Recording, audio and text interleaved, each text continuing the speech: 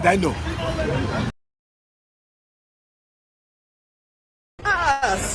That was what the Lagos State government gave. 2 hours to pack out. And they are here, they are demolishing. Mende Villa. This is in Maryland. 2 hours, oh. Now they give us to take pack out. 2 hours. This is in Nigeria we are in, no. 2 hours they gave to pack out of us. Where do we want to put all these things to? Look, these are our property. Not only us, so many people. The vehicles everywhere. Parking. 2 hours. 2 good hours. Nigeria, my country. People are jagbaing. They said they should not jagba. 2 hours, Lagos State. God God bless you now. God God bless you now. Covered 86 apartments under the Dolphin Estate Bridge, Ikoyi, where tenants paid about 250,000 naira per annum rent. And now the state's commissioner for Environment and Water Resources, Tokunbo Wahab, disclosed this in a video post via his X account on Wednesday. Wahab revealed that the 86 partitioned rooms sized 10 by 10 and 12 by 10. Now, Mr. Wahab added that the enforcement team of the Lagos State's Ministry of Environment and Water Resources had successfully removed all structures, including a container utilized for various illegal activities from beneath the Dolphin Estate Bridge. Sharing videos, the commissioner wrote 18 individuals squatting illegally under the bridge leading from Dolphin Estate were arrested yesterday, 30th of April 2024, by the officials of the Lagos State Environment Sanitation Corps. Now, joining us to talk about this instance is our correspondent who was on the ground at the time of the removal of the structures, and that's Marshall Onoye, and he joins us live. News Central's correspondent. Many thanks. Thank you so much for coming on. Welcome. Marshall. You're looking dapper. Is it Sunday? Good to be on your set. Is it Sunday? You came to, as in, take it easy now. Can you see your bit? Can you see? Can you see your bit? It's all good. Good to see you here. It's great. Of Lagos State was received by the Lagos State's Commissioner for Environment and Water Resources, Tokunbo Wahab, sent to him by a concerned citizen on Tuesday. Upon receiving the video, the commissioner swung into action, immediately ordering the commander of the enforcement team of the ministry, retired Major O.O. Cole, to move to the location and secure the property from illegal settlers and environmental violators. Arriving at the location the next day, Major Cole and his men were amazed at what they found. I'm not showing you my ID card. You are living here, are you living here? Yes. A total of 86 rooms partitioned with woods and other materials and a metal container allegedly used for different illegal activities were discovered under the Dolphin Estate Bridge. Tenants here part with the sum of 250,000 naira per annum for the makeshift apartments under the bridge. The occupants have since been evicted and demolition of the apartments long begun. All the sand put under the bridge for a kind of protection, they were excavated and they started putting structures, 86 rooms. You can imagine somebody removing sand that's going to give protection to a facility, a bridge, and putting structure there and collecting money from people. That is sabotage. These occupants are said to have carried on with normal daily life under the bridge with their families, sleeping, cooking, congregating, and some others walking and soliciting for customers, as was the case of the commercial sex workers that were alleged to have run a brothel at the location. This posed an obvious recipe for disaster, as it was discovered that some occupants had gallons of fuel stored up for their generators in these makeshifts constructed majorly with wooded materials. Who collect money from you for this place? Mumpu. Mopo. Bed. Mopo. Yes. How much? 250. And last month we came here, but though the man gave my mom 50,000 naira yesterday, and he said he will see us today. So we don't know, maybe he will come back or not. This is how the residents, the occupants of this illegal shanty that was constructed right under the Dolphin Bridge, were set to be getting access to water which they use to carry out domestic activities and cooking as well.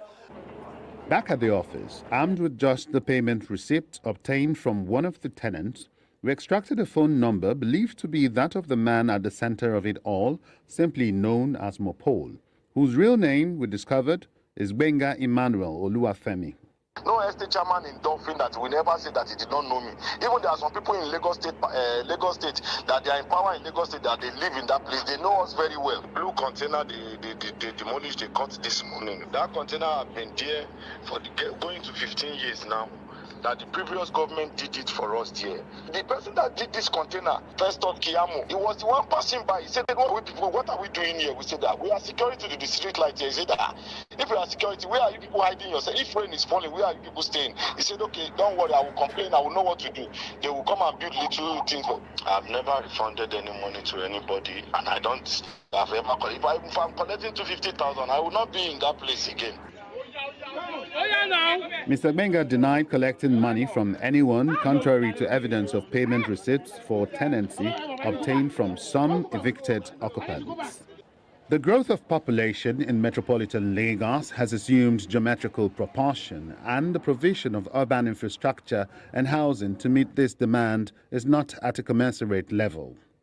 An online report by Business Day in February 2023 says this has resulted in an acute shortage of housing for the teeming population, with Lagos alone accounting for about 5 million deficit, representing 31% of the estimated national housing deficit of 18 million. Lagosians are not likely to have seen the last of such shanties or makeshift apartments, especially under the numerous bridges in Lagos State. Neither have we seen the last of the operations of officers and men from the enforcement team of the State Ministry of Environment, as they hope to carry out more raids and dismantling of illegal settlements in the coming days. For News Central, Marshal Anthony Onoye. Last week, officials of the Lagos State Ministry of Environment uncovered 86 partitioned apartments, complete with tenants, under the Dolphin Bridge here in the heart of the plush Ikoyi quarters of the state. Several arrests were made, and the officials had gone on to demolish the offensive structures. But is anyone being held responsible?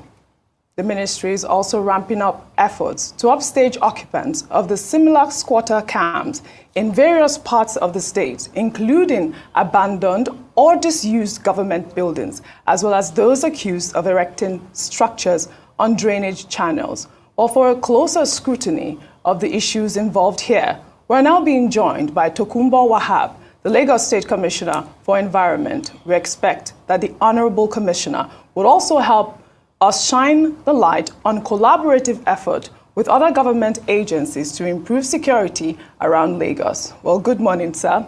It's a great pleasure to have you on the morning show. Thank you for having me. Very much for joining us. I mean, this is about the second time we've had you on our Sunday morning show. The last time you were here, I mean, we called you the Demolition Man. Yeah. we did call you the Demolition Man. I mean, it's a subject that we are going to engage you on later on the program. I mean, demolition of Mende is on social media right now. It's on the front burner. But let's deal with the issue as I have highlighted in my introduction. Last week, Kai officials arrested and demolished 86 rooms under the, I believe it's the Osborne Bridge in Ikoyi. Would like to know, I mean, we just really want to know what really happened. How come people were able to, construct rooms under the bridge without the authorities knowing? And how long were they there? I understand that it's, some sort of criminal ring involved. Even a policeman was involved as well. Please walk us through that whole process. And where are the, I don't know if to call them victims at this point? Okay, thank you very much, Moji. Good morning, Sherito and Steve. Good morning. And my pretty lady there. You see, Adeswa, let me walk you through a process. The past few weeks and months, the state made a policy that we shall reclaim all our ungoverned spaces. And we started that with Ijora under bridge after National Theatre. Then we went to Apogbon, Obalende. Then a whistleblower called our attention last week, Wednesday or the about Workers' Day. He was jogging and he had voices under the bridge. He couldn't even stop. He slowed down and he peeped in, took a video and sent it to my social media handle. And right there and then I had to inform the governor that something is happening here that we need to find a way to move in. And he approved. And the rest, they say, is history. What is not history is the fact that we have declared the ringleader wanted because somebody somewhere has been collecting rent and giving out spaces to individuals, women, young people. And we have said to him, and we've said to ourselves, the long arm of the law shall definitely catch up with him, no matter how long it takes us. That's for that. Now, what are we also doing? We're also trying to put these spaces to functional usage. We have an agency called Last Park, headed by Mrs. Popola. The role of that agency is to put these ungoverned spaces, so to say, to proper use for the citizens. The one at Ijora, the design had been approved, and there's a CSR by a Lagosian who believes we can turn it into a football pitch and have some other games in there. Obalende has been taken up by one of the biggest telecoms entity in the country, MTN, with design already in the works. The same thing we're going to do for Akpogbo under the bridge and down Dolphin. So what we are trying to say to our citizens is don't be vulnerable, no matter how desperate you are. If you have the means to pay $250,000 for a ranch shackle under the bridge space, you don't have to be in Ikoyi. You don't have to say to yourself, where do you live? I live in Ikoyi. That is not Ikoyi. You can go and live outside the island, or where you can pay for a rent for a decent accommodation.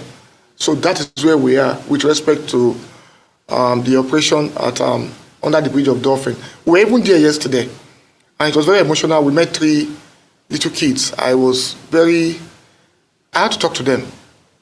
And I've said to my colleague in the Ministry of Youth and Social Development, take them up, take them to our homes, and I will be personally responsible for them from now till they are able to go to university and graduate. That, for me, is about the path and the way to go for us as a state. So that's where we are. You didn't answer my question. So is it just the children that you have put under your care? I asked, where are the tenants at this point? I mean, we are profiling each and every one of them. I'm not the one that will perform that duty. The agency under which they were arrested is profiling them. So with the profiling, they are going to remove those that are innocently there, while the criminal elements in court or suspects will be taken to court by tomorrow, Monday, to face the magistrate. All right, Tokumbo. It's good to have you, but I'm not going to, this time around, join Oji in calling you the demolition man. I'll prefer to call you the enforcer. All right. My question will be to ask what many people are asking in town, that in all these that you're doing for the Lagos State government, 2 key things are important. One, does it not look like you are combining the role of the Physical Planning Commissioner or the Physical Planning Ministry? Because every time that you go out, it looks like what you're doing as the helmsman in charge of the environment is to bring structures down. A lot of people would think that, isn't that supposed to be the job of the Physical Planning?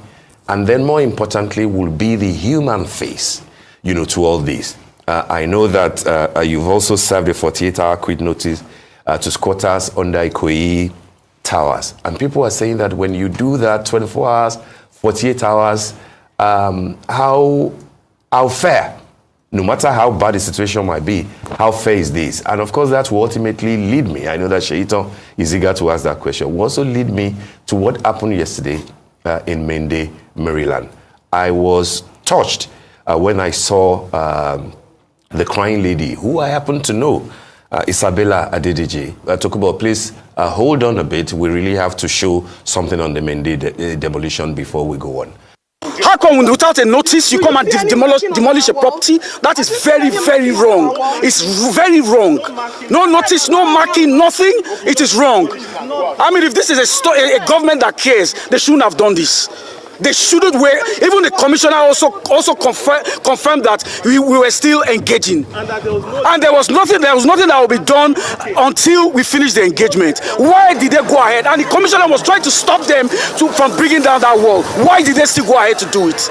The Lagos State government has come to carry out demolition works. I'll call it demolition works because it is not a lawful demolition of structures.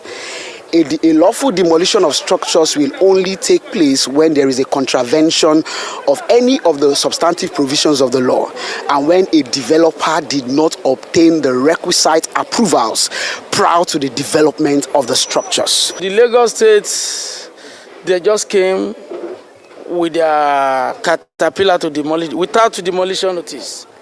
And I've been giving them, I went to in 2 years ago, when they came for this demolition, that they want to do this canal, I went to their office at Alausa. I gave them my approval and the paper that I have. They told me it's not going to avail the fence. They've seen it when I'm doing it. They come and visit all the time. They didn't talk about drainage permit. So they never come. I finished the house like December of this year. On the Tuesday, the next day, which is on the 16th of April, they demolished all the house. It's a brand new house. I just built it. Never did I think that today will happen. A day where the government turned its back on us and deafened the ears. I was literally begging the commissioner that even if you are going to take this place down, give us time. All right, Honorable Commissioner Tokumo, as I was saying, that's the video that I was trying to make reference to, and that was Isabella Adedeji there, saying that even if the demolition will have to go on, why can't time be given? Why couldn't you have considered, an extension of time? And I guess that this will be within your purview, given that part of what was discussed there has to do with drainage permits. Why does it look like what Lagos State government is doing, in particular you as the enforcer, does not seem to have sufficient human face? Thank you very much, Steve. Let me separate the issues. The first question you did ask was fiscal planning environment, and I'm glad you were in the system for a while. I don't demolish properties. I remove contraventions on the right of way of the drainage system or the canals. And with respect to Mende, in 1974, General Mobolaji Johnson, as the governor of Lagos State, or Milad of Lagos State, gazetted the Odoyalaro right of way on both sides of Mende and Ogudu.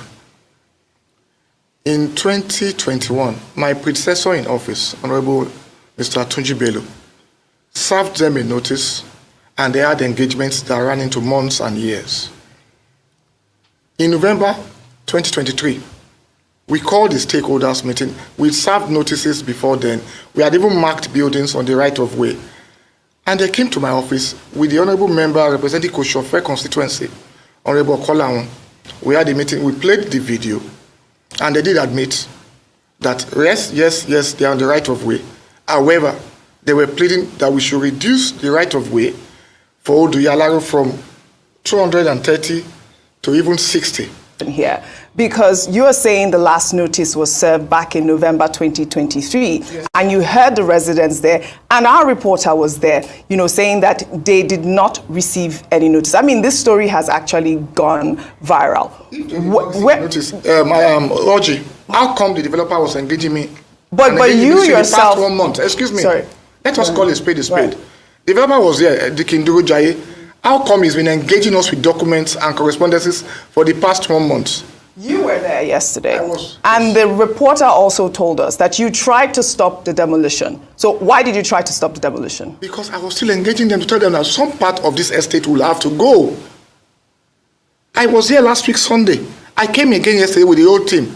Look, when you have, Steve is here, you have the best of our brains in the civil service. I can say it boldly. in the Lagos Civil Service. And they will not joke with a process that can hurt them and hurt their career. We sat down for over a week and we said, run through this process again. Let us walk back this process. We've given them enough notice for this past maybe 2.5 years.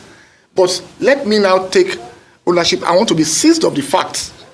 And they said, sir, this man, at this point, dredged this alignment.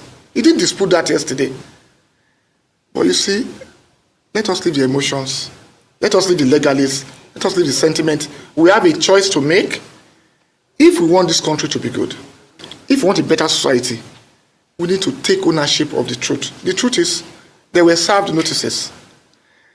They were engaging the government. But the bosses, they want to eat their cake and have it. I went there myself. If I was mischievous, I won't be there with them. I would have given the order from the office. I said, no, I owe them a duty to explain to them that even the governor had approved that we reduce the wheat from 140 to 100. And that 100 must not fall on the side of Mende alone. That 40 should go to the side of Ogudu, where the government is having a scheme. That tells you we are giving up something. And at that point, it reduced the impact on the Mende Villa estate to the apartments sitting right on Odialaro and leaving the rest. So, back to your matter, or to your question, Steve. If something was gazetted in 1974, and Nigerians, being who we are developers, we have some money, we choose to believe the law will not catch up with us. The wheel of justice may be slow, but it will definitely grind to a halt someday. Somebody will ask questions. If, and I repeat, if they have a genuine claim, they have a place to ventilate that claim, and that's the court of law. Okay, thank you, sir. At Mende Villa 1, Mende Villa 1, happening right now. 2 hours to pack out. 2 hours. That was what the Lagos State government gave. 2 hours to pack out. And they are here, they are demolishing. Mende Villa. This is in Maryland. 2 hours, oh. Now they give us to take pack out. 2 hours. This is in Nigeria we are in, no. 2 hours they get to pack out of us.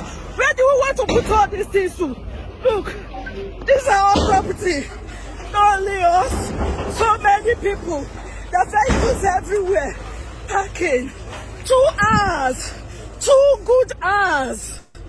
Nigeria, my country. People are dying. They said they should not japa. 2 hours, Lagos State. God God bless you now. God God bless you now. All right. Good morning, good afternoon, good evening to you all, my people. It's good to be back here again. Thank you very much. We're here talking about the things that's affecting us in our country. You know, as you know, every day that passes in Nigeria, you must have one or two pathetic issue that is going on in our country. It's very unfortunate that all this are happening. Hearing people crying like this is disheartening, you know, even though we know that some of our citizens try to do things to bypass the law. But nevertheless, it is the responsibility of the government to make sure that the citizens and their properties are all safe. But allowing things to happen first, then later on start carrying out demolition is other area that we need to talk about. Because this is a continuous thing that has been happening now for the past couple of months. You know, recently, you know, is really, really disheartening. Somebody spending so much amount to build, you know, to erect a building. At the end of the day, your building is being brought down. You know, normally, you know, my question is, where is the government before this building started? From beginning to the end, what happened? You know, who sold the land? You know, these are the kind of people that are supposed to be passing through more of the pains rather than the people that purchased the land. Yes, people that sold the land, the illegal land as they claimed, for example, you know, should be jailed for like 3,000 years before the owners of the lands can be penalized. But in most cases and the videos that we all are seeing, you know, people who sold the land for them are nowhere to be found. I've never seen none of them on any kind of video where they were being scrutinized, questioned, or anything. All I'm seeing is the victim, the owners of the house crying and all that. So these are the other areas that our government needs to work on. They need to display some kind of transparency in dealing on this kind of issue. I'm not here to support anybody purchasing an illegal property or land, but if we are doing something like they normally say, what we're doing well. What do I know? We are here to bring everything to your screen, to let you know what is currently going on in our country.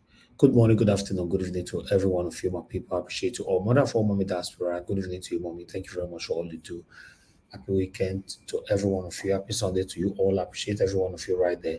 Mr. Johnson, Emmanuel, thank you very much, sir. God bless you. Thank you for all you do. CXL, Victor Zakwebele, Liberty Anthony, Victor, Ben Osaon, God bless you all, my people.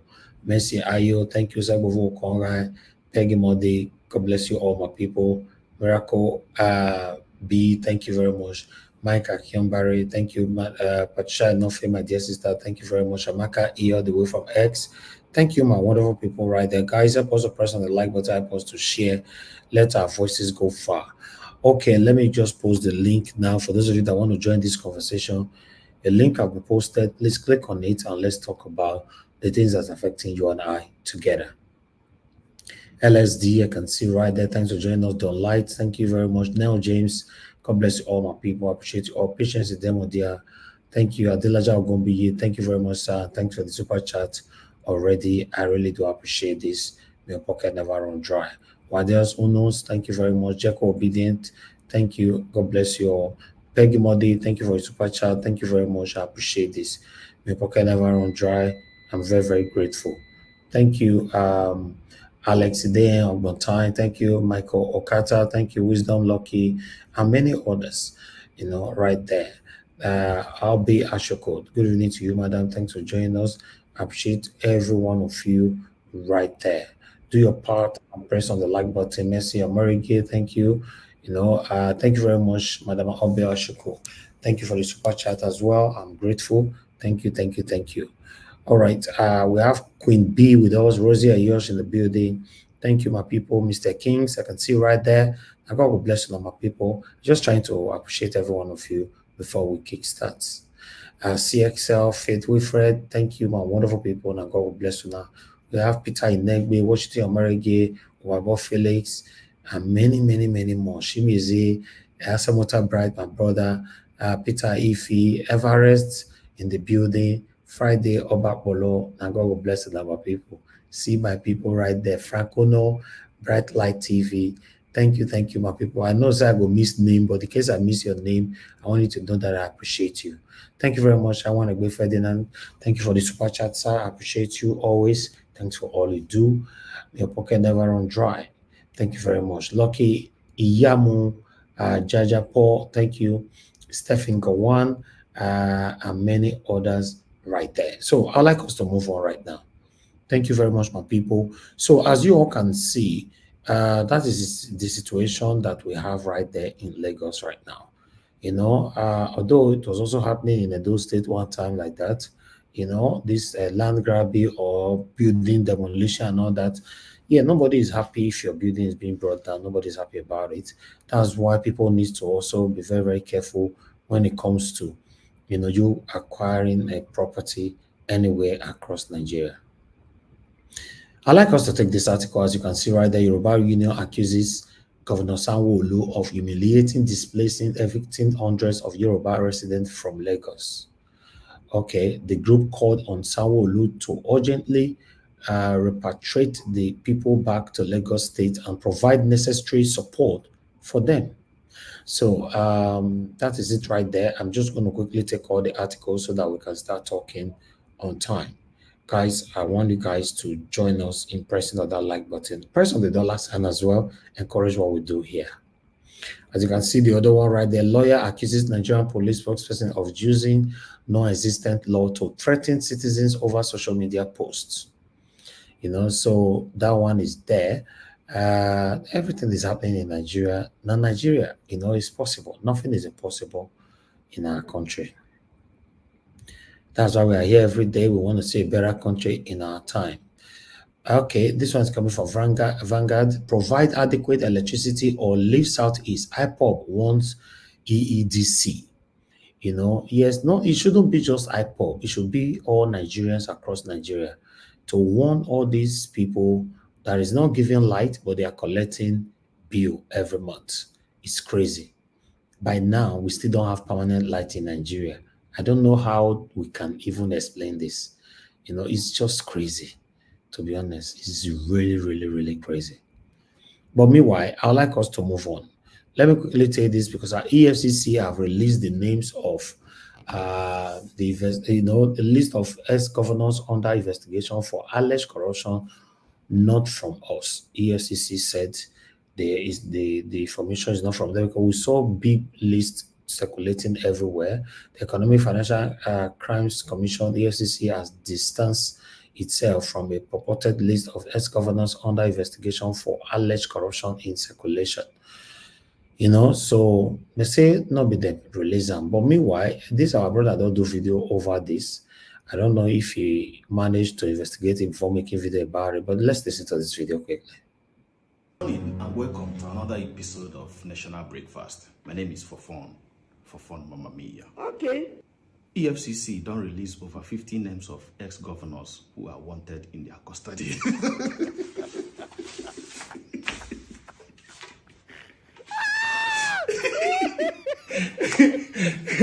When they talk say they go release the name, all the ex-governors begin to run around. My name good day.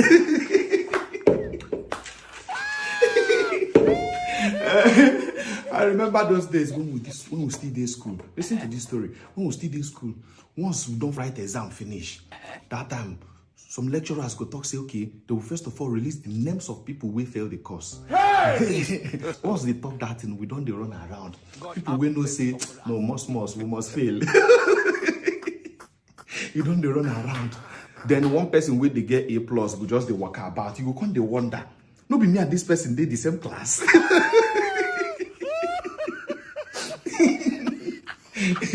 Now wait till Peter Obi do this EFCC. EFCC they release name, Peter Obi they go Canada.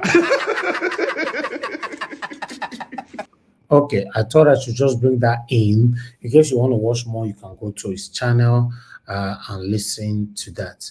But still, I like us to do more investigation. I think we discussed this just yesterday here, that when information comes out like this, Nigeria Watch will go extra miles to make sure we find out the authenticity of the information before we pass it on here. But though, if it's coming from our Rise channels, TVC, I don't do any investigation. As long as these guys have projected it, we show it like that. If not a lie, they should go back to those people and query them. Thank you very much, my people. I appreciate you all. Okay, I would like us to quickly take on the last two articles that I have for you guys. Akpabio is saying economy situation right now. Akpabio begs Nigerians for patience, says Emefiele left hole in treasury. Now, wow. Emefiele left hole in treasury. And Akpabio and all these people were buying Jeep of almost 200 million naira. So should we now also blame Emefiele for that? Let's just move on and not get straight to what I want to talk about on the matter. I appreciate you all, my people, and God bless you. Now, that is all we have for you guys today. For those of you that want to join this conversation today, the link has been posted. Click on it, join us here, and let's talk. I'm going to take calls quickly. For those of you that want to call in, you have just 15 seconds to call in, and so that we can move on.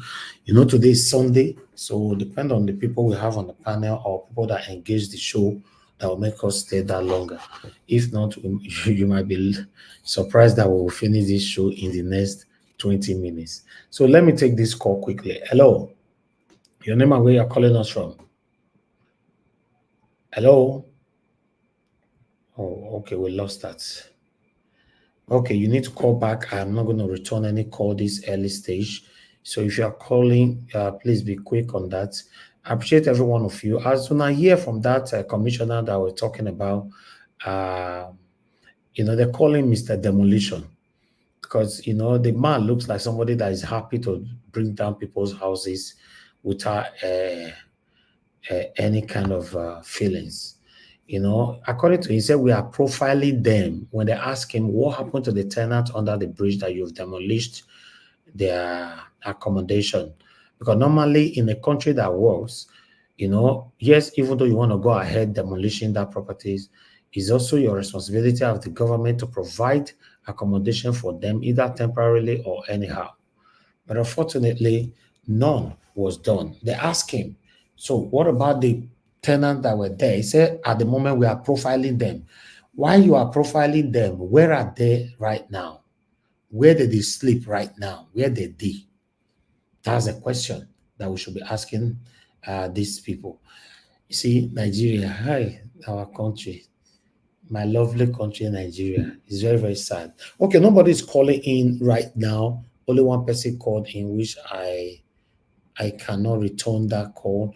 Okay, nevertheless, I'll just take the only person on the panel right now. If you finish talking, I'll end the show.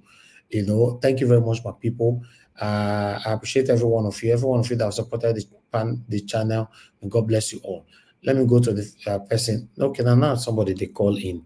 I don't know whether some people they walk and watch the program backward. I don't understand. Mr. Shimize, please talk to us. Good evening to you. You have 3 minutes. Thank you, sir. I'm being as a level. How do they say it? I'll listen sometime, but I have something that hold me down. That's fine. That's fine. It's good to hear from you, sir. Talk to us. You have 3 minutes, sir. 3 minutes. All right. Neither watch. I keep saying this. Nigeria don't provide for their people. Every other government, let me say, out of Nigeria or right here we're at US, they have federal housing, even they don't pay. Now, people living on that bridge, I don't say it's good. Living on that bridge is no good. That is no. Carry on that demolition, and when you want to do that, first of all, you don't just go there because you're a government. First of all, go and find out. Then not just go just jump in and start demolition. Because that woman with the kids, where are they gonna go? You just provide for them houses before demolishing that place. Okay, where are they? Did you arrest them to put them inside the cell because they commit a crime like living there is not good? Government need to provide his people. What they are doing is not good. Look at the demolition. Okay, last year, early this year, you see how nice houses, demolition, but all of this, do you ever find compensation for those people? You keep demolishing people's stuff. And let me tell you, this honorable minister, I bet you, come 2027, he's going to be a APC candidate for governorship. Just mark today. This man, you're going to see him. And people will come to vote him in. Everyone now is crying. But when the election comes, so all of a sudden they will forget what happened. They will still go for APC. And APC is dealing with Nigeria, both state and federal. It's not a hard time. People will understand that this APC is evil and a government that don't provide for his people. So you keep on putting them in every year. Okay, all these things you demolish. How a cost of living right away. You don't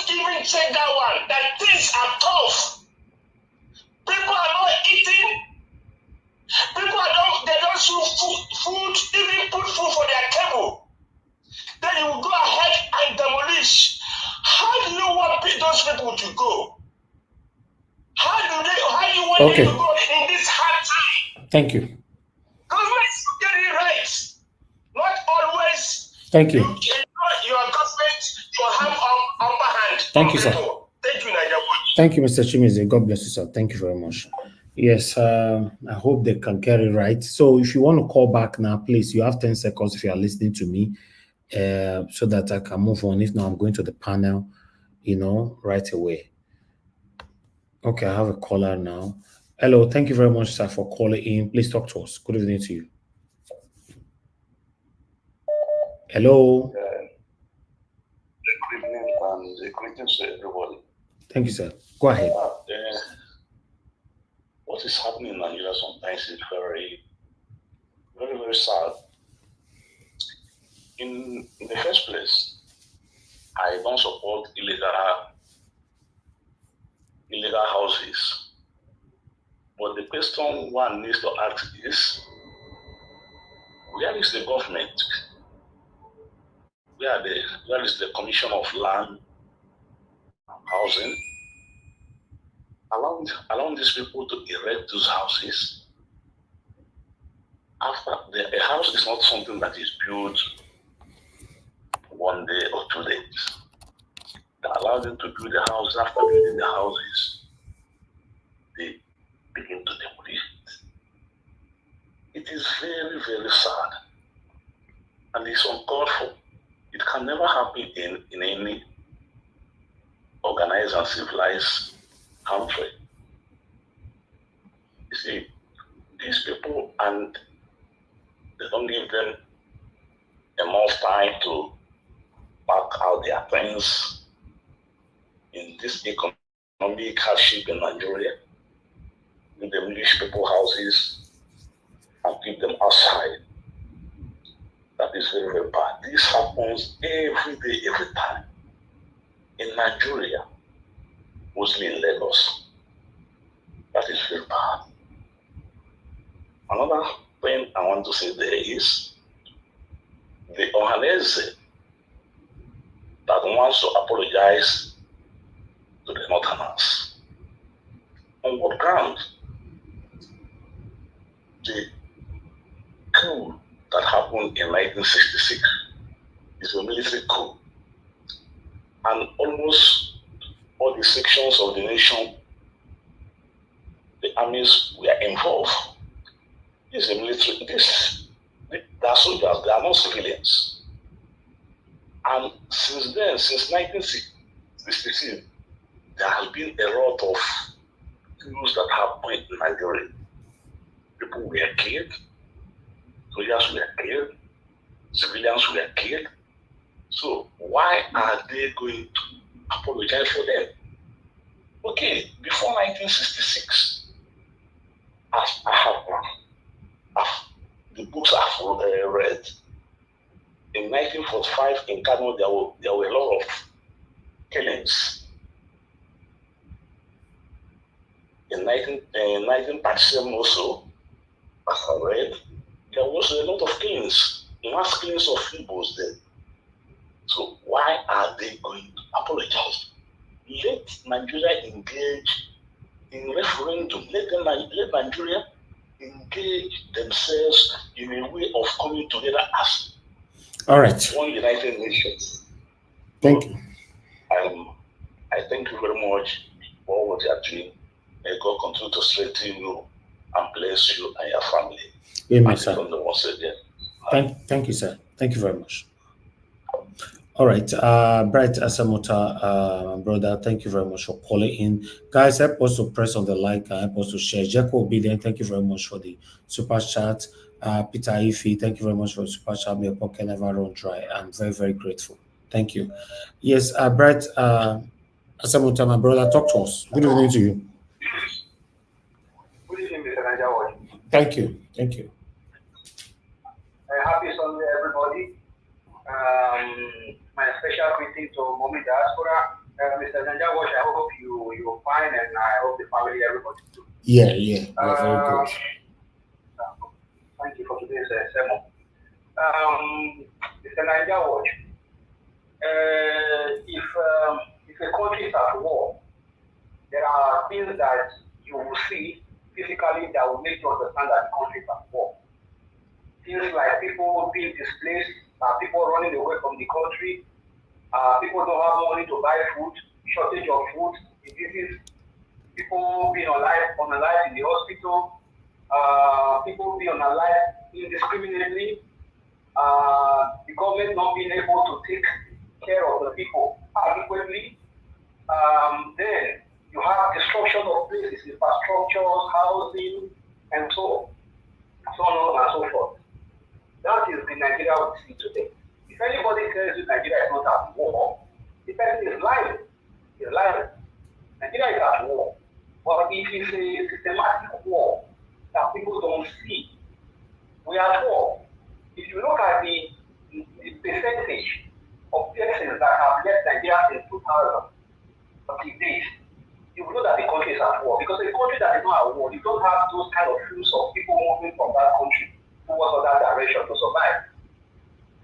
How is it possible that I will live in a foreign land and be comfortable, security-wise, and otherwise, I will be so okay that I won't have to fear the government will take it from me. But I'm a foreigner. Then why is it difficult that when I get home, I become scared? I cannot live in my house. There are some persons that have houses in Benin, but they prefer to stay in Lagos. They cannot go to Benin because they are scared. There are people who want to be able to get to Benin, but they cannot visit even their streets. They can't even go to their street because they are scared. Then how do you tell me that a country like that, there is a future for that country? There is no future. Our politicians are just puppets. They are working for people who are above them and give them direction. Because how can you, for example, now look at it, when he came to power, there were some poverty alleviation program and he said, okay, he's going to give $5,000 to people who are not self-sufficient, poverty, maybe $5,000. I remember, maybe I cannot remember how much they started among the world. But he made mention that he was going to distribute some amount of money. Then you now, after some months, you now find a governor of a particular state expelling some group of persons because they are under poverty, they are not okay persons to live in that kind of area they are living, so they have to expel them. This is not the kind of persons that the government is supposed to take care of in the first place. It was not a part of their program in the first place. That these are the kind of persons they were supposed to help. Instead of pushing them out of Lagos. Now we have the situation of people now, being living hopeless because the government has decided to demolish houses and say, okay, this house was not supposed to be built here in the first place. But if you ask your question, can you today, for some of us that live in London, America, UK, Germany, Italy, and so on, can you today have a building in place in this country that you reside without somebody notifying the authority that somebody is building an illegal structure in place? And this people come outside and ask you, who gave you permission to build that? So you expect somebody who has built a foreign land in big open place for maybe 5 years, 6 years, nobody came to tell you that that place was not supposed to be there. Even though it's the person that pays some people is not supposed to pay, there must be somebody who is accountable that will say, no, all right. It's not supposed to be here. Thank you. So thank you. Let me hand you this. Thank you, my brother. Thank you very much. Thank you. Yeah. All right. Callers, please let me come back to you guys. Let's move on. Okay, we have another caller that we're calling in. Let me return this call quickly. Bear with me, guys. I appreciate every one of you. Thank you very much. I just hope he's there. Okay, sir. Thank you very much, sir. Yes, sir. Good evening to you. I'm returning your call. Talk to us. Good evening, mommy, and good evening to everyone, the callers and the panelists. I'm very happy this evening that out of the old governors about how many of them mentioned, Obi was free. Criminal governors, all of them. Deputy Mai is a criminal. You come to abuse our principal. because he's not criminal like you. Shame on everybody, shame on him. His name is a member of EDO2024. Shame on you. I say this again. I say our principal is a clear man. We will continue to follow him. The whole Nigeria will continue to support us Obi, because Obi is a honest and sincere person. I love him. I dedicate my life to him. I will serve him. I will serve him. It's not my God, though. I have God. I have Allah. Because Obi, I'm looking at as my second God. I'm ready to worship Obi because he's honest and sincere. The man who has a heart for Nigeria, who want to help Nigerians. Not say useless criminal army robbers like Deputy Mani, who come to accuse our principal. Show me him. Very, Mr. Nigeria, so I'm sorry. Because if I use some word here, you will say it's wrong. I leave it at that. Thank you. Mr. Thank you, sir. Thank you very much, sir. All right. Let me see. It looks like somebody else was calling in, right? Is anybody there? Okay, we'll come back to the others again. Okay, let me move on to the panel. I appreciate you all, my people. Thank you very much, Jeko Obedient, for the super chat. Thank you. I really do appreciate you. I appreciate every one of you that have supported the channel today, and then those of you that just joined us as well. I appreciate you all. Okay, let me call on the first person. We have only 2 persons on the panel, so I'll call on the first person, which is Mr. Joseph Owonsu. Thank you very much, Mr. Joseph Owonsu. Please talk to us, sir. Are you there? We can't hear you. Oh, hold on. You can hear me now? Yeah, I can hear you now, sir. Good evening. Okay, thank you. I'll say good morning, good afternoon, good evening to the members of the panel. Depends on where you are. Good morning, Mama Diaspora. Good morning, or good evening, or good afternoon to you, Elvis. Thank you, sir. Members of the public, I want us to understand the double standard being presented by the Lagos state government in terms of demolition of the properties that were paid for and built and constructed well enough to accommodate citizens. Now, the question is, if you have to demolish the properties, the buildings, you should be able to provide a secondary shelter for members displaced by such demolitions. Now, the double standards come to play when people, before they built the structures, registered with you, and then the plan registered with you. And ever since they erected the properties, you never told them that the structures were illegal. And they've been paying taxes, and you've been collecting the taxes to boost your internally generated revenue. Now, all of a sudden, you turn around, you're going to demolish the buildings because they were illegally structured and built. That's double standards. I don't understand the rationale or rationalization administered by the members of the governing bodies. Where does that apply in any civilized world? In the first place, if you come to a civilized community or society, a land earmarked for future projects, we are not giving out to the public. Any encroachment or any such encroachment now would necessitate a lawsuit against that person encroaching onto the property that is designated for a future project. In that of Lagos State, you collect their money and they pay taxes every year on those properties, and you collect their money.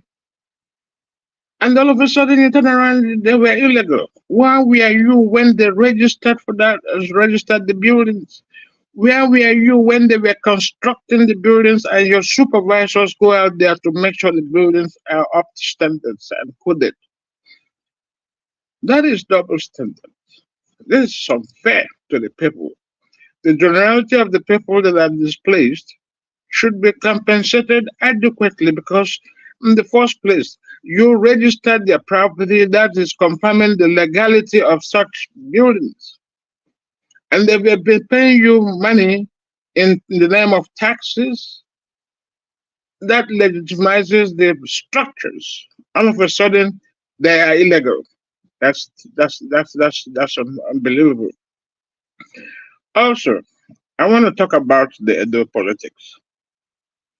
The Edo politics now, Aswe Gadalo and then Dr. Bata were the most prospective, outstanding candidates that I have listened to. Both of them qualified to be very solid front runners of that election. But Edo people have tested the APC, tested the PDP's governance. None has been credible. None has been able to assuage the sufferings of the people or to mitigate in any shape or form the plight of the people in terms of governance and the administration of justice and then economic administration, economic benefits to the people. They have denied them completely. I believe this time around, it's always better to understand who the players are. And to my conviction, I believe Dr. Bata is the one that has the vision to change things around as administered, as exemplified by his tenure as the president of the Nigerian Bar Association. He left money after his governance. He left money that people applauded for the first time. So he's a credible candidate, just like his principal, Mr. Peter Gregory Obi. These are outstanding candidates with a vision to better their situation, the lives of the people. And that's what democracy is all about. The democracy calls for the citizens to read the manifestos of all potential candidates for the job, and they pick who they want or who they think can administer good governance and provide for their plights, to their plights, and make a selection and pick somebody. But unfortunately, we are in a society where election of the people is done by selection, not election. Well, that is what it is. My humble opinion is that this other man should be, Dr. Pata should be encouraged by the people of Edolites. Persuade the people if you can to get him in. Let's see if we can replicate the type of governance Dr. Alex Oti is providing the Abia people. And also, before I continue, I would like to look at what do you call it? Ohanes and Libo going to plead with the Northerners about what happened during the war. It's bad. It shouldn't have been. Because the coup was a coup orchestrated, planned and orchestrated by Nigerian armed forces. People from all ethnic backgrounds were involved. But unfortunately, during the war, they branded it an Igbo war. And they unleashed the kind of bitterness, the kind of ethnic cleansing that overwhelmed the Igbos. And millions of people died. And there was no recompense after the end of the war. There's no way the 3 L's mentioned in the surrendering package and then the speech, welcoming speech by Gowan, that they should reconcile the people, rehabilitate the people, and then reconstruct the places where there was extreme damage by the war. None of this happened. And now why would you want to turn around and go apologize to them? That is unbelievable. That is also the cause for the master's slave mentality. The Northerners are the masters and the slaves are the people from the South. Like what is happening today.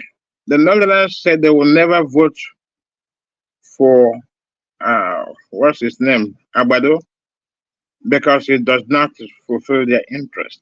That's unfortunate. Nigerians are suffering. Nigerians are suffering, which includes both the Northerners, the Westerners, the Easterners, and the Northerners, and the whatever. Everyone is suffering the pangs of poor governance. And today, we should not apologize to them for anything. Rather, they have killed us numerous times. Have they come openly to apologize to us for killing us? Any little provocation they will take to the streets, and the purest victims are people from the south who don't speak Hausa. You are automatically a victim.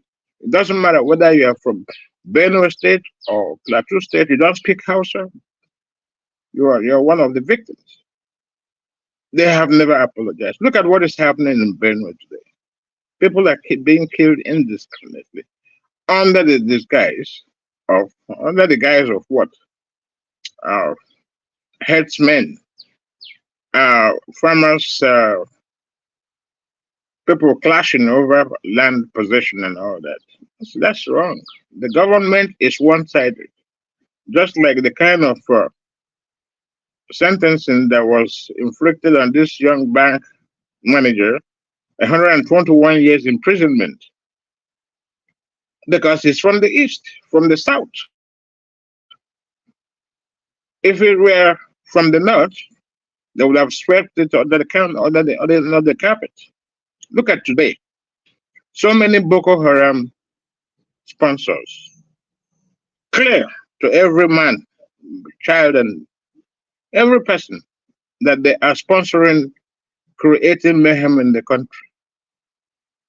They are being forgiven. The prosecution is never forthcoming and will never come because they are the untouchables. The untouchable means that they cannot be prosecuted. MFLA left a big hole in the treasury, they said. What about Buhari, who gave him orders to do what he did? Nobody's mentioning his name because he's from the north. That's injustice displayed. And not only that, let's look at the other way. The governor, the blame game continues. Buhari left an empty treasury to the incoming government, and that's been the excuse. The second excuse that MF left a big hole in the treasury. Come on, it's a blame game. They didn't know the job. They didn't know the job. They didn't know how to administer good governance to the benefit of the masses. They neglected all those things. And then when they grabbed the power, ran with it, and they don't even know what to do with it. That is wrong. I don't know what else I want to say, but what I can say is that all Nigeria needs is good governance. Edolites, please. I am an Igbo man. Please avail yourselves of this opportunity to preach the gospel of electing somebody other than the APC or PDP candidates. Let's try those people and see what they can do. At least good governance has been so far been exemplified by Dr. Alex Oti in Abia State. Let's see if Akpata can follow suit or replicate what he's doing, or even do better. Let us be a competition amongst the governors to administer good quality governance to the people. Thank you very much for letting me know. I yield my position. Thank you. Thank you very much, sir. That was a wonderful submission. Thank you, Mr. Joseph Onso. I appreciate you, sir. Thank you. You're welcome. Okay, I would like us to move on to Mr. Jonathan. Mr. Jonathan, you're the second person on the panel. Thank you very much, sir, for joining us, for your consistency. Thanks for all the good support. Yeah, Mr. Elvis, good evening there. How are you today? I'm fine, though. Thank you, sir. Thank you very much. Happy Sunday, and greetings to you. Greetings to my fellow panelists, or those that are here. I greet you all, and those on the comment section, those that are listening and watching. God bless you all. Welcome. In fact, I decided to join the panel today just on this Lagos State thing, this Lagos State demolition, the ongoing so-called illegal building demolition.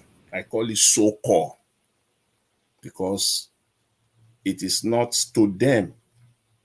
These buildings were not illegal 5 years ago.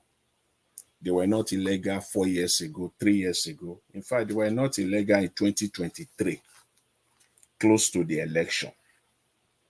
But now they are illegal. That is why I call them so-called illegal.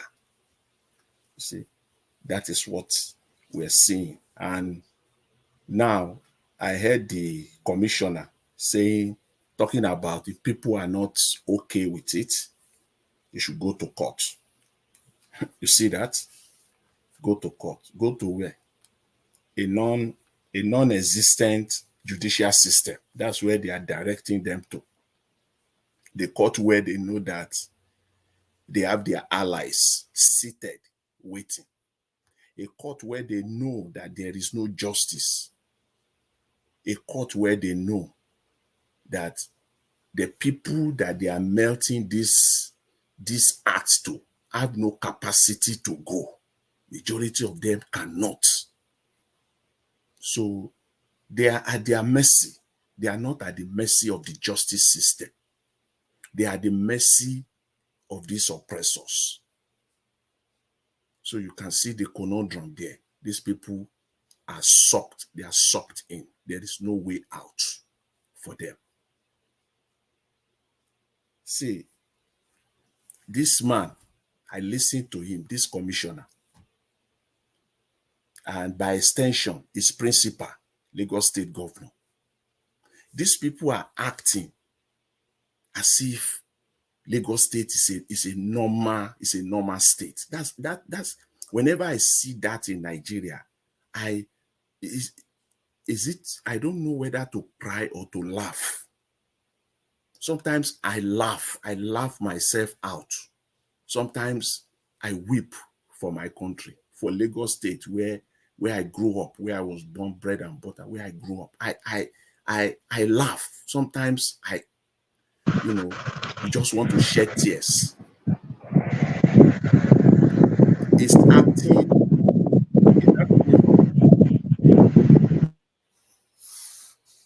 Hello, Mr. Elvis, can you hear me? Yeah, I've sorted that out. Go ahead, sir. Okay, all right.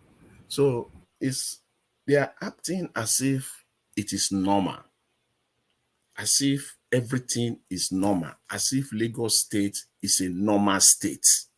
And that is pretentious. They are pretending. I want to believe that they are pretending. I don't think that with their full head intact that they are doing this, unknowingly. No. You have sound mind because you are educated. You are an adult. Even take education aside, you have a sound and a perfect mind. So this act to me is something that is being done, in a very merciless. This is no mercy.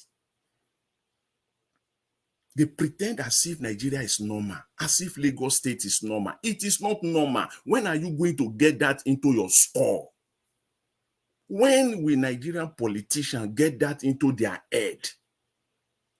First thing first, our environment, our state is not normal. We got to make it normal. And you cannot make it normal from the top. You got to start from the scratch. You don't start building a house from the roof. You start building a house from the foundation. So when you start comparing Lagos, look, see the idiocracy, don't let me use some words here that will be offensive. Comparing the homeless people in Lagos to the homeless people in Los Angeles, California, in the city of London, in other major Western cities, comparing the two together. How? For crying out loud. Because that's why I said, because these people, you've traveled out. Some of you even have lived in the Western countries. It's not that you've traveled there as a tourist and come back. No, you studied. In fact, some of you live most of your life so far in Western countries. Are you sitting down there comparing the homelessness that we see in New York or in LA or in London or in Birmingham, those that we see in those places, comparing it with the homelessness that we see in Lagos, you have taken people too far. It simply means that you believe that people there are idiots. They don't know anything. They are morons. Government in those places, they have done what they need to do. You see the people that you see, homeless people that you see in LA, in London, you go to, I've been to places, even in Sydney, Australia, you will go there, in Melbourne, you will see homeless people. See all these people, government have done what they need to do.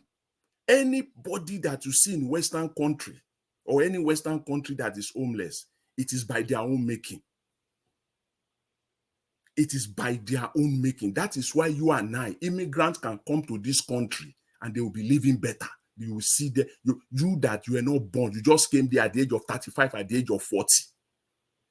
And you get into the system, you integrate yourself into the system, and you are living a better life.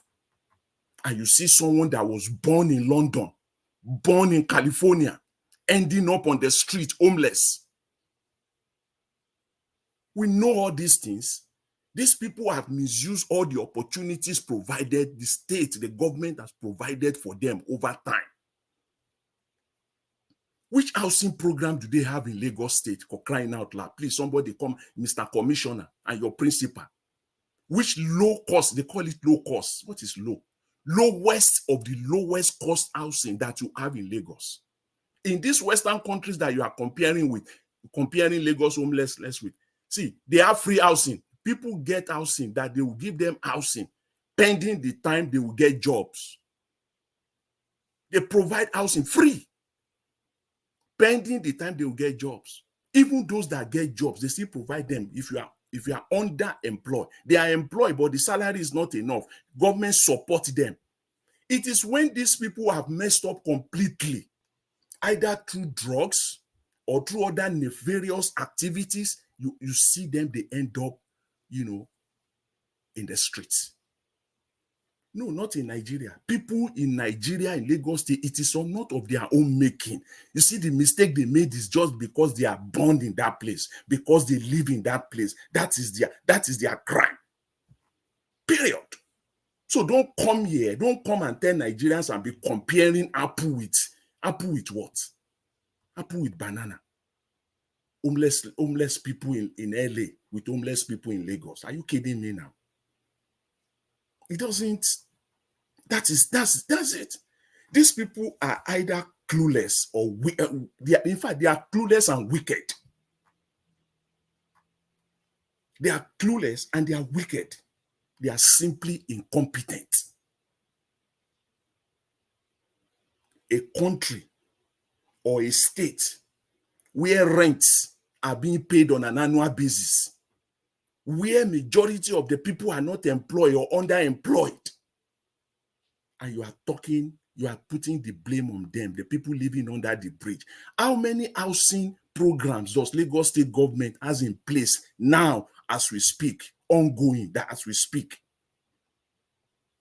I'm not surprised. Their principal sitting in Aso Rock right now is exactly the same thing with respect to subsidy removal. Nothing was done, no plan in place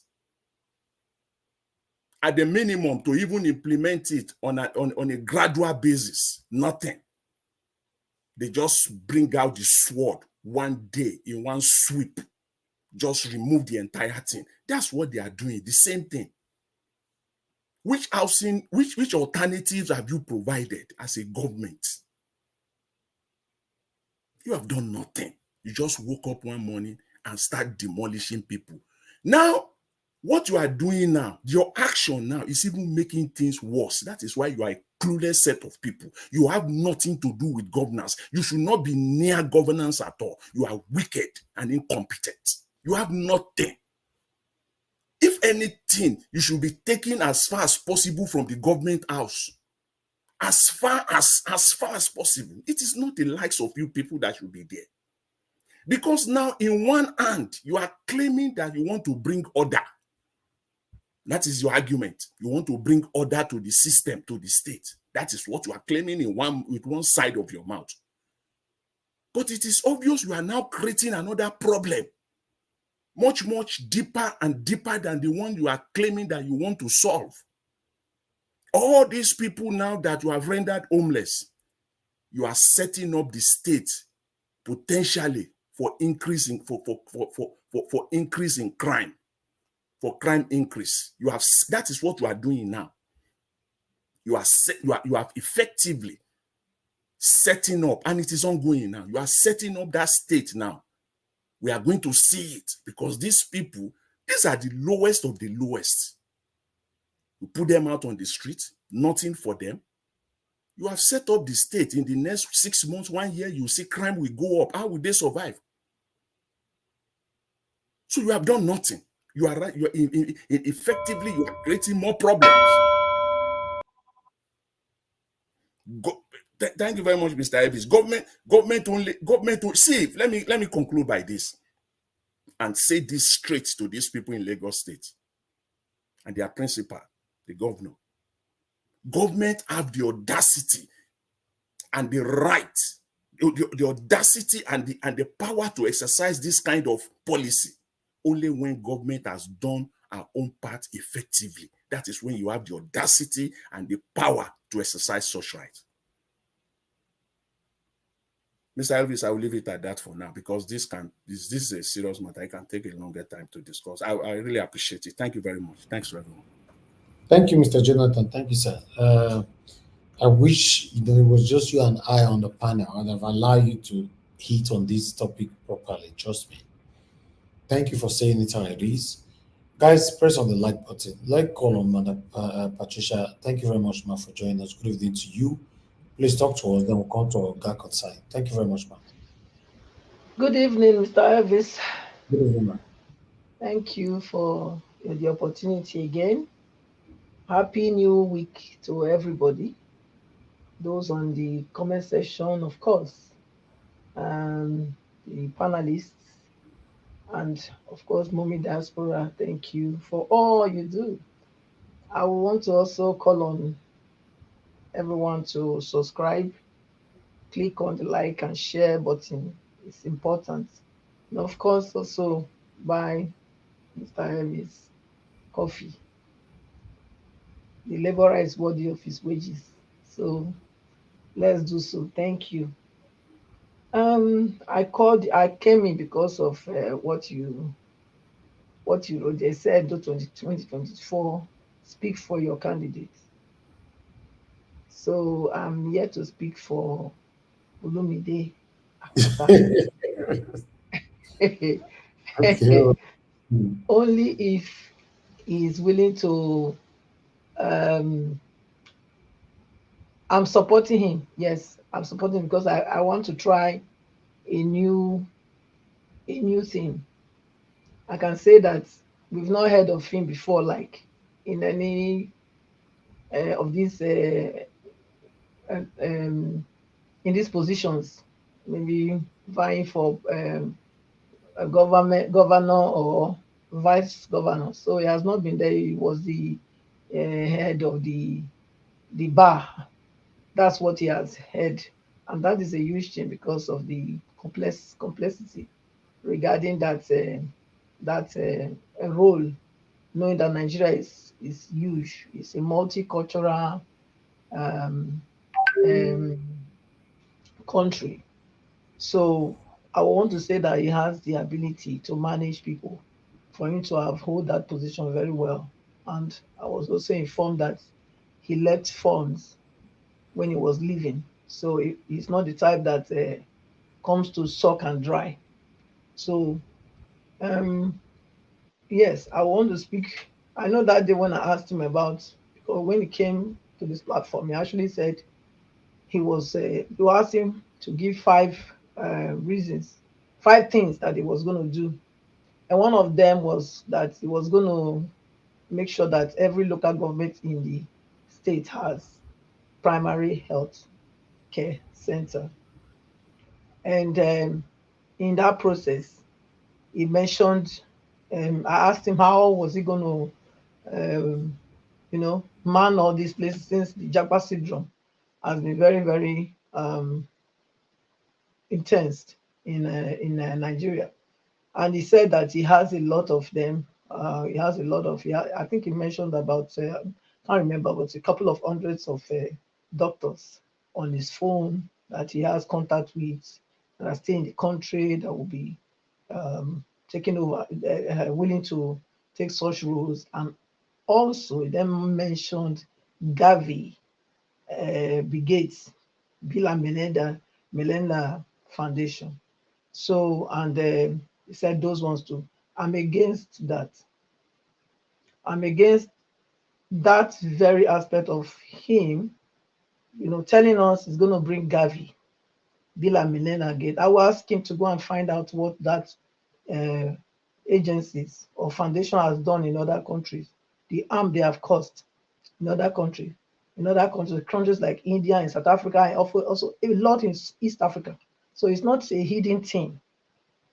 I don't think he should be telling us he's going to bring Bill and Melinda Gates to Edo State, even if they are in somewhere else in Nigeria. Yes, but they shouldn't near that side at all because we are already a target for elimination.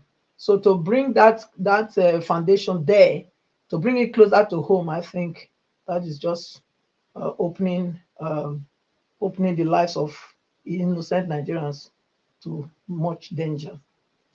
I would want to advise him that Nigerians should decide time if he's elected, which I want him to be. You should start looking for homegrown solutions. We should start looking for homegrown solutions. We have the expertise, we have the capacity, we have the intelligence, to be anything that we want to be. So I don't like the idea of anyone saying that you're going to bring people from outside to come and do your take care of your health care. Health is very important, and we should focus on how we can develop ourselves, how we can use our own way of treating ourselves. How we can make it, how we can bring it up speed so that we can use it in our country, even though they don't want to accept it. It doesn't matter. That's what our forefathers were using. Before they came with their vaccine, people were living up to 120, 150 years in Nigeria. So since they started giving people vaccine, nobody live.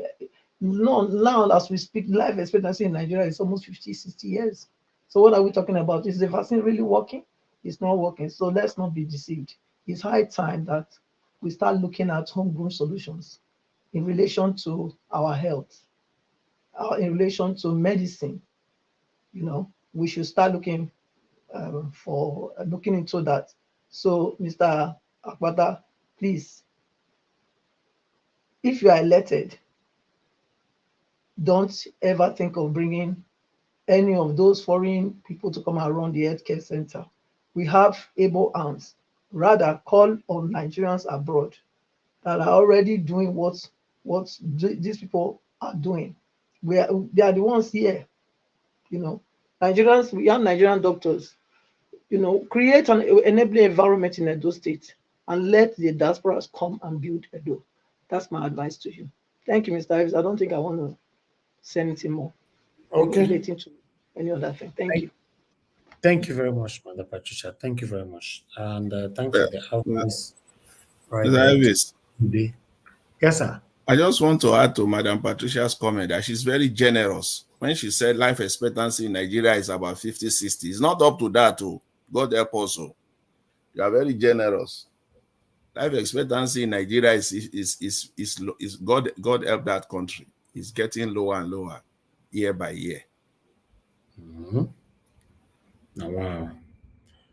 Anyway, let's move on. That's why we are talking here every day. I'd like to call on mute yourself, Oga Consign, mute yourself. Abina, you they talk now. Hold on. I never been talk. No, it's supposed to be Oga Consign. Okay, Oga Consign, talk to us. Thank you. Okay. Good day, Mr. Davis. Good day, other panelists. Good day, Mama Diaspora. commentators and all the rest. I want to thank everybody. May God bless everyone. It's unfortunate, what is really happening in Nigeria. Well, first of all, I want to talk about the day election. The first panelist, what he said is also my position. I've already said this before, so about 2 occasions I said this. Let the Edo people try to elect somebody who is not from APC or PDP. At least let them see, because the only thing in this life that is permanent is change. If they can do that, I think it will help the state. Because when you go to all these parties, APD and PDP, APC and the PDP, they're almost the same. You see, they are fatherism, godfatherism, and so on and so forth. So if they can elect another neutral person, that will be helpful. Nobody came into this world to know everything. You see, leadership also, some people, God made them to have that wisdom to pioneer things. God gave many people different gifts. So it doesn't matter if you are here, that means you do it best, no. So change is important in this election. All of us are still in one Nigeria now. Because for me, I don't want to talk about the politics of Nigeria anymore. Because it's not helping anybody. What we have is a majority of killers and the criminals. Majority of criminals, crooks. See, when people go into they harden their heart, and start suffering everything that the country have, taking it abroad.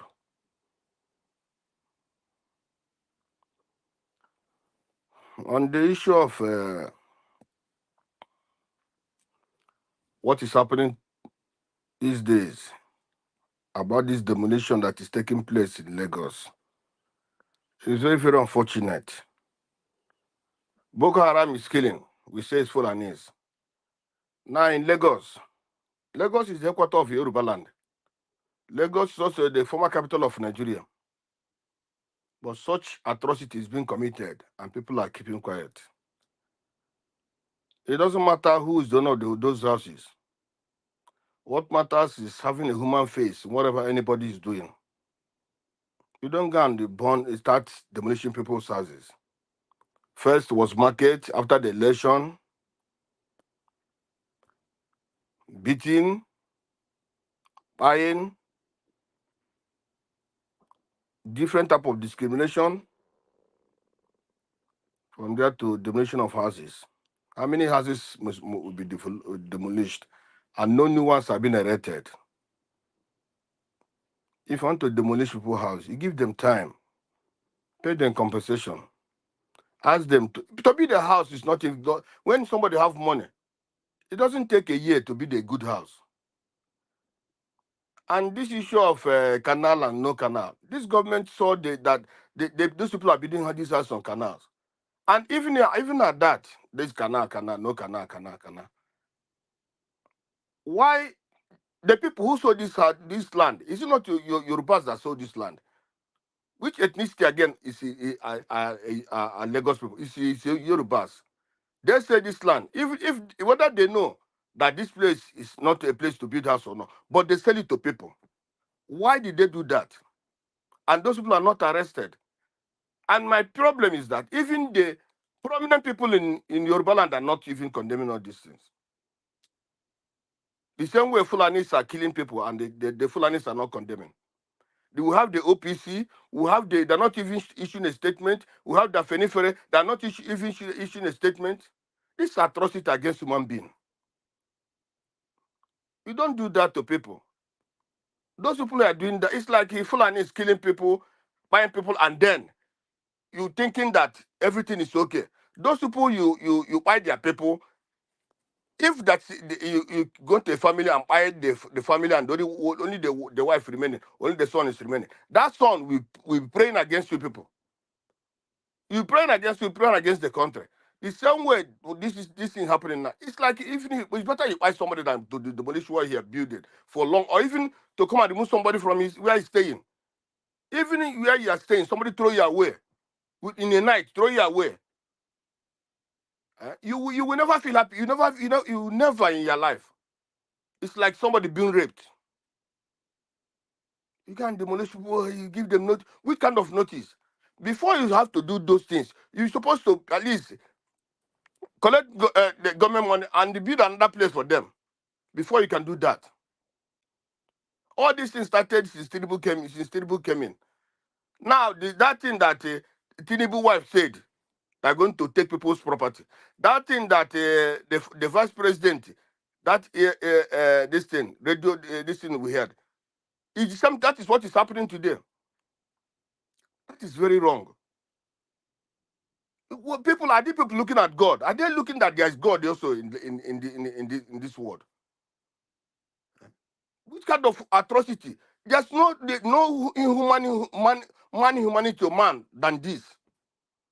People you can't demolish that, bring that things outside in the twinkle of an eye. Just, oh my God! Even if I don't have any house in Lagos, I don't have any land in Lagos, and I don't wish to have, even anywhere in Nigeria except my state. If I'm dying, let me die there. Because all these things we'll see after the war, what happened. It's something is like what is happening now. That somebody, the first person said, or somebody who called on the news, he said Nigeria is at war. This is Nigeria is at war. Anybody, you know what you can do, start doing. The Southwest must remember that the British handed over Nigeria to Fulanis. Then Fulanis started to choose Yorubas.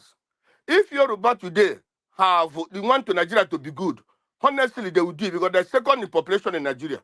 That second population, the Yorubas know what to do. If they can come together and say Nigeria will be good today, the South, all the whole South come together today. There's no way Fulani can be treating other people the same like this. They can't. People will join them and Nigeria will be good. This Yoruba is the referee in Nigeria. If, for example, Igbos are not agreeing with Fulanis, and Fulanis are not agreeing with Igbos, then Yoruba is supposed to be the referee, and they're supposed to decide something good for the country. But now they're not. Instead, they follow the people who are destroying, who are buying other people. Yorubas don't buy people. That's what I know. But in terms of wickedness and other things, they are there. You can even when I came here to this country, I know what I received from some of them. The same thing happening today in Nigeria. Many places. That is not good. People must have human face. People must not be doing such things. It's not good. We are human beings. Everybody have wickedness in his heart. Everybody have also good heart in his heart. But it's not good for you to leave the good and start doing the bad.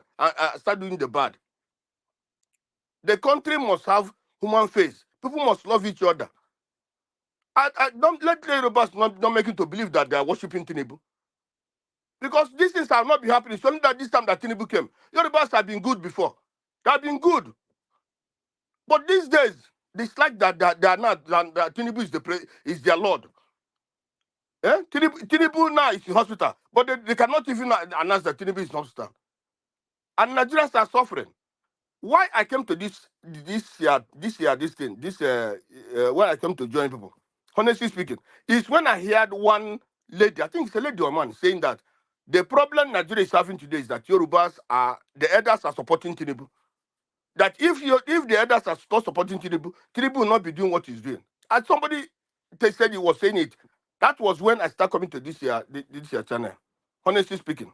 Because that is the true truth.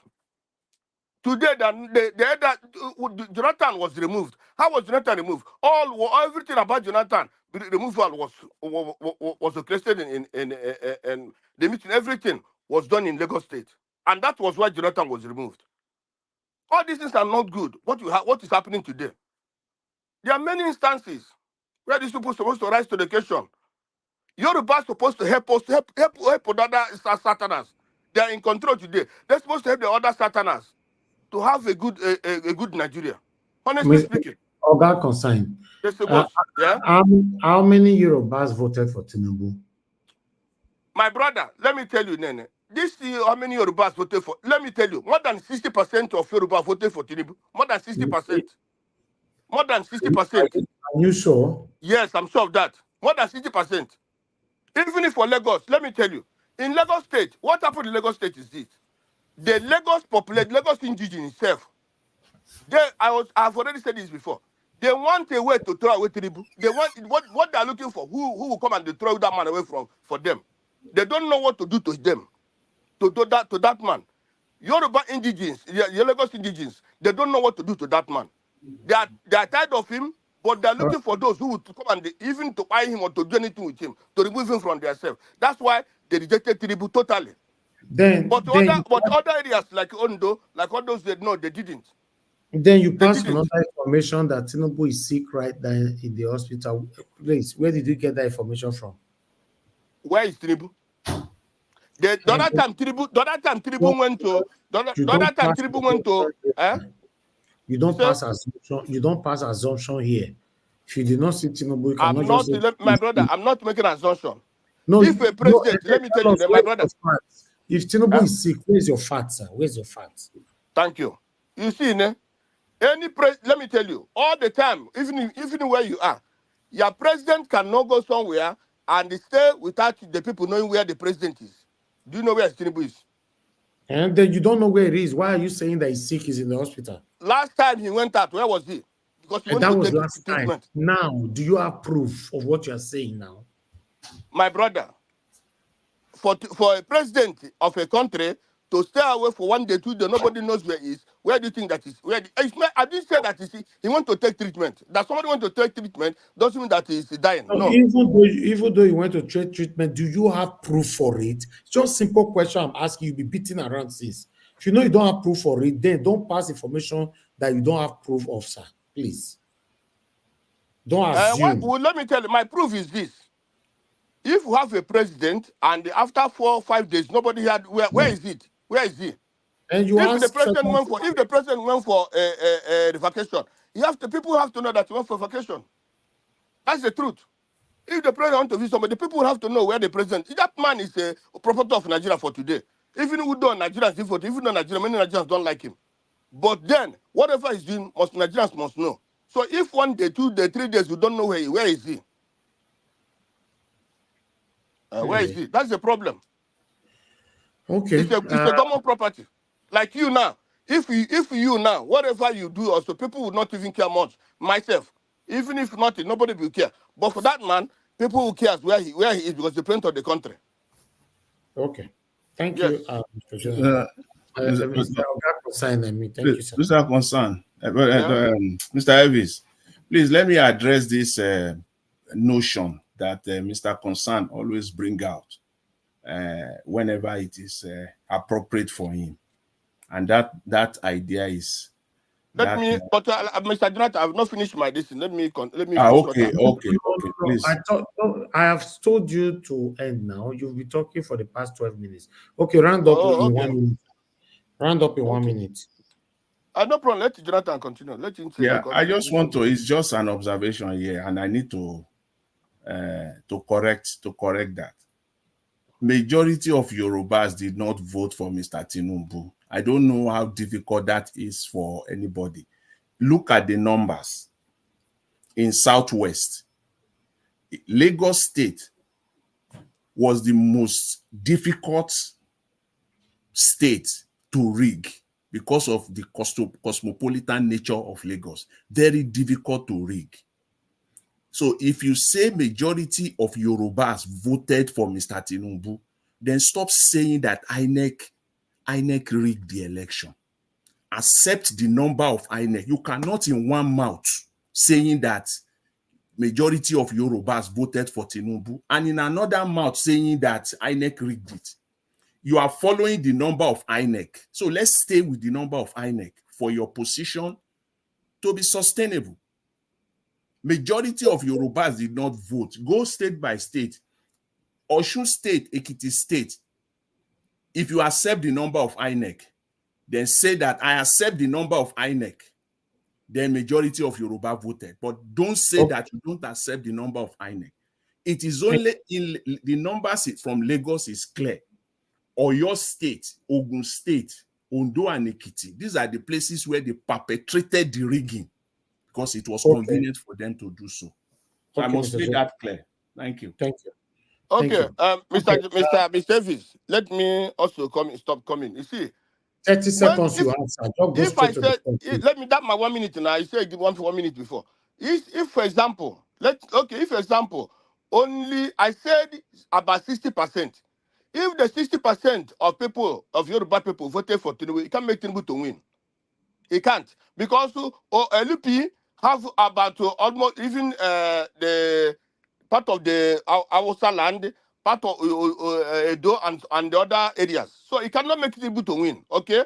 But what I'm telling you today, my brother, is whether they, like Lagos, I said earlier, Lagos people want a who can throw that man away for them.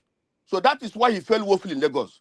But other areas in Yoruba land, most of them voted. Understand? So if I say 60%, I didn't say 100%. He said that. I didn't say 100%. Yeah. Oga Consent said that most Yorubas would like to throw Tinubu away from there. He actually said that. Yeah, in Lagos State, mostly in Lagos State, they want to throw him away because the man has deal with them very well. He have dealt with those Lagos people very well. Only that they don't know how to deal with him because he has his criminals everywhere. Thank he you. has his criminals surrounding them. Thank you. Thank you, sir. Thank you very much. Mr. Nicholas Ignovia on the backstage, please. I would like to see who is behind that. Turn on your camera so we see who is behind Nicholas. I'm not sure I'm familiar with that name. Please do that so that we can accept you to the screen. All right. Let me pick this call while we wait for you to turn on your camera. Thank you very much. Love of God is my strength. Thanks, madam, for calling in. Good evening to you. Hello. Please talk to us. Good evening to you. Please talk to us. Thank you, ma'am. Yeah, thank you. Now, that was just give me a little time, maybe 4 minutes. I beg you. Go ahead. Never ask for it, please. Thank you very much. You see, I watched all the video that you showed about it. Thank you, Nicholas. You can off your camera now. Huh? Mr. Nicholas, you can off your camera. Thank you. Go ahead, man. Thank you.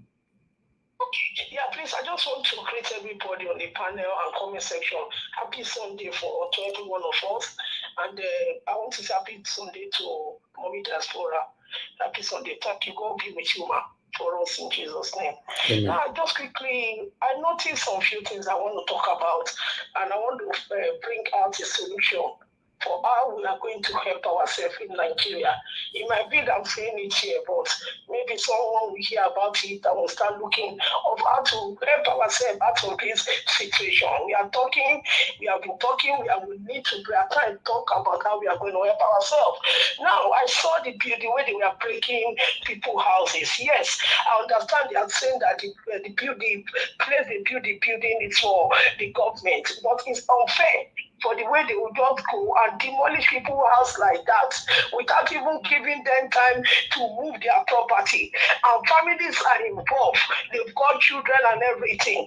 While I live in the UK here, when they want to destroy a place that they want to restart something or maybe a road or anything, what they will do is that they will bring that plan out in 20 years before that time. And what they will do is that they will move people to a new place. If they are not going to move you, they don't have any property, they will give you incentive like money so that you can move to another place. That's what they do. But what they are doing in Nigeria, they are behaving as if we are in the bush. They are behaving as if we are not in the 25th century. I'm really surprised. And this demolition is happening mostly. Yes, it's happening in other places, but say Lagos has taken more bite of it.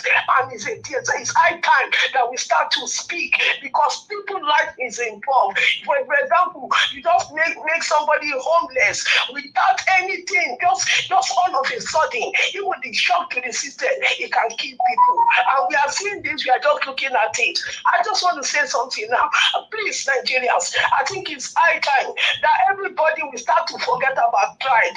Please, let us come together. Let me tell you, if there's Senegal, if they have not come together as one, they will not get that young politician that is there today. Let us come, let us leave tribe and come together and fight this thing. We can't live our life like this. We can't continue looking at these people taking taking our resources for themselves. We can't stay like this, saying that, oh, this one is from Igbo, this one is Yoruba, this one is Arewa, this one is Niger Delta. And they know that's why they are doing all these things. And we continue to allow them to rob us of our own inheritance, to rob us of everything that is for us. We cannot do this. Look at Okokuma. Look at what they've done there. They've leveled them all that village down. All the people are living in the bush. They are even the women. They don't have anything to use for their period. They are using leaf. I know what we are doing. I know how far we have gone. And this thing we continue to say, oh, how are we going to do this? Nigeria is like this. Solution is for us to come together. Let us drop tribalism. Let us drop out from here. Let us stand and start to organize things. Come together and take action for once, so that these people, they will know that we are not joking. Niger Wash, happy Sunday. Thank you. Thank you, man. Thank you. That was a good submission. It's sad because normally, yes, I agree with her. In the UK, they don't just behave like Agberu talks and destroy your property and allow you to go to the streets and live your life. No. You know, if there is any reason they have to bring down your property, they have provided alternative where you are going to be living for now. So I don't understand why our government, you know, they just behave like this. Nobody's questioning anybody. You know, anybody in government believe everybody in government are right. You know, I don't understand. It is baffling me. Let's move on. I would like to call on the next person to speak to us. Let me call on J. Olisa. It's good to have you on the show, sir. Thank you very much. Good evening to you. Please talk to us. You have 8 minutes. Yes, Mr. Elvis, happy Sunday to you and everybody on the panel. Thank you, sir. Happy Sunday to Mommy Diaspora. May God bless you all. I wasn't planning on coming today, actually, but I got done with stuff I needed to do at church today. So it's a privilege to be here once again. So going by the topic of the day, with all this demolition, I was listening to Mr. Jonathan. And I've often heard him say Nigeria is not a normal country. And he emphasized that today again, that Nigeria is not a normal country. Lagos is not a normal state. I sort of agree with that, but what I will add is this: it's not that Nigeria is a normal country, and Lagos is a normal state. What we have is abnormal people ruling the country and the state. Abnormal people. Normal people will not do the kind of things that is being done in Lagos. I mean, I'm into real estate here. And I mean, before you build, you go through all sorts of process and permits and all that stuff. And once you finish the building, the local inspectors, they come to inspect everything, make sure everything is done the right way. So what's a normal leader or normal people in government will have done is this. Okay, so we have this, you have this issue of houses being built where they shouldn't be built. You go back first, have a plan, you know, and that's the issue with Nigerians, with Nigerian leaders. They don't have this futuristic plan for anything. Okay, they are just reactionary leaders. They react to things without any sense or any proper process. What you do first is go back, find out who are the people or departments that approved those structures. You find them and you hold on to them. Then you do a proper planning of compensation or relocation of these people that you're demolishing their properties. So everything runs smoothly. Now you have the corporates that approve buildings where they shouldn't be approved, and then you are able to compensate or relocate the people that you're going to demolish their property, because these people spent probably millions of naira to build those structures, and so you just basically putting them at loss. And with all the demolition and all this stuff, nobody gets prosecuted. The people that approved all this thing, you never hear a story of anyone coming before a judge to be prosecuted. So these people are at loss. Another thing with the people living under the bridge, for instance, right? There's somebody that's collecting rent from them. You go after those people first. You know, when you go after those people, then you are able to then go and uh, have provision for the people that are living under that bridge. I mean, I don't agree with that. I mean, it's a dangerous place to live. What if the bridge collapses or anything like that? It kills everybody there. But somebody is collecting rent from them.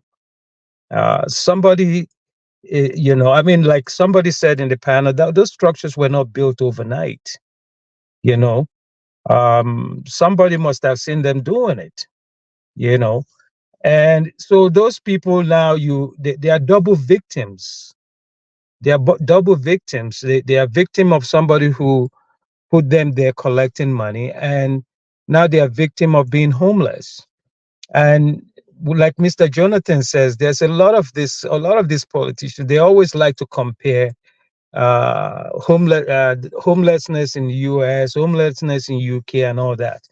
I mean, here in Calgary, where I live, they actually build homeless shelters for people, right? They build homeless shelters where they house them and feed them and everything like that, until they can get back on their feet. So, I mean, what do these people do now?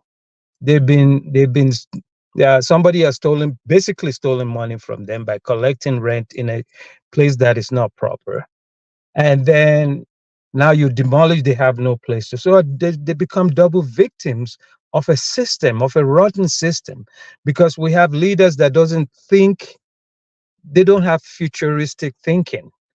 You know, everything is reactionary.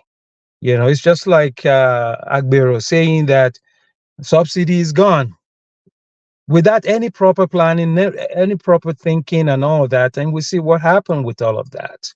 So until governments start thinking beyond today, have a 10-year, 20-year, 30-year plan for infrastructures and all that stuff, then you won't have all these issues. Because they don't, they just go there, steal whatever they want to steal, you know, pose as being in charge and everything like that. And that just doesn't make sense. So that is it with that. With the Edo thing, I go back to the Edo thing, and I agree with Madam Patricia. I mean, Edo people should please.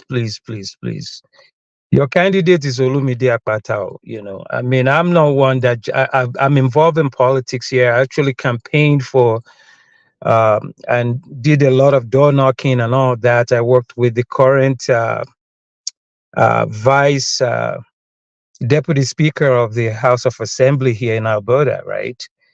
And you have to study your candidate very well. You have to look at people that actually speaks to you more than just giving you big words and all that kind of stuff. And I mean, credentials is good, but how is this person with me one-on-one? How is this person gonna be with me one-on-one? Somebody who can stand and talk to you like a normal person, not because he's well educated and you're not. Somebody who will not look down on you. And I see that in Olumide Akpata, and I think that Edo people will be well served to take a good look at that man and choose him to be the next governor of Edo State. So I'll round up like that, Mr. Evans, and hopefully I'll have a chance to say something later on. Thank you. All right, Mr. J, God bless you, sir. Thanks for your submission. It's good to have you on the show again today. All right, let me quickly go to the next person.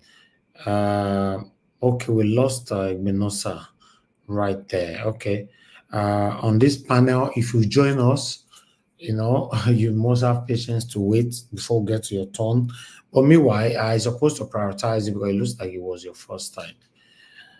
Okay, I would like us to move on. Let me, Honorable Sam. Thank you, sir, for joining us. Good evening to you, sir. Please, I'd like you to talk to us. Thank you very much, Mr. Najawash. Thank you. I want to say good evening from Nigeria, to be precise, from Benin City, Edo State.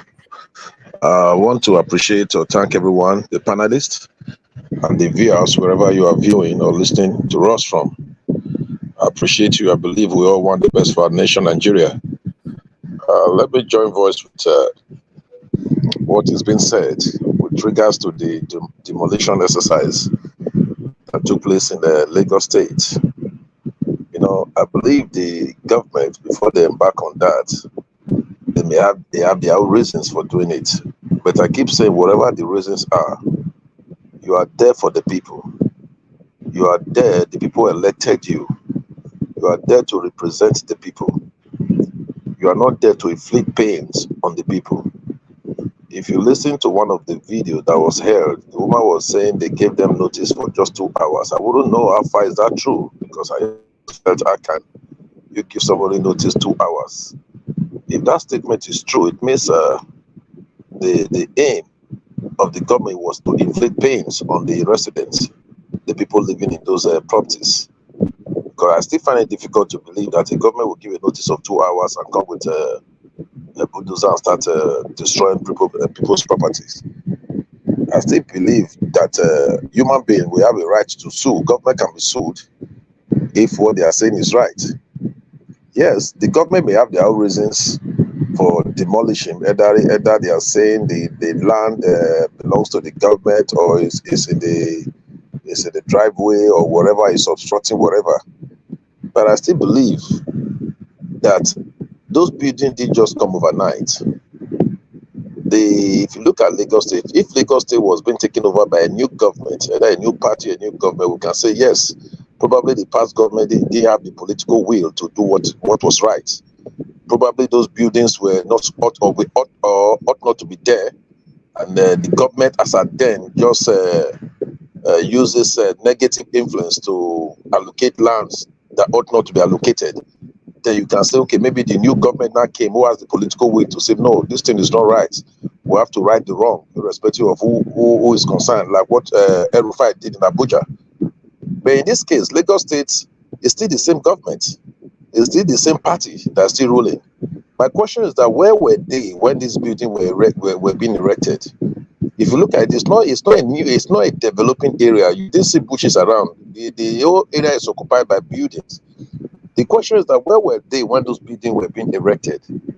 Why didn't they put a stop order to those facilities? Is it now that people are not living there? They've been living there for ages. You just come overnight and tell them to leave? Yes, I know there's a provision for what we call a land use decree. The government can say they want to take over a land for particular reasons. In doing it, what we call compensation, there must be negotiation between the people, the owners of the land, and the people, and the government rather. You pay them compensation, or you relocate them to an appropriate place. Not just look at those women with their properties outside. What if it rains? Even if it do not rain, where are they packing those things to? To me, it pains me that we have such a government who will not even care how their people feel. Personally, each time I see buildings being destroyed, I'm not that happy. I'm not that happy at all, especially when when people are already living inside the building. If it's a new developing area, people are there, they've just started building, people are not staying there, yeah. But not when people are already living inside the building. Personally, I'm not happy. I wouldn't know the actual reason why the government of that state did what they did. Personally, I don't quite subscribe to the method or the approach that was used. I've also said that, coming back to our state, Edo State It's a very, very important state in Nigeria. Reason we call it the heartbeat of the nation. Over the years, we've had successive governments that have ruled. Yeah, people talk about PDP, APC, Labour. If you look at the political architecture of Edo State, you find out that the people, they are all the same. We are all the same because I'm a politician, so I wouldn't want to exempt myself. I've had the opportunity to be in APC, I've had the opportunity to be in PDP. I've had the opportunity to interact with people who are in Labour Party. Most of them, even in Labour Party in my state, some of them were in APC or PDP. They didn't just come from any other place. They are still the same people recycling. We are recycling ourselves, let me put it that way. I don't want to exempt myself. But we've come to the point in Edo State whereby we should go beyond party lines. We don't want to, let's not use party to begin to deceive ourselves. I'm a PDP member, so I must vote for PDP, irrespective of whosoever PDP brings. Or I'm an APC member, irrespective of the person APC brings, I must vote. Or I'm a Labour Party. No, we've grown beyond that in Edo State. Because with the location of Edo State is strategically located. You know, most especially Benin City. Somebody said Benin is the only place, is the only town the city is being attached to. But is it actually, does it really look like a city? No. So let's look at anybody that is coming now. Past government, they've done their best, what they know to do. I will put it that way, what they know to do. Because you cannot do above what you know. You can only give what you know. So I've always believed all past governments, you understand, they did what they know best. Reason why if we have to elect somebody, let's elect somebody we know can deliver, because you cannot do above what you know. Looking at the three candidates that has presented themselves in Edo State, you look at the Labour Party man, you look at the APC, you look at the PDP. Let's look at them individually. Let's look at their threshold. Let's look at their capacity. Let's look at their experiences. Who were these people? Who are they? Where did they come from? What are their antecedents? These are some of the things we have to look at as electorate. Because if we do not get it this time around, we shouldn't experiment. We should not get it. We all Edo people will suffer it again. You understand? So let's not look at any other thing, but let's look at them. Where are they from? What have they done? What are their achievements, both in the public sector and in the private sector? You understand? What are their experiences? You know, personally, I've taken pain to look at all these candidates, irrespective of the party I belong to. And I've come to the conclusion, among all of them, that Barrister Aswa Ighodalo still remains the best. To me, Barrister Aswa Ighodalo is an asset to Edo State.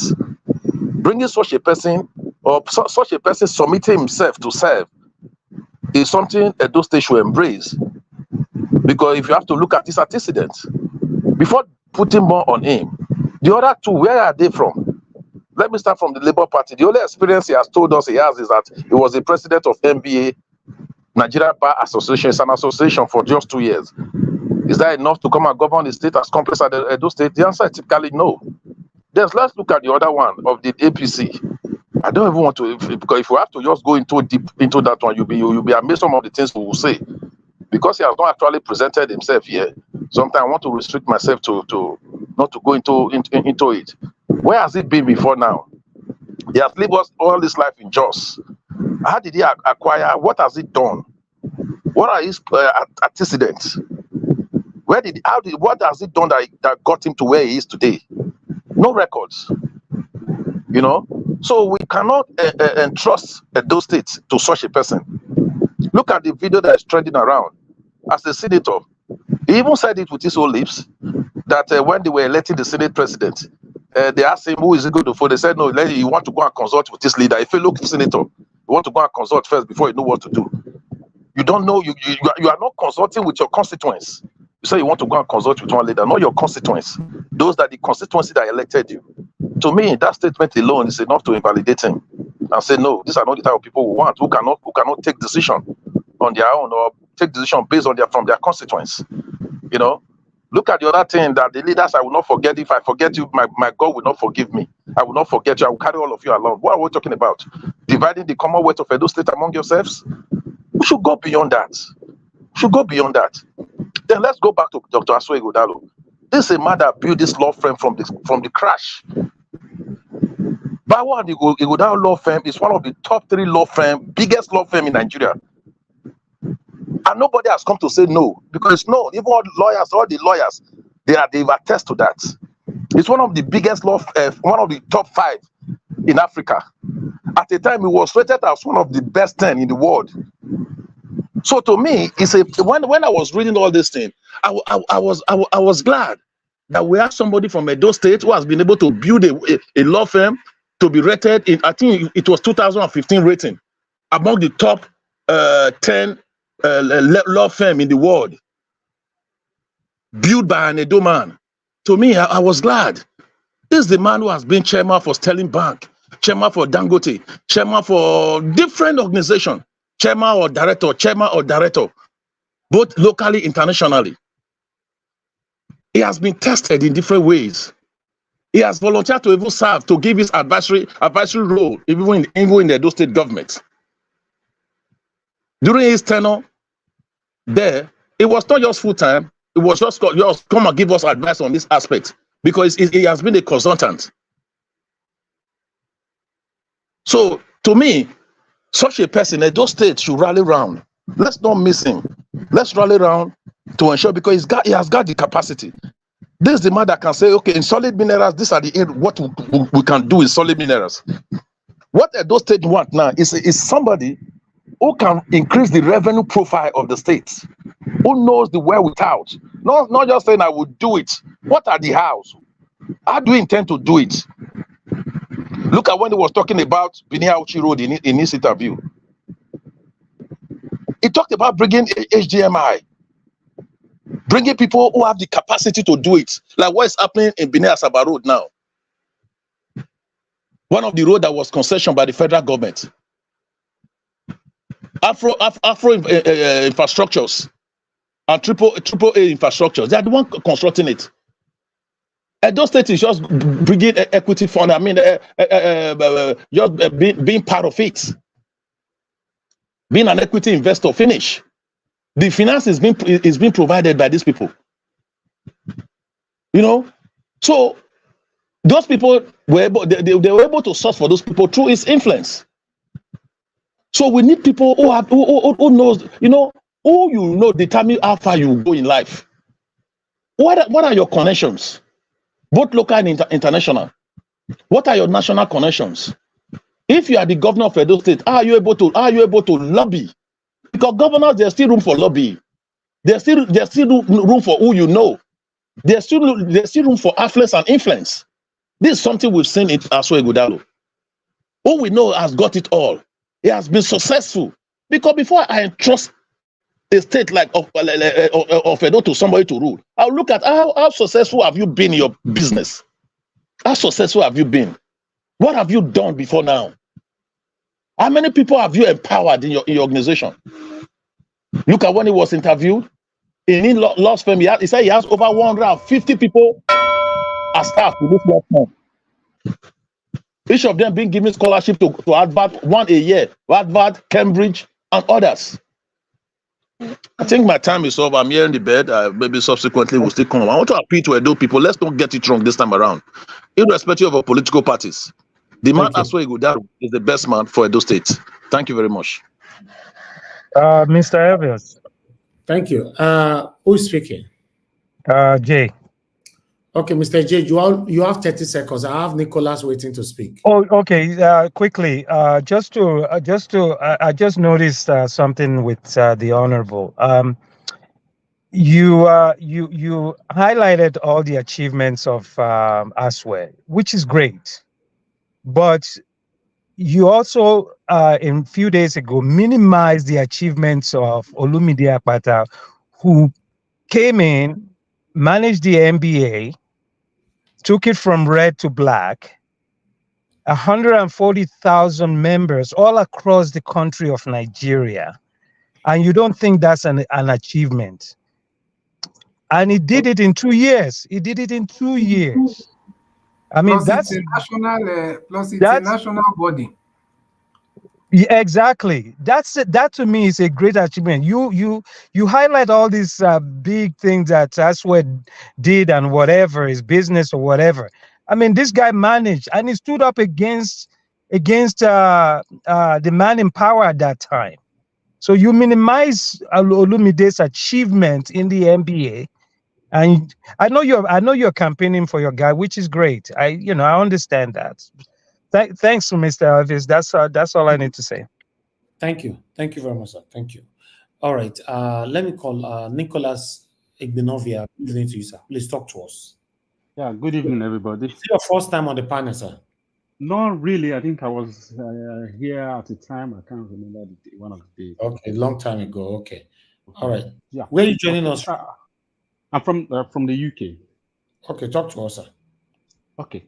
If I will start this way, that this demolition, when you have government that are very irresponsible, that's what happens. They are not doing it for probably to do the development. I just felt let's punish these people because they didn't believe in what we want to do.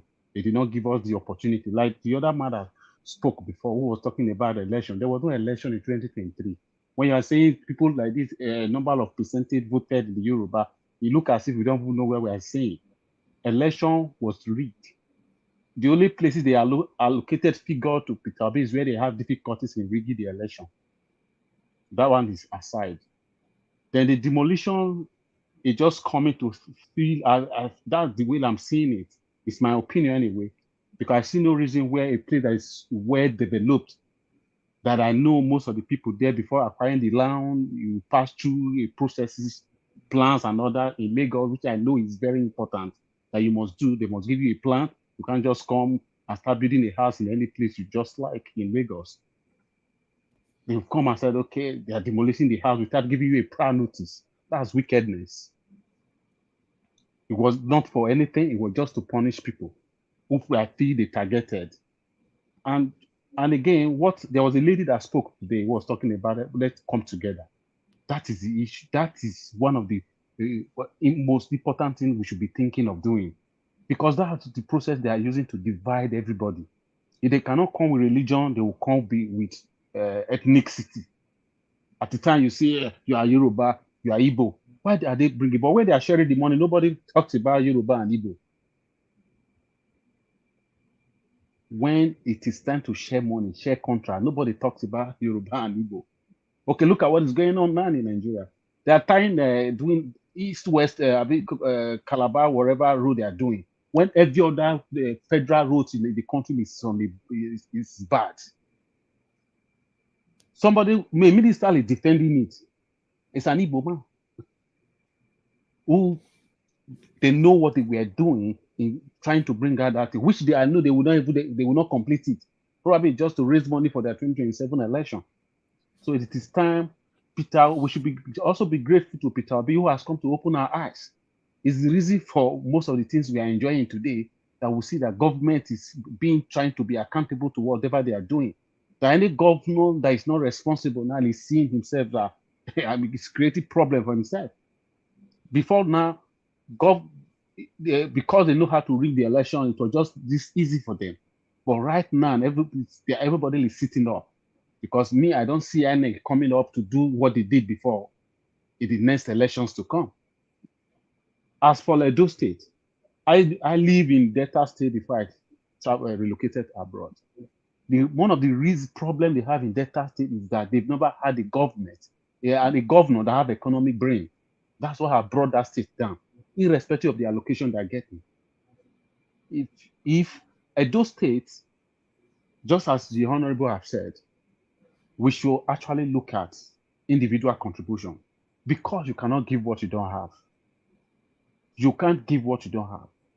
Being the chairman of an association, I will not regard it as an achievement, because it's going to be a collective responsibility from people who are in your status as well. But when you say somebody that have build a company from scratch to be the number one in Africa, in Nigeria, it's an achievement in the sense that more effort, hard work is being put in there. You can't give what you don't have. In most cases, I told my person today that if I listen to this man talking, I feel very embarrassed. I'm an Isha man, and this is the senator representing us.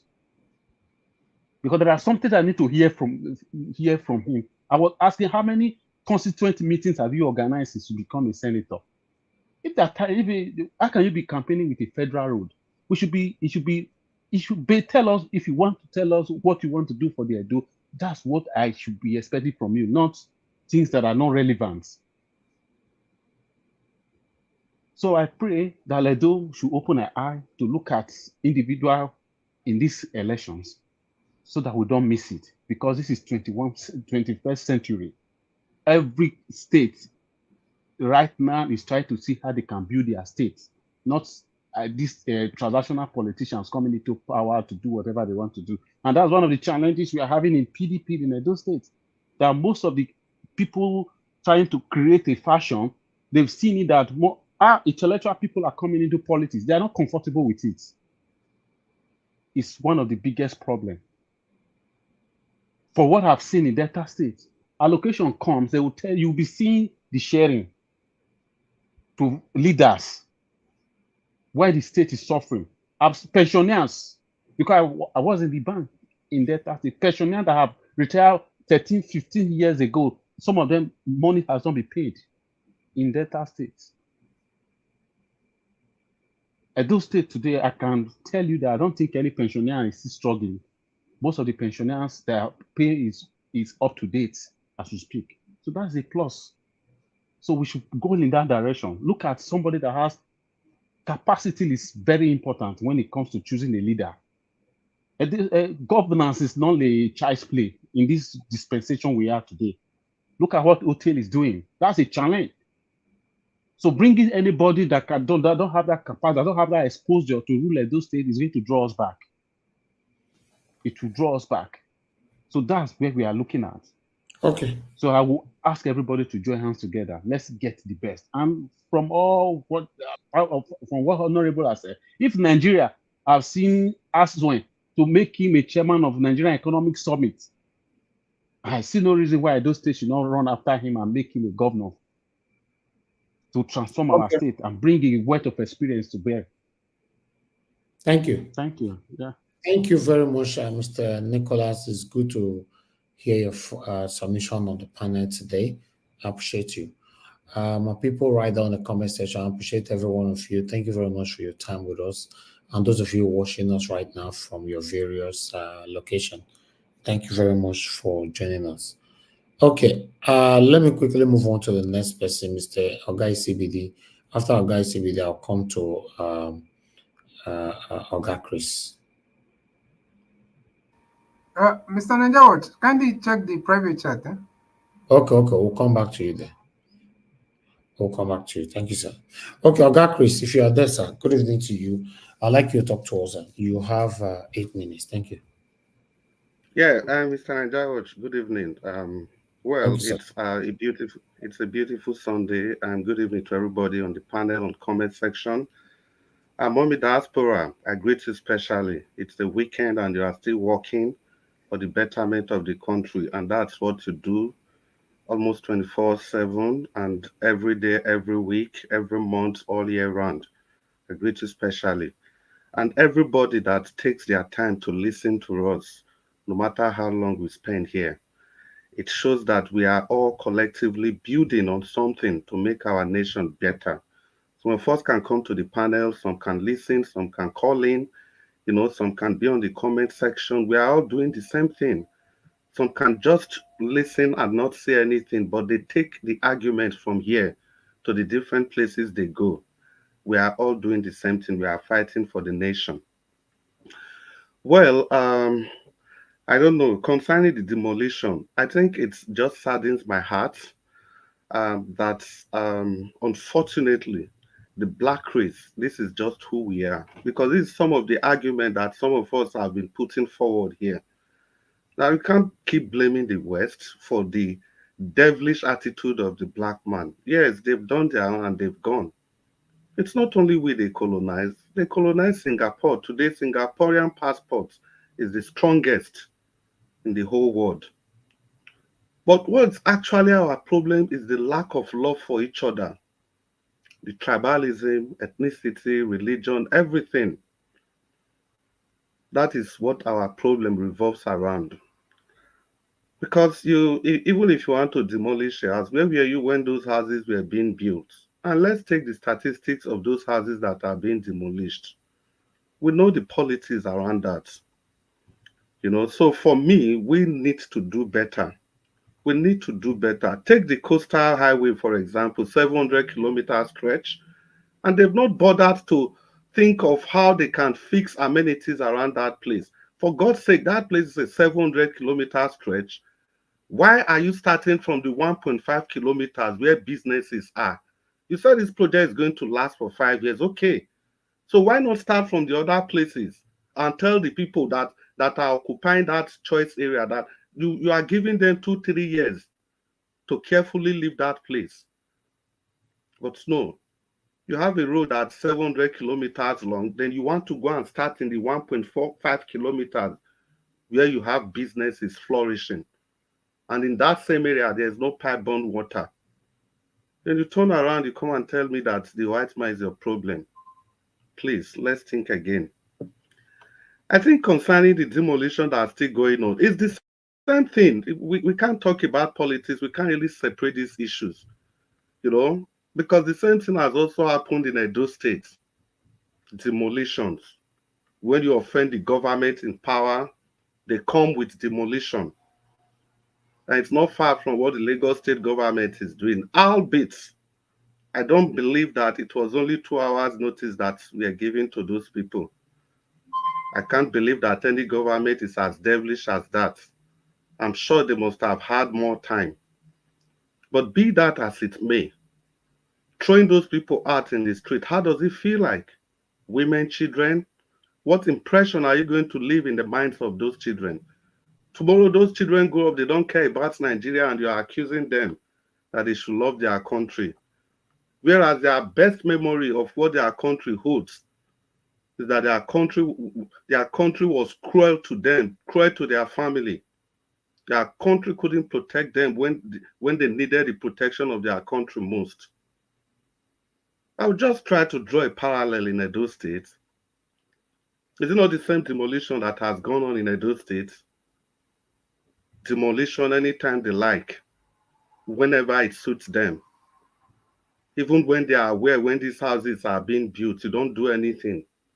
Even if you need to do anything, people go to court to stop you. You refuse to listen to court processes.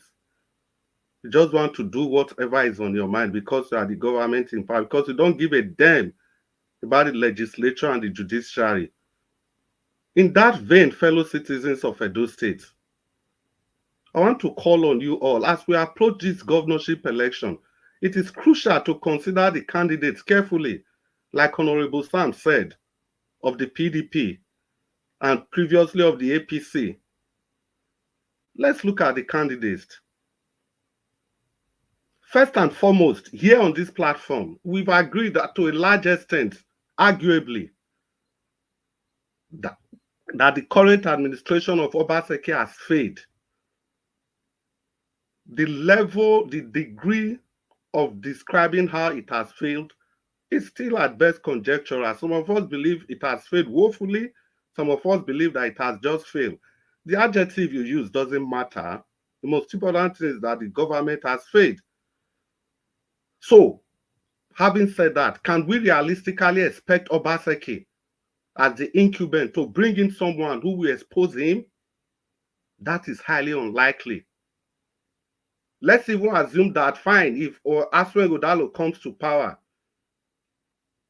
he's going to challenge the godfather, Obaseki. He's going to do a fubara on him. But what are usually the consequences? It's going to be fight.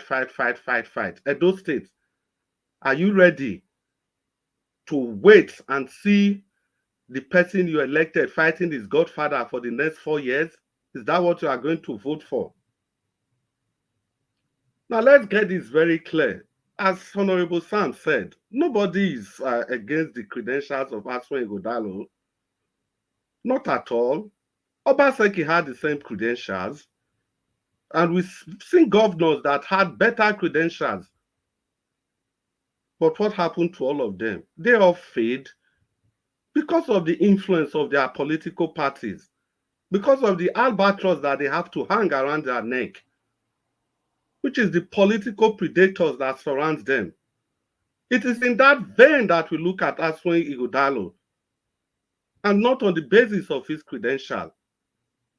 I would be very, very foolish to say that Aswin Ighodalo doesn't have the wherewithal to rule the state. But those are not the issues, and Honorable Sam knows. You know how this political thing works. Now, let's even look at this. Honorable Sam, a member of the PDP, has openly told us here, not up to 10 minutes, that the PDP and the APC has failed. And that this is not the Benin City.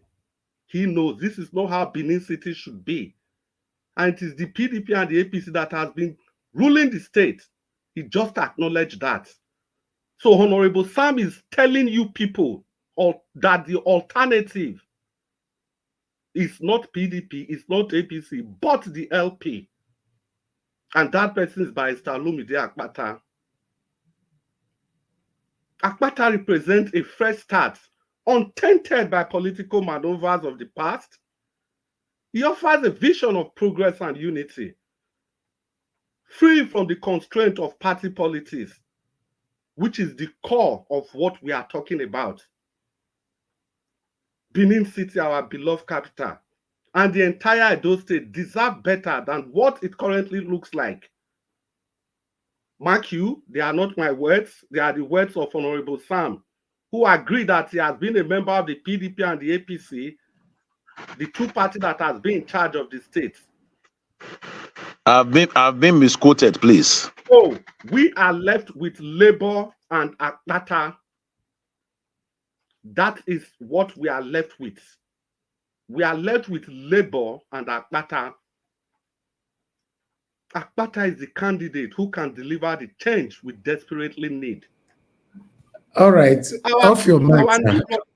Can I finish? Our new brother from Vancouver. You have 1 minute left. Yes, I'm rounding up in 30 seconds. Our new brother from Vancouver, thank you very much for noticing that Akpata is just down to earth. Those were the things we were championing on this panel before he finally came by himself. And when he came, like they said in genetics, he bred true to type. He bred true to type. Mr. Chris, okay. your new brother is from Calgary, not from Okay, Calgary, sorry. So people, do you want to continue down this same path of disappointment and division? Or do you want to embrace a new era of hope and prosperity? The choice is clear. Choose Olumide Akpata for a brighter future for our state. Mr. Naija Watch, I cannot thank you enough for the opportunity to contribute to national discourse vis-a-vis the issues in Edo State. Thank you, sir. Thank you. Mr. Elvis, I must add one thing to what Mr. Chris said. Quickly, sir, 10 seconds. Quickly, to Honorable, you look at, you said that law firm, Aswell built big law firm. Okay, he did. So did Akpata. And you can look that up. He built his law firm from bottom to top in Nigeria. And they even have senior advocates in his firm as well. So he's accomplished almost exactly the same thing that Aswell has accomplished in the legal world. Okay, thanks. That's what. Please, can I quickly add something, please? Oh, please, quickly. We need to move. Okay, Mr. J, thank you for that argument. You see, we are not giving these guys any opportunity. Now, Olumide Akpata said when he finished, he joined his cousin, who already has a law firm, but they together built that law firm. So if I had come with that argument, I'm sure the PDP people would say that Aswell Ighodalo started his own. But they forget to tell us that Olumide Akpata's law firm also have over 100 barristers. They have SAN as well. So please. Thank you. Thank you, everybody. Thank you. Mr. Najawash, I just kept quiet when they were talking because I don't like interjecting somebody. I want to correct an impression. Mr. Chris spoke eloquently, and I appreciated the way he presented this matter. I appreciate you very well. The issue of saying I said APC, PDP, they failed, they should give it to Labour. I never said so. What I said is that we can get a better Benicity. Before now, if you look at the infrastructure currently going on in Benicity now, it was not there. You understand? We believe somebody can come and build on the existing structures, modern structures that is coming up in Benicity now, so that Benicity again can be looked at as a major city in Nigeria. That's what I was driving at.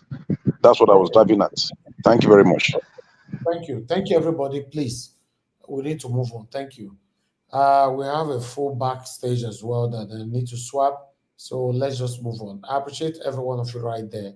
The last person on the panel before I start swapping from the backstage is Abdul Malik.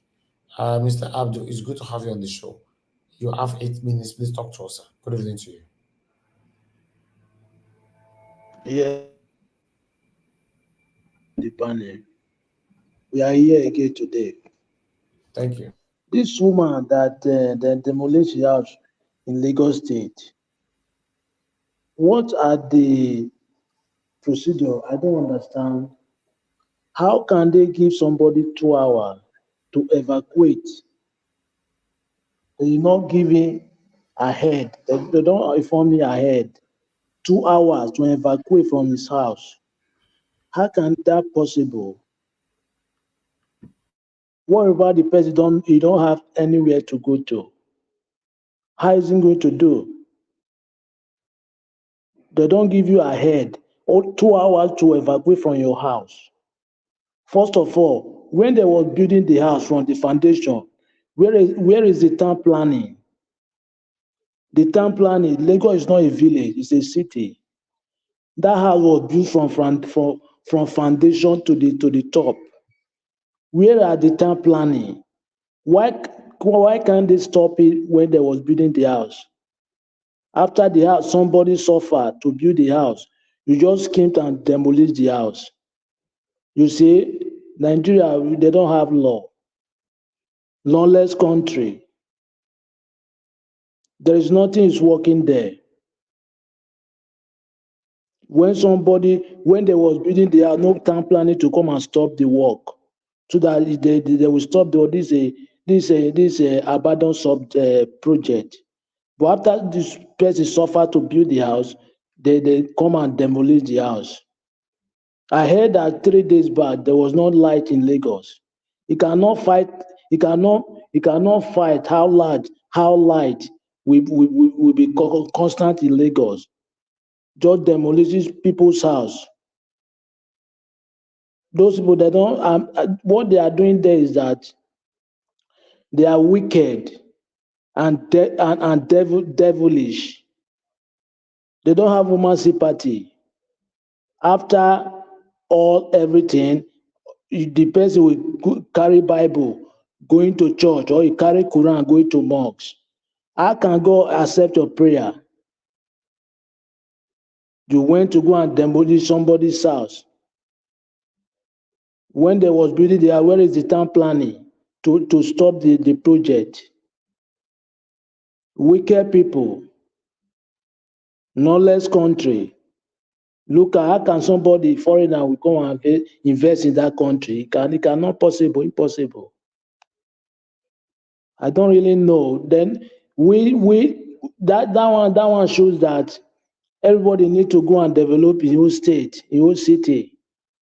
They should stop developing building house in Lagos. For me, I don't really know. Now that one now, what about she's stranded? No provision, like, okay, go somewhere, so time, go somewhere so that we make provision for you, we'll demolish this house. There is nothing like that. Just give somebody 2 hours, not 2 days or 3 days or 4 days or 1 week. Those people, they are very heartless people. They are wicked. I don't really know what is happening in that country. People are just sitting down looking. There is nothing they do. Well, I don't know. Let me come to Edo State. You see, it's not to come here to campaign, vote for this, vote for this. If you look at all the states in Nigeria, Edo State is most of the backward state that is not developed. I heard that there is no flyover in Edo State. Imagine. Edo State is one of the recognized states in Nigeria, but look at, there is no development in Edo State. Please, you guys should not make mistake. For me, PDP and APC are failure. They have failed already. How many years? No, there is no improvement, nothing to show that they develop in Edo State. They provide in Edo State. Let them vote for Akpata. Akpata, I believe that one is the right choice. For me, let's try another party, not APC and PDP. They have failed us. Look at Federal Road, that road that they started doing yesterday, the day before yesterday. How would they not complain about that road? Nobody will do that road. Why can't they do it before? They fail. They cannot provide anything good. They should vote for Akpata. Let's try another party. Not PDP and APC. They have failed already. Look at what this APC man is doing in Lagos now. Don't demolish people's house. There is no light in Lagos. Thank you. All right, Mr. Abdul Malik, thank you very much, sir. Thank you. You said there's no development in Edo State, there's no flyover in Edo State. All that. There's development in Edo State, you know. If you drive around, you see some school that they repainted. You see some building they repainted, and they also managed build one or two buildings. You also see some road that they constructed, and you also see a lot of dilapidated road. So you also see some schools that they have not touched at all. So many schools that they have not touched in outskirts of Edo State. You know, no, we are looking at the town. People say, okay, if you really want to know the truth, you drive around the outskirts of Edo State, you get to understand there are communities that they did not touch at all. Edo is developing. Why are you saying that? Let's move on. Yeah, thank you. Changing a school is not a development. It's sarcastic. Mr. I know, but then, no, Mr. Ivy, they didn't do anything now. Eh? They didn't do anything. There's no one flyover, no one flyover bridge. Talk less of walkover. Can I? I don't know. Can I answer that flyover issue? Can I talk about the flyover? Please let me quickly. Let me talk about the flyover. Please, let me talk about the flyover. Flyover is not a development. Flyover are even means of government wasting money. Why are you doing flyover when all the connecting roads to tie?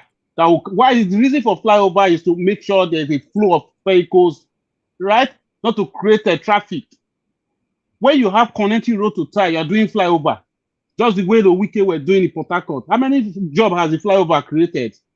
We don't just do flyover. How could you be doing flyover because you're in government? You want to be doing flyover. That's development. That's not what we are working. Well, that's not what we want in Edo State. We want to have the best road network. We're not talking about only flyover. Edo State has the best road network. What we need to do is flyover in Edo State. There are a lot of places where traffic really jam up, you know, and you really need to. Not in Edo State. There is places in Edo State. Yes, there is. There is places in Edo State. Do you live in Edo State? What you are asking whether I live in Edo State? Of course I do. We have we have the best road network. You don't have Right roads. those You don't have roads. You don't. we have. I'm the one telling you. Those states have the best road network in Nigeria. Those states have the best road network. If we can repair our road, we don't actually need flyovers. We don't need flyover. If all our roads are well repaired and well constructed, we don't really need flyovers. Hello, look at, I have something to say. Mr. Evans, I have something to say. Look at what Honorable said now. If we can repair our road, what is Odi then not to repair the road? See, it's a continual process. Is it not a shame? Wait. Is it not a shame? Big shame. Road repair, road construction is a continuous process. Okay. No, it's not a process. It's very easy. It's very easy to construct road. It's not a big deal. Thank you, Mr. Adu. Thank you, everybody. Let me quickly bring somebody in, so that someone else can speak. So for now, yes, are you ready now, sir? Yes, I can just quickly. Then maybe after that you can also take me out. Okay, wonderful. Go ahead, sir. Thank you. Good evening. Yeah. Good evening. Greetings to everybody, the panelists, the commentators, from the diaspora, everybody listening to us. Yes, it's a very interesting topic. I think I joined when I was listening to the brother Concern, speaking, and I think we should be, as much as all these things going on is hurting us. But I also appreciate the fact that he was careful with his words in some, in a lot of areas, so that we don't make it look like, we are using one man's ambition and his group of boys or minions. We should not let that make us to now generalize or look at the whole people in a certain way. Because, this demolition, well, you see, even that bridge, someone mentioned that bridge, under the bridge that they discovered 86 rooms. I think if we are to ask ourselves, who has the capacity to do something like that? Just convert a public bridge or state bridge to houses. Obviously, it's all these people that call themselves Omonile or something like that, these people. So it's just the same people, because all of us, there's no way they will say they don't know what has been going on. They've never had anything, So who has been collecting rent? Because I'm sure those people are not living for free.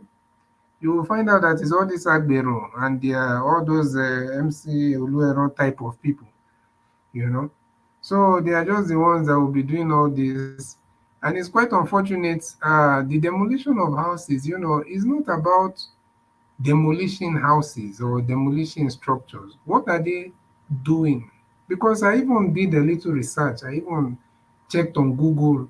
I want to know what is Lagos State? Why are they demolishing buildings? You just ask Google.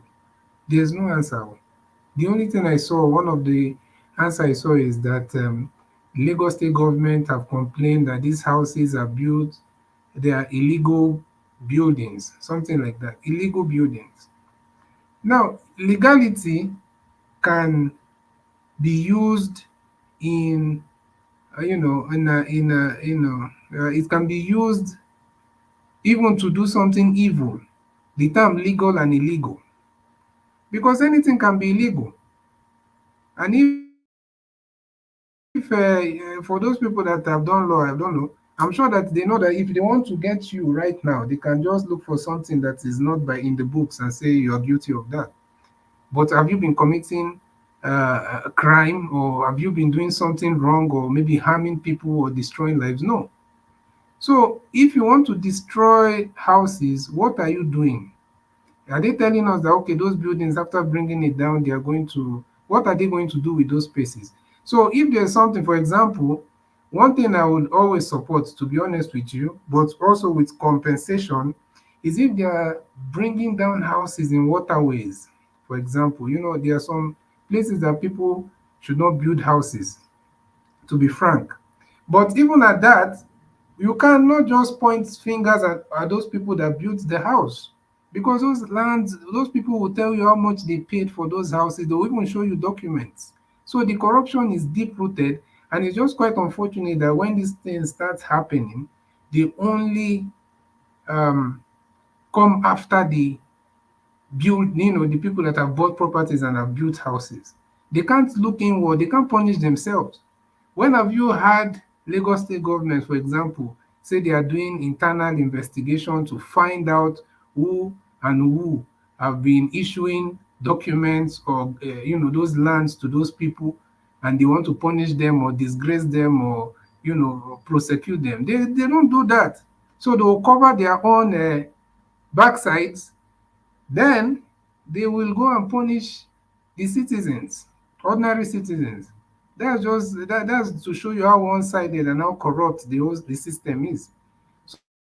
Said that if they are demolishing houses, maybe like on somewhere like waterways, or maybe it's supposed to be a sewage, whatever, then you can say, okay, but there has to be compensation. There have to be, if that person has documents, there have to be some kind of, compensation or something like that.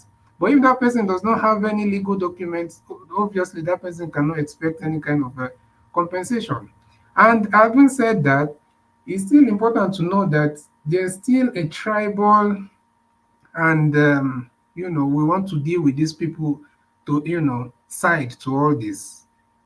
To be honest, we cannot be naive and pretend like we don't know. I saw the clip of what's the name, the other pastor, I think Tunde Bakare, where he said he was in a meeting, and they mentioned there that how do we checkmate the Igbos. Then he said, this is Tunde Bakare speaking. No, he's not an Igbo man. Oh. He's a Yoruba man. And the meeting, he has been with the government a lot. So, and he said, no, it cannot be in such a place if they are going to make this whole thing tribal, and if they want to single out a tribe that they want to attack. So, and, with everything we have been seeing, I'm not saying that it's only Igbos that have been affected, but definitely, they carry more of all this kind of, they bear the brunt of these things more, So it's just quite unfortunate, like the brother mentioned, if you have a 700-kilometer road and you want to start from zero, they say 0 meters or something, and you're starting from where important businesses that employs close to 5,000, 4,000, and 4,000 something people of Lagos. That's where you start to destroy all their source of livelihood, kind of, It's quite unfortunate, and like someone said, no matter what you're doing, the government is for the people. So you have to rule with sensitivity, and not just to be demolishing houses for the sake of demolition. Show people why you're demolishing. Show people the houses, where exactly are they, and what space is that. That what is supposed to be in that space. And there should be transparency. And if they are prosecuting people or punishing people, then they should punish even themselves, because they are the ones that have been in charge of all those things, giving people documents of land that they know that they will still come back to take. So that's just, they have to be honest with themselves. All right, thank That's you. what I can do. Thank you. Thank you. Mr. Please Elvis, don't. can I ask one question? No, we don't have time. We No, have just one question. I just want to ask one question. I don't know if anybody can answer Okay, me go ahead. later Go on. ahead, sir. Go ahead. Does anybody remember Jakonde Estate? Those are low-cost housing that Jakonde built. Is the current government in Lagos doing anything like that? Because it will help all these people that they're displacing. Jakonde Estate is in mainland, isn't it? Yeah, it's in mainland Lagos. Yeah. Yeah, I he know. built a lot. He built a lot of those. He built some in Isolo as well and stuff like that. So I'm not sure if the current government in Lagos or any government after Jakonde has been doing such things, because that will help the people. My mother bought one of those, and I lived in one of those growing up. So Okay. Thank you, sir. Thank you. Thank you. Okay, I appreciate your guys' CBD, so I'll remove you now so that other person can come in as we agreed earlier on. Thank you very much for your time with us. Okay, Yes. thank you, sir. Okay, let me bring someone from the backstage in quickly. Mr. Odua. Mr. Odua, thank you very much, sir, for joining us. Good evening to you. Please, you have 8 minutes. Talk to us. Okay, Mr. Odua, you are not there. I have to Hello. take you. Okay, thank you. Thank you, Mr. Najawash. Thank you, sir. Good 8 evening, all the minutes. panelists. Hello, can you hear me? Mr. Odua, go ahead, sir. Okay, thank you, Mr. Moderator, commenters, listeners, and viewers. Happy Sunday to all. Well, as the topic said, the illegal building or illegal demolition. Well, anyway, I did not watch the video, but if it is that houses under the bridge, for me, if it is those houses under the bridge that those police are they demolish, I will not call it illegal demolition, and it is good and something that's supposed to be done. But the only problem I have with this, Mr. Dua, it's not that one. It's not that one. These are new buildings that demolition, people's houses. It's not that one. Okay, if not that, and that is why I said I don't really know. If not that, but I will still say the purpose of demolitions and calling illegal building or illegal structures, it is because the people who are occupying these positions of the so-called country Nigeria are not fit to be a leaders. Because I will use Edo State as an example. When I was small, there was a name that I used to hear, BDPA. So whether Board of Development, something like that, that you need to go and check the environment, that if this area is good to build houses, and that time you will know the area that is flooded or that is flooding area that you will not build. You will know the area that is government allocated areas, and you will not know the area that is for the populace. But because we did not have the rightful people in power, that is the reason we did no longer have what they call council, which is known as local governments offices or positions. Because the people who occupy so-called positions are not duly wise, knowledgeable, understanding, and fit to be a leaders. Because that is why they are rulers and criminals.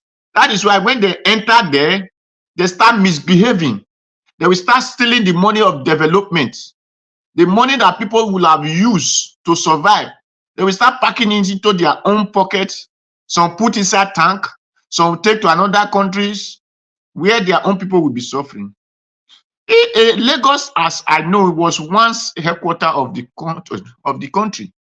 At least if anybody want to build, it will have consult the, if I don't know the name, they call it in Lagos, the BDPA, known as the Environment Development Associations. But what we do, it is because the country we are nowhere structured. And the people that occupy the position wrote a nonsense, which they are calling constitutions, that none of Nigerians even know how the constitution look like. They are not taught in school. No governor will ever come out and be addressing his people. Nobody in position will ever come out and address their own people and tell them this is how things supposed to be or this thing how things are not supposed to be. Only what they just concerned when they want to talk to people is when they will be asking, vote for me, vote for me. So that is why we are saying today, because I know that communities just wake up and start selling land without even making a better plan for themselves. And in ignorance, Nigeria will just rush into those areas and start buying and say, this place is developing, and we just start building. Then at the end of the time, a person who feel is authorized by one paper known as constitution or another, we start misbehaving. If everybody were consulted, I believe nobody will build house illegally. And I believe nobody will come and demolish those houses, call it illegal. But nobody consulted. The community doesn't know their work. The council is not functioning, so they did not know their work. The local government is not functioning, so they did not know their work. So the builders who just go there and buy did not even know their right from their left. So those are why today we are witnessing those things. So I wish the right people who have the wisdom and knowledge of and understanding of leading occupy positions in this country, then things will go well. So nobody will build illegally. Because before you build house, like I will use Edo State as example. When my sister wanted to build house in Aduwawa, there was a day I went to those areas. I found that they were painting people's blocks with red paint, and they put FMH, Federal Ministry Housing. So, and they put bad. I went home and said, Auntie, this area is not going area, because the day a person who know what is good and right to be done will come, all these houses in this area will be demolished. That time they will start blaming that person who demolished. Okay, thank you. All right, thank you, sir. Thank you. I appreciate you, Mr. Odoa. Thank you very much for your time with us today. Okay, let me quickly. We have a lot of people on the backstage. Give us a mandate, moderator, and all that. So let's move on. Let me swap somebody else again quickly so that I'll put Oga Concern in the backstage for now. Give us a mandate. Give us a mandate. It's good to have you on the show. Good evening to you, sir. Please talk to us. You have 8 minutes. Okay, you are not there. Can you hear me? Yes, I can hear you. Go ahead, sir. Thank you. Okay. Good evening to you and to all of the panelists. Hopefully everyone is enjoying their weekend. Everything is going okay with everyone. Comment section greetings to everyone. Panelists greetings. Nigerians all over the world, greetings to you and your family. Hopefully everyone is doing okay and enjoying their families, enjoying life, and taking care of themselves and their businesses. It's been a wonderful time. Always showing up and contributing our voice here all the time. Thank you very much. We do appreciate you. On the demolition of the houses, right? I think we already know that what is playing out in Lagos State today is not about the issue of development, but rather tribal bigotry and wickedness playing out. I sat with a neuroscientist yesterday, and as we speak, analyses were made that as a human being, there are some elements that actually form our existence or make us as people. And one of them is the fact that a part of a human brain is wired towards tribe, religion, and sentiment. And so as we get talking, okay, so I think the appropriate thing then to say is there is a need for a mind renewal. And once I said that word, the neuroscientist said, oh, that's the word. The issue that is playing out today in Lagos and across the northern region and then the south part of Nigeria is tribalism, bigotry, and wickedness. And I think the issue of this 2-hour thing, I make a comment, I make a kind of response to it the last time that lady that represented the people that actually was demolishing the government when it comes to that landmark project. She said it here that by tomorrow morning on Saturday, they will start demolition. And that day, wow, how can you just give people 24 hours to demolish their property? you talk about compensating them. You didn't even look at, okay, before we even start demolition, do we have a place to actually put these people? Have we actually compensate them to the tune of what was taken away from them and things like that? So what is happening it cannot be far-fetched from tribalism, bigotry, and wickedness. And that is what is playing out across the nation and across the states of the country. What therefore needs to be done is a total takeover by the Nigerian people, a total takeover of your country from the hands of these criminals. Listen carefully, Nigerians, listen carefully, listen carefully, listen carefully. What needs to be done to these politicians, in quotes, these politicians, is a total takeover of your country from the hands of these satanic human beings, these devils, these evil men, these buyers, these looters, and heartless human being. Because no human being in his right senses will do what is happening today in Nigeria. Now take that to Edo State. It is so interesting that in 24th century, I just had two gentlemen make a comment here and said, Edo State does not need a flyover or bridge. 24th century, able-bodied men, knowledgeable people, Edo State does not need a bridge or flyover. Why? Because Edo State have the best road network in the country. By the grace of God, I sit in one of the best countries in the world. Particularly, I sit in Dallas, Texas. I sit in the McKinney part of Texas.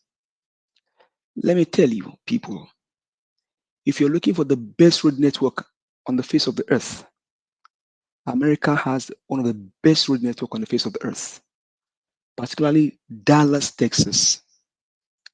Now, the last time I checked, I wish Black Panther was here or F. Emmanuel was here.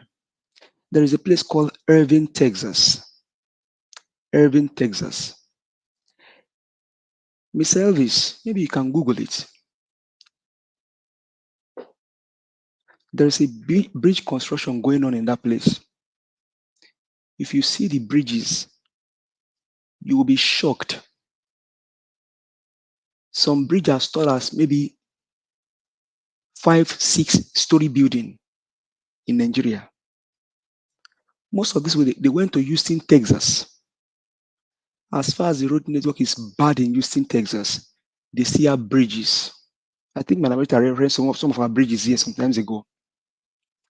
That is how countries and nations develop. But in Edo State, they don't need bridge, they don't need flyover. Why? Because they have the best road network in 21st century, said by able-bodied people. Oh my God. How did we get here? If Edo State does not need bridge or flyover, then Edo State does not need school, hospital, water, lights, or government. Edo people, use your tongue to count your teeth. I'll keep telling you, politics is emotional. You cannot separate politics from your life because we all are political animals. And so we speak truth to power, and I'm going to speak truth to power. I don't care who you are, where you come from, I will tell you how it is.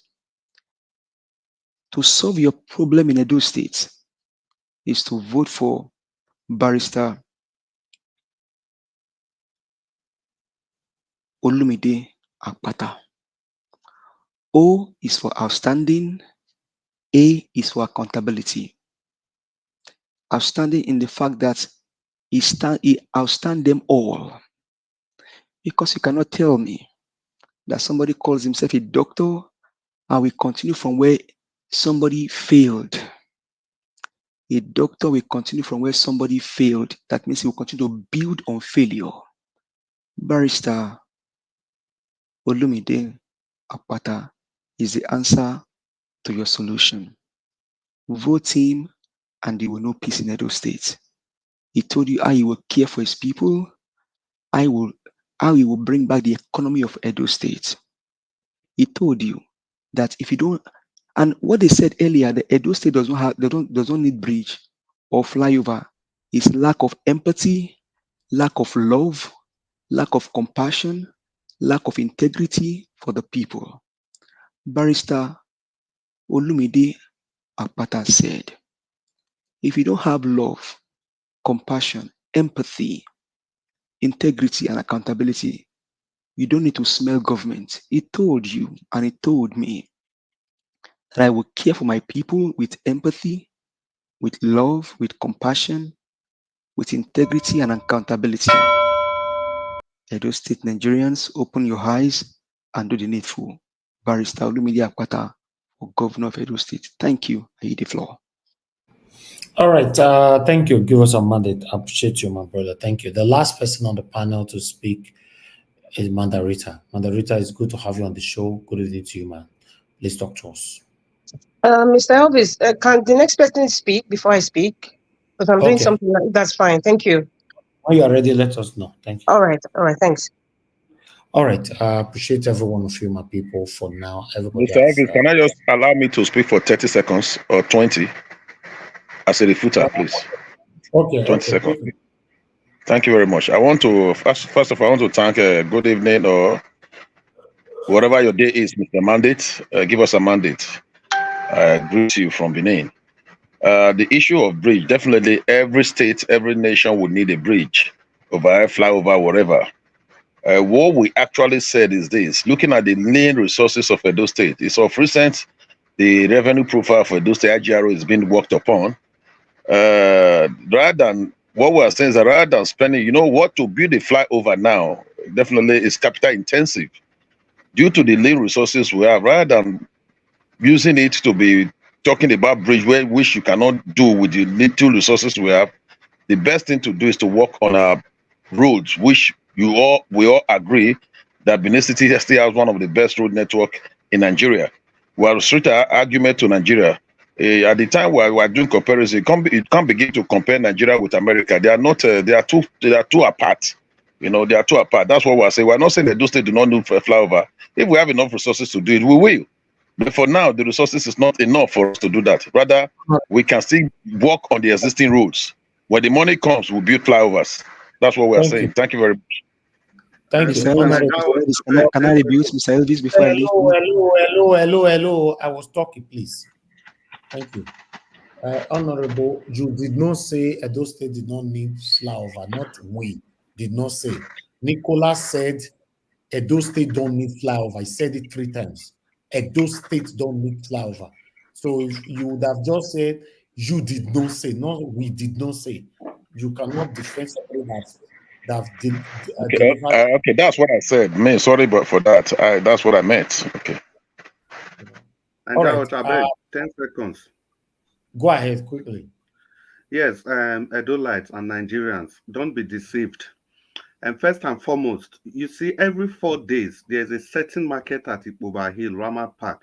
That place is jam-packed. Every 4 days, that place actually needs a flyover. And secondly, the issue of saying that Edo State don't have enough resources, it's a lie from the pits of hell. Compare what Edo State and Ebonyi gets. As devilish as as uncompassionate as David Umahi. David Umahi built flyovers. He built a university teaching hospital from scratch. He built many gigantic structures. So if we cannot compare those states with Texas, we can at least compare with Ebonyi, the weakest of the states in the southeast. Edo State gets more than Ebonyi. Edo State is in the oil mineral producing zone. Ebonyi is not. And there is no real project that the governor embarked on. Whereas Dave Umahi of Ebonyi State, he built structures. What did the Edo State governor do? What did he do? He has been renovating Samogbemudia Stadium, the stadium that Igbenedion renovated. His godfather Adam Shomole renovated. He came and he renovated same. Whereas Dave Umahi of Ebonyi State, a poor state, built a teaching hospital from scratch, built many flyovers, and we get more revenue from more than Ebonyi State. And you tell me Edo State doesn't have enough resources? Ikpoba Hill is just one example. Ikpoba Hill does need a flyover. Thank you. All right. Thank Mr. you very Elvis, much. can you give me 10 seconds, please? But you just finished talking now. Yeah, that's a rebuke now. Okay. Edo State does not have enough money to build projects, but they have enough money to loot and to steal from the coffers. And that's why they are trying in all possible means to bring in their surrogates. You cannot compare Edo State with America, but you can compare them when it comes to politics. Edo State, open your eyes. Olumide Ozaibovo Apata is your governor. Thank you. Mr. Elvis, I'm ready. Okay, moderator. Okay, go ahead. I wanted to have a final submission now, since you're ready. Yes. Thank you. Yes. Good afternoon, everybody. Mr. Elvis, thank you so much. God bless you. My lovely mommy diaspora, I love you very much. My respectable papas and madams in the panel. Good afternoon, and my Canadian brother that just joined from Calgary. Good evening or good afternoon. There is 4:51 my time here. It's unfortunate that I wasn't in the program when Olumide Akpata came, and I really wanted to be there. But Mr. Elvis, you know everything, and I have been listening very keenly to, everyone speaking, and I would say I'm quite impressed. Ask your question now. I did, yes, but passing the question and being there and speaking to the person is different, so because I know from history how some people think. They will say, oh, she's been talking. The day the candidates come, she's nowhere to be seen. So that's what I'm trying to I don't owe anybody an explanation, but this is me. I just say it the way it is. Yes, so I'm just going to start. Mr. Elvis, please, because I'm going to declare who I'm supporting, and I'm going to tell you why. So that please just give me, with all due respect to everybody, just give me the permission. I'm just asking, just give me like a couple of minutes extra from my normal time. But I will start quickly with the demolition of houses. Now, I'm going to say a conspiracy theory. This is what I think. We know for sure that people have been saying that the man from Babylon doesn't forgive. And if you look at what's happening since May 29th, with what's happening with the demolition in Lagos, INEC results has to do with it. Yes, INEC results has to do with this. When somebody who doesn't forgive, it's not necessarily about forgiving. Somebody whose character is just the way it is. You understand? They take their time when they want to pay back. Irrespective about tribe, religion, or profession, they will get their pound of flesh. Now, why did I say INEC results? Now, perhaps, it's my own theory, perhaps Agbado has asked INEC, give me the list of Lagos State voters. I want to know how many people voted for me in what areas. And then I'm going to do something about those areas that didn't want me or didn't vote for me. Now, unfortunately, the people who didn't vote for him based on the results of the INEC, because he has the raw paper. Yes, they have the raw data. They know Peter Obi won the election, but this is Lagos State now, with this recent development, and trust government. Government would fight you to the last. They can create position. Government can create anything in the constitution and just even go to the State House of Assembly and say, okay, put this into law. That's how powerful government can be. They can bring development. They can bring that you're under the waterways or under the pipes, something just to do what they want to do. That's what I think is going on in Lagos State. This is just this area that what they call it, the area in Maryland, where they are doing this demolition now. The other day was, I think it was Ajao Estate. They said it was under the FAAN land, or there are pipes there. Now it's the Maryland area. That's what's going on. And I can assure you, there's another area that's going to experience what these people in Maryland are experiencing. It's the INEC result. This man has sat down and read the results of every polling unit in Lagos. and has known which area to pinpoint for development and make sure those people are cleared out of it because he wants his pound of flesh. That's my theory on that. I'm not going to go further. People have said stuff about C of O, blah, blah, blah, who sold the land, or Monile and all that. People have said what they want to say, but that's just my theory in the demolition of the land. You can check it out, or maybe you can just be studying what's going on. INEC, you will never get the full results. Even if you go to their website, you will not, but he has the raw result. He has it. So he knows the people that voted for him and who didn't. Moving along, I think it was this lady who called. I like her so much. The love God, my strength. She said something about, the United Kingdom, they won't just place people, displace people. See, the work of government, any government who cares and loves people, the last thing they want to do is cause pain for their people. United Kingdom, I see, is a welfare state. That's what I call it personally. Is a welfare state. But Nigeria is a jungle. In a jungle, there's nothing like love. The food chain doesn't add love to it. It's a jungle. It's dog eat dog, like the survival of the fittest. So that's just the way Nigeria is going. Nigeria is a jungle. So you can just imagine if you watch Natural Geographic channel and you see how people's, if you see the pride of the lion and you see the pride of the hyena, you see what goes on from generation to generation. That's Nigeria. It's a dog-eat-dog situation. So anything goes. Nigeria is a black hole. That's just Nigeria is a black hole. Google what a black hole is. You understand what I'm talking about? It's a black hole, and elections would not change the status quo. It would not. And I think we all know that. Before I go along with this Edo State issue, Mr. Chris Dublin, I owe you 2 pots of black soup, first of all. That's my gift. I don't do all the hugging and stuff. Especially if he's a man, it's 2 pot of black soup. And this is 2 for you. Give us a mandate, I owe you 5. Now, I have looked at the 3 main parties, Labour Party, APC, and PDP in Edo State. With due respect to the other parties, the reality is that those are the parties that we are looking at. Those are the 3 major parties in Edo State. And I kid you not, Labour Party, the opposition that you should be scared of is the APC, not the PDP. The opposition Labour Party has the major opposition. It's not the PDP. PDP is going nowhere. With all due respect to all the people from PDP. Labour Party, your opposition, the APC, why did I say so? I've said it before. The joker of this game, the determinant of who will become the governor of Edo State will be the votes from Edo North. Edo Central and Edo South is already split.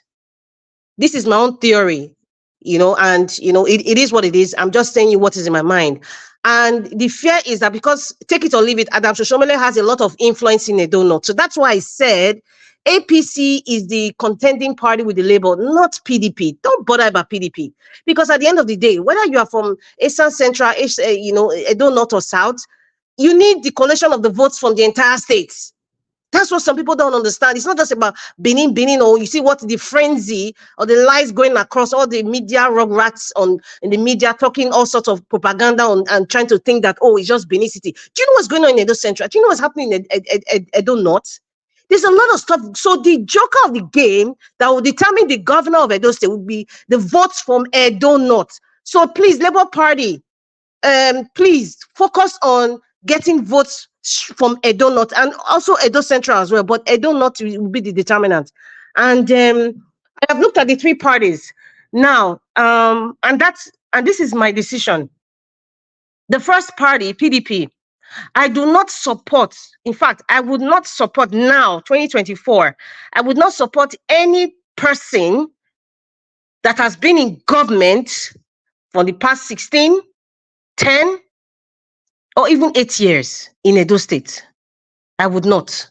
PDP, Osaojo has been in, from the Grace Group to, before it became APC, we all know the history, has been in government for a long time. Let me cut it short. Let me just say, I know it's before. He has been in government since Adam Shoshomole. He's still in government today. As Dr. Aswa Igodalo this is his words, he worked with Adam Shoshomole and presently is also working with Governor Obaseki. So he has been in government, what I want to call it by consultancy or some sort of advisor or a brother or just a side looker. He's part of the administration of Edo State. He has said it. He has worked with these men. That one is like an X for me. APC, the deputy governor of APC, he has been in government as well. What's his name? Idaosa, the Idaosa guy. He's been in government as well. That's struck it off. Senator Monday. I'm sorry, I don't want to, cut his name because Okpebolo. I don't know if I pronounce it properly. My apologies, but he's been a senator. I'm not even going to judge about what he has done, his antecedent or whatever. He has been in government to date. That struck it out. Now, the Labour Party, Olumide Akpata, is a fresh breath of air for us. And that's why I'm supporting Olumide Akpata. And that's why, however, when I look at the interviews, one of them is a good salesman, and that's Dr. Aswen Godalo. That's how I would describe him. It's not like an insult. It's a good expression of it. He's a good salesman, but he doesn't have the heart. Olumide Akpata has the heart. But however, he still has to learn a lot of things. He still has to explain and convince me 100% and Edo people about what he has to bring to the table. Now, somebody who doesn't have a heart, no matter how impressive his experience or his resume is, or how much money he has in the bank, or how much influences he have all over the world, that doesn't mean you can be a good leader. You're just a good salesman. Yes, I would say Dr. Aswen Igodalo is a very good salesman, but he doesn't have the heart. When I mean doesn't have the heart, I'm not saying he's a wicked guy. But some people, there's a reason why I have to break it down, because some people, the way they think is just in a block. When I say he doesn't have the heart, I don't see that leadership, compassionate heart of being a leader of over 2 or even 4 million people now. If they're going to do like a statistics now of Edo State, he doesn't have the heart. And I think, I'm not going to blame him for that, but I think that there's some sort of disconnect, which he's trying to cover that bridge of disconnect from being an Edolite. He's trying very hard, but I'm not seeing the heart there. And so I see that in Olumide Akpata. He has the heart, but however, due to his inexperience of being in governance, in actual governance, because take it or leave it, Olumide Akpata doesn't have experience in being a governor. He may have experience, in his profession and other things, but in governance, and we are dealing with governance. You're dealing with not just over 2,000 staff. You're dealing with millions of people. So that's it. So I'm going with the man that I think has the heart of the leader, of being a leader, than somebody who is just a very good salesman. Because for time immemorial, even this present administration of Edo State is a good salesman. I remember Captain Osa once said, like, if Obaseki brings a spreadsheet, a PowerPoint presentation, you will love the guy. But in reality, it's a fluke. So when I was listening to Honorable speak, I was smiling and laughing at the same time, because Honorable Domosa, you've been contradicting yourself time and time again, and there's one thing that you said, who would influence how successful you would be. Those were your exact words. Who would influence how successful you would be. And you said that because you were saying that Dr. Aswen Godalo, he knows a lot of people, he has a lot of influences and all that. Everything seems so similar to the 2020 election. In fact, 2020 is even too far. 2016, of when Oshomola was like, and that's what gave birth to the word technocrat. He knows Dangote, he will bring the cement, he will bring, rice and salt and tin tomatoes. He has influences with all these bankers. He can bring money to Edo State, but Edo State is in debt. Thank you, Mr. Jonathan, who highlighted the debt profile of Edo State. Where are we today, for crying out loud? Nigeria is not even close to even Dubai. Nigeria is, if I'm using the word Dubai, they'll say I'm going overboard. Let us say Nigeria is not even close to Calabar. That's so beautiful. It's not even close to it. You said something that, that's why I said, Mr. Chris, I owe you 2 pots of black soup. When you said something, and that was exactly what was in my mind. Honorable Sam, you said, it's not just about saying we have New York City and Benin City, the 2 places in the world where you have the names called city, right? But you said Edo State doesn't really look like a city. I'm so happy you said that. We had a technocrat an experienced man, an influential man in the business world, who has been a governor for 8 freaking years. With all due respect, 8 freaking years. I'm not seeing any. Can you tell me the influences his influences that has impacted Edo State to say, wow, when you come into Edo State, like, okay, there's something I can see that there's a difference. I was in Nigeria in February, and somebody was talking about development. Now, I think when you talk about building of roads, development and all that, shopping complexes and all that, you first have a feasibility study, right? You see how your population is growing. For example, in Canada, it's growing. The population is growing like crazy. But however, you're also seeing development going aligned with the increase in population. When I went to, if you notice, Honorable Sam, I know some of you who are in Edo State, listen to me. The amount of traffic that is in Edo State today, if you are going to Ugbowo, for example, let's say you're coming from Jerry to Ugbowo, if you don't leave at a certain time, you're going to be late. But it wasn't like that 15 years ago. If you go to areas like where EIE's house is, do you see the number of people from the north there? It's like another town on its own. So what I'm saying, that population has increased. We have a good road network. Every 200 feet, there's always a road. It's the same thing in North America. That's how the roads are. Everything is connected. But however, the people are having more children.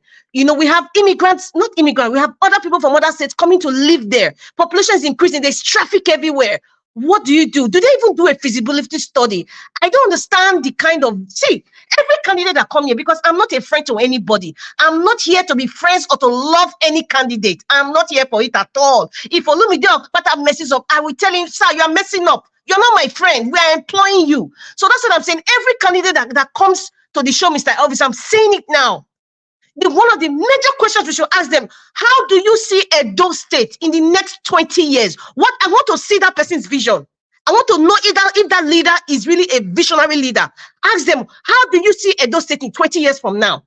They shouldn't give any lackluster common thing that we hear. I want to see your thinking cap. I want to see what kind of person you are. The kind of vision. How do you see Edo State in 20 years' time? Somebody who was a technocrat for 8 years, what was his vision? I don't think anybody asked him that question. And nobody should come and tell me, please, that these men, they have money, they don't need Edo State money, they don't need, what they call it, the pension and all that. Let me tell you something, people. Jeff Bezos, he needs money. Warren Buffett, he needs money. Mark Zuckerberg, he needs money. So nobody should tell me that they have so much money, they're not interested. Remi Tinubu told us we're already rich. We don't need Nigeria's money. Where are we today? They are busy acquiring and acquiring and acquiring and acquiring. Governor Baseki is busy acquiring. People think that we are stupid. Some people just do things and just think that people are not watching. I don't think they really realize this is a tech age. This is a Gen Z age where people have access to data. They have access to people. People are watching you. People are keeping records. I don't know where we are going, but that is my theory. The theory I've said, but I've told you the candidate I'm supporting now. Like I said, these are the things that I think Olumide Okpata is lacking, in his presentation. Perhaps he needs to learn more, study more, and really, really understand what he's getting into. However, the other man is a salesman, and the other man is just coming to cover up for his friend. He said he was chairman of Sterling Bank. Well, and he was also a consultant. However, when they were doing this teacher training thing in Edo State, how much was for consultancy fee Obaseki put out there? We didn't see the books. I keep laughing because when you talk about, okay, it was a consultant, so how much was he paid? How much was he paid as a consultant? Can he be honest to tell us how much of Governor Obaseki paid him to be a consultant to what? Okay, Alago Davos Summit. How much was paid to him as a consultant for the past 8 years? Or let's extend it to Adam Toshomole. How much was he paid for that? Do you think it was free? So that's why I said he's a great salesman. Yes. With all these influences and whatever he had all over the world, good for him. But how did he impact it from his homeland? How? Don't tell me Ewohimi is not just Edo State. Yeah, sorry, it's not just, if you really want to have, you really want to spread your tentacles, and you really want to help people. You've gotten to the peak of your career, and okay, let me see what I can do. I don't know. I haven't heard anything apart from he built a school where he has some people under some scholarship, and I know the organization, the NGO he belongs to, where they give scholarship to people. But that doesn't cut it down for me. He's a salesman, and when I say he's a salesman, I know what I'm saying. He's not just I'm not talking about selling fridge or any. He's a salesman, and I'm sure some of you there know what I mean. He's a very good salesman, but he cannot be a good. I don't think, with all due respect to him, I don't think he has all the charisma and everything, but he doesn't have the heart. He doesn't have the heart to be the governor of Edo State. That's my point, Mr. Elvis. Thank you very much. Mr. Elvis, before Madam Rita goes, please, can I just say one or two things concerning what she said? She spoke eloquently, and I quite appreciate the way she spoke. Okay, go ahead, 30 seconds. I want her to expatiate. Thank you very much, Madam Rita Adams. I'm very, very impressed with what you said. Having somebody like you at the background, wanting the best for Edo State, it gladdens my heart as an Edo State man. I'm so glad when you call Aswa Igudaro as a salesman, a very good salesman. A very good salesman, it means he can sell Edo State, he can market Edo State, and present Edo State in a way that it ought to be. I'm glad you repeated it severally that it's a good salesman, and everybody will need a good salesman in a firm. To have a good salesman in your firm, it means it's something very, very laudable. You said something that it does not have a heart. I'm still trying to understand what you meant by it does not have a heart, that Olomide has a heart.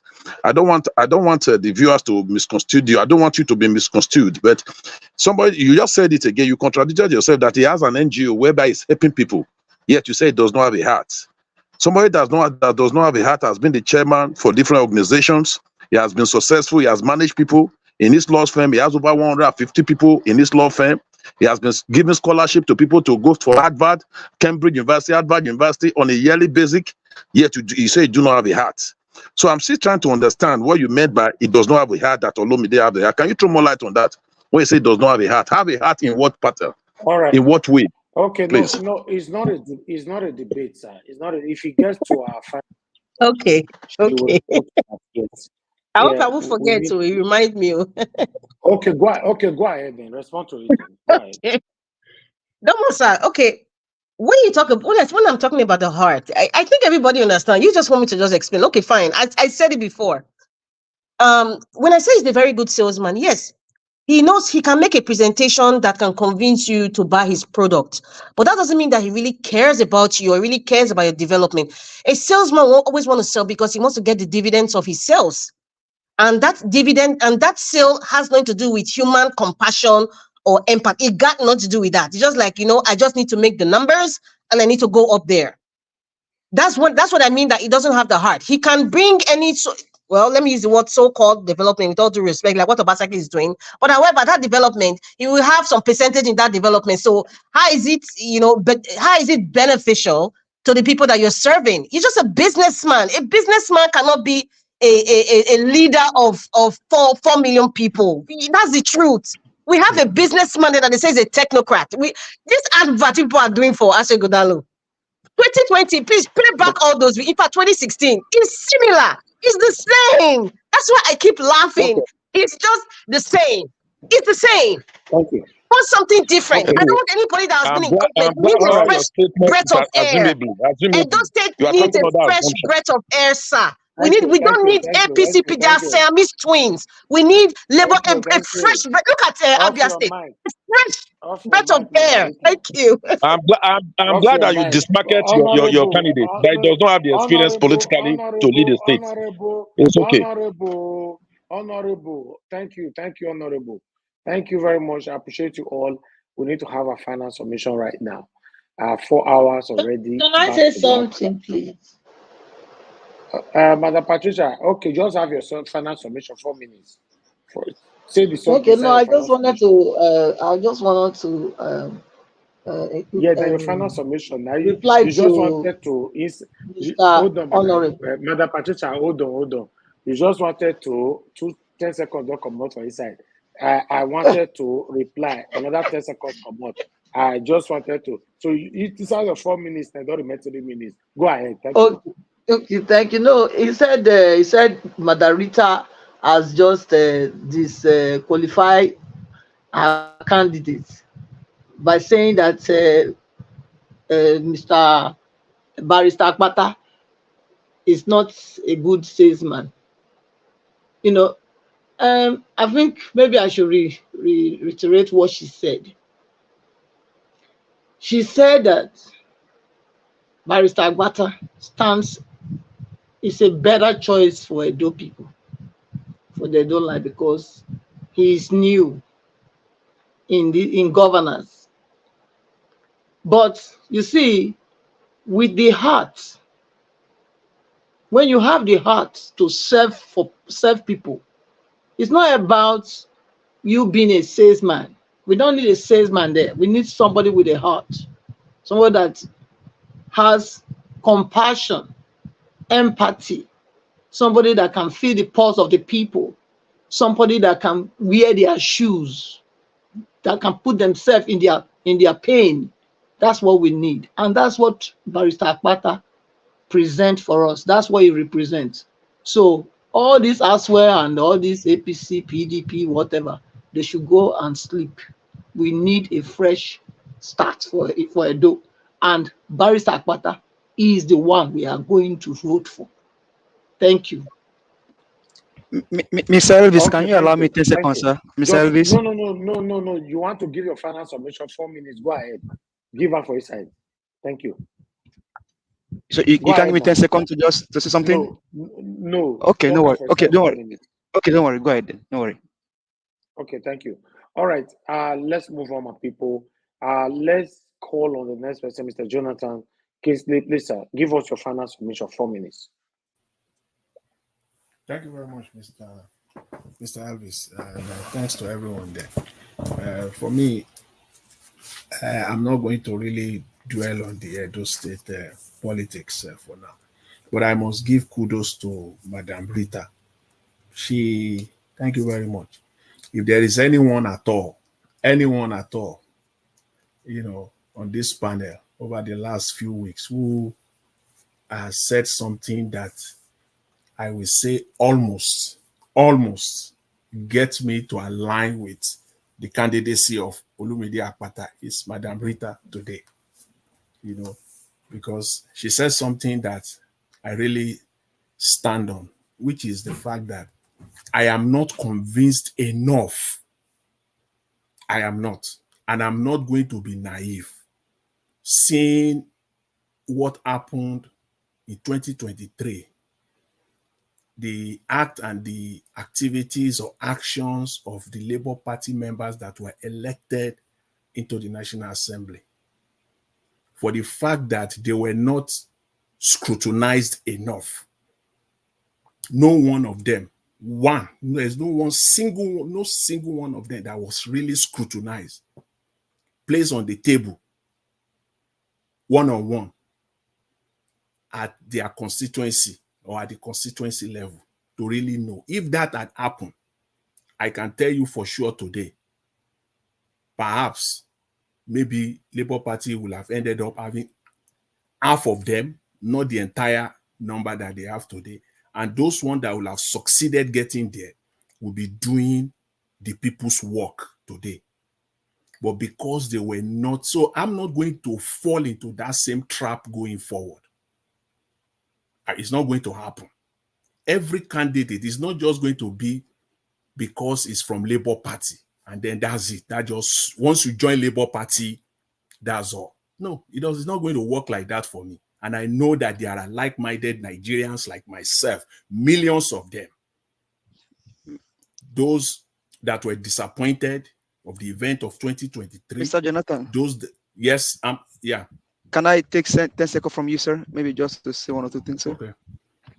Okay, so I know you and I were on this panel where Barrister Olumide Akpata came to this platform. And I asked him one of the pertinent questions that bothers your heart about his commitments to who. I know you know the response that he gave. No, I know. No, Mr. Black. Yeah, I mean, I'm going Amandi. somewhere. That is part of having the art for the people. Someone talk about a cis man. You know, sometimes the cis men, they don't even care about the product they sell. We are all cis men. I'm a cis man. Cis men, Mr. Black, give us a mandate. You are a cis man. Every day I mean, you wake up in the morning. You are a cis man. You are a cis man. Yeah, they are different from. Hold on, sir. They are different from each other. Some may even be selling a free product and they back it with their full chest, like we have seen. So for me, Akpata told you what he's going to do for the people. He told you who his commitment is to. He said you know what Mr. Akpata did last Sunday. You know what, maybe you fell for it, but I didn't. You know what he did yesterday? He gave you political response, and that's what he did. And I did not fall for it. Olumide Akpata gave me the answer. You fell for him flat. You know what? Until the candidates, each and every one of them, will come cling to the people. They can go ahead. September 21st will come. Election will come. Winners will emerge, or a winner will emerge. Will be sworn in eventually, and then we'll see what goes from there. Because when there is no commitment, expect no accountability. Period. I've said that, and that is the problem. So you can't eat your cake and have it 100% and everything. There, you must put a commitment on the table, even if it is 1 or 2. You cannot. You know, Mr. Akpata was playing smart. You know, he did that, but there was no time on the platform to face him one-on-one, even for 5 minutes. You people will have seen. I will have been able to expose him. That today, probably your position will change, but we didn't have that time. Anyway, Mr. Elvis, I will leave it at that. That's what actually I just want to thank Madam Rita. Thank you very much for that. You almost put me there today. But Mr. Elvis, I really want to talk about Lagos State. If I have time, I will do that. And no, your time don't finish. You are there already. You support Olumide Akpata. It is give us a mandate. It took it effectively, find a way to took 2 minutes of my time. But and that's fine. You are there already. Today he has declared for Akpata. So thank you very much for joining us. Thank you. Mr. Elvis, you can use my 2 minutes. Thank you. Thank you very much. Your minutes don't finish. You don't finish, Madam Patricia. You know they play politics for you. Thank you, man. All right. Let me call on the next person according to the way it is on the table. Nicholas, please talk to us. You have 4 minutes. Final submission. Okay, very good. Yeah, if I may say, just as the other guy just said, everybody just looking at Labour Party as one of the best, the party that is producing the good people as we are up to see it. Let me put it this way: Peter Obi is such a unique man, and that is the reason why everybody supported him. But today, I am still trying to fine tune to see if we have that kind of person in those states. If you know what happened in Labour Party primaries, all this one we are talking here will not be saying it. Aside that, me fully am supporting Aswani Godado. And when somebody spoke on the background, I said it's Obaseki is a surrogate of Obaseki, but I would disagree with that person. Aswani, with his status, Obaseki cannot control Aswani.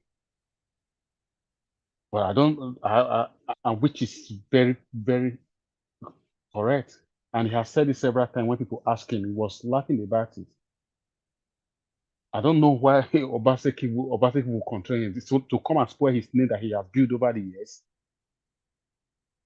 And I will promise you people today that any Ishaman that is coming as governor in Edo State will always be the best.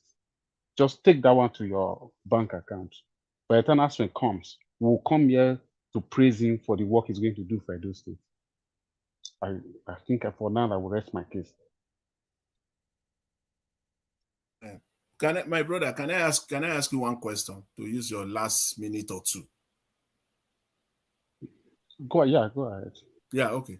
You said Aswe will not be controlled by Yes, Obaseki. Okay, fine. Obaseki, because Okay, he cannot spoil his name. what gives you that assurance? As Mr. Aswell Igodalo give you one assurance or one thing, just one thing that convinced you to a point where you said it will not be controlled. Just one commitment. Ask for one. Yeah. Please mention Why one. I said he would not listen. Yeah, what just as I said it now, I said he will not be controlled, putting his status, what he have undergo, what he has achieved. He cannot come to Edo State to be a governor to spoil that a name that he has built for himself over the years. For him to be being appointed, making chairman, most of all the places that he's working of that making him a director, if he doesn't have a good name that he's going to protect, that will not happen. So that name, he will continue to protect that name that he has built over the years with hard labor, with so much effort. Wait, my brother. So it is personal now. It is only for us. What about the Edo people? What about the Edo citizens? What commitment are they getting for the Edo people? Not about him now, because we're talking about him and him alone, personal to him. What you about didn't get me correctly. What I have told you, that Aswan is going to do the great work for Edo. That after 4 years, we will beg him to continue as a governor for us in Edo State. Excuse me, sir.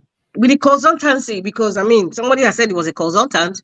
A very good consultant will make a good administrator do well in Edo State.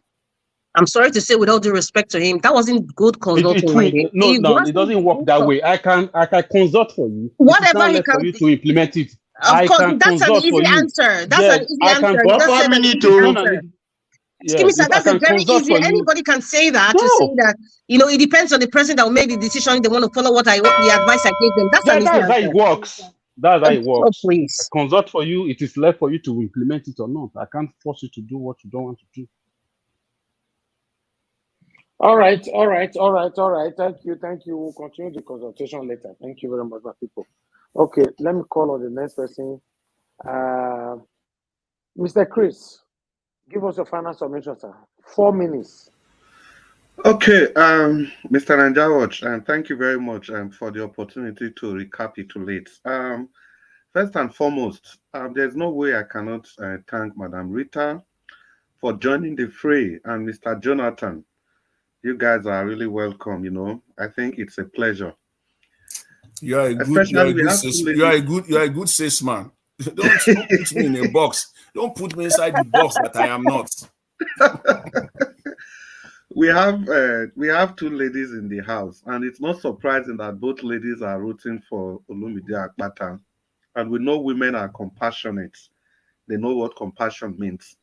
And that brings me to the issue of compassion.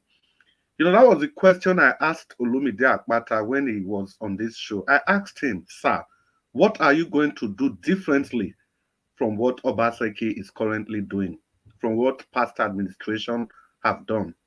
And he said he's going to govern the state with a human face, with compassion.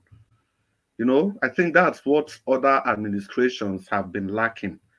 So, and Mr. Jonathan, do you realize that immediately after you gave that depth profile of Edo State, days later, Olumide Akpata himself, he tweeted and corroborated what you said, that how is the next governor going to deal with a debt burden of 600 billion naira? So my good people listening, to Honorable Sam that said we don't have that amount of money to build flyover. So you ask yourself, for a governor that took the debt profile to 600 billion naira, what did he use the funds for? These are questions that should be asked. What do 600 billion, what did they use it for? Do you have a record that says that he's the one that put that debt profile there? Borrow the money, yes. That's the total debt profile for those states. No, I don't have the record. It's not the one. Oh my goodness. Nigerian debt profile. Nigerian debt. Okay. And Mr. Sam, Honorable Sam, I borrowed the money on behalf of Edo State. Okay. So let's not play politics with these things. Before, your argument was that when we talked about this, your first argument initially was that the figures were not correct. I remember clearly. Now the argument is that if I have records to show that he was the one that borrowed the funds, that is laughable. Okay? I said Obaseki did not borrow the 600. It's combination. So don't attribute it to one administration. What did he meet when he came? What was the debt profile, and where did he take the debt profile to? Go and look at the debt profile of America. So let's not go there. Let's not go there. If you want us to go there, I can prevent parts. With America. When Mr. Mandate look at the debt profile of Lagos State. Edo State with America. America is over 400 million people. Come on, Honorable Sam, man. Come on, sir. Come on, man. Look at the debt profile of Kaduna State. 1 minute to Chris. They are taking my time. This is, and I must land. Then go explain tire, Mr. Chris. Then go explain tire. You can see, when give us our mandate, compared the roads in Edo State with those of Texas, Honorable Sam said it should. The roads were not good then. They don't get good road then. When we are talking about debt profile, all of a sudden he wants to compare 5.5 million people with 230 million people. Did you guys see the hypocrisy that the PDP and the APC smacks of? Well, I'll just move on. Let's not forget that this debt profile is there. And there is also this fund that Wike told the whole world that was given to the oil mineral producing states. See, today, Obaseki never mentioned a word about that fund. So the good people of Edo State, brothers and sisters, ladies and gentlemen, permit me to add boys and girls. The issues before you are clear. It is a choice between sticking to the old guns that has driven Edo State aground, or changing direction and deciding to take the bull by the horn and move your state to the place where your state ought to be, in the Committee of States in Nigeria. Please, let's use our vote wisely. Vote for Lumide Akpata, vote for change, vote for peace, vote for progress, vote for prosperity. Vote for the rule of law. Vote for respect for traditional institutions. Don't take traditional institutions out of this politics, so please. Mr. Nicholas, I think you do well to stop intervening, okay? It's becoming too much. You guys have been just curtailing my train of thought.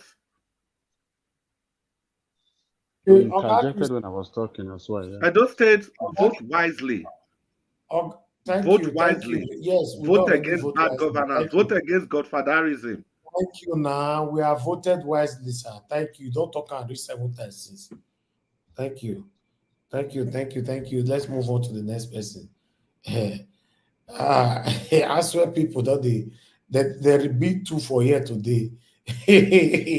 Will I say woto? Don't they affect the Olumude team? for Mr. Chris to start speaking local Abasha, that they gonna say without local Abasha. Kai, voila. Mr. Nicholas said those they don't need a bridge. This is my campaign, so now no, on a very serious note, the connecting road should be tarred. You need the connecting road, you are building a bridge. What kind of language are we speaking? Mr. Chris, don't remind you just now say Ebonyi State. Connecting road. Leave Ebonyi State. The man was stealing their money. Is on the connecting roads. It will be useless if the connecting roads are not tarred. If the connecting road is not tarred. Tie the connecting road.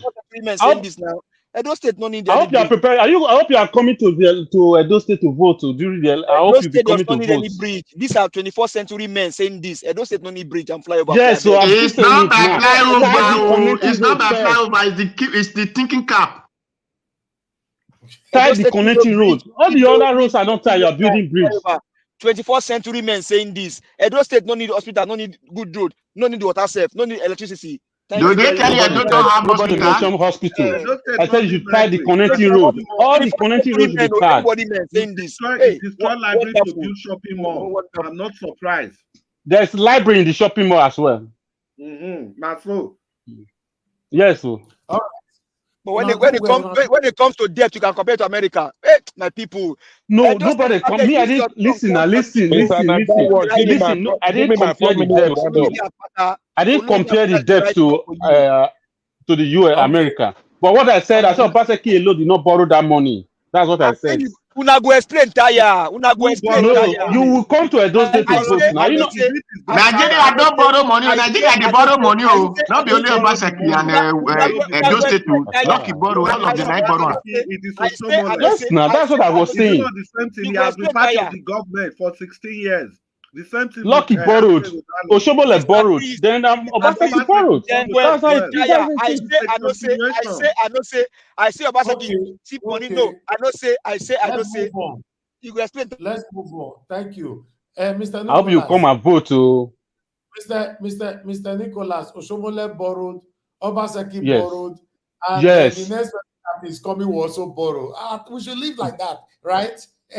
No, no worry. Our IGR is growing.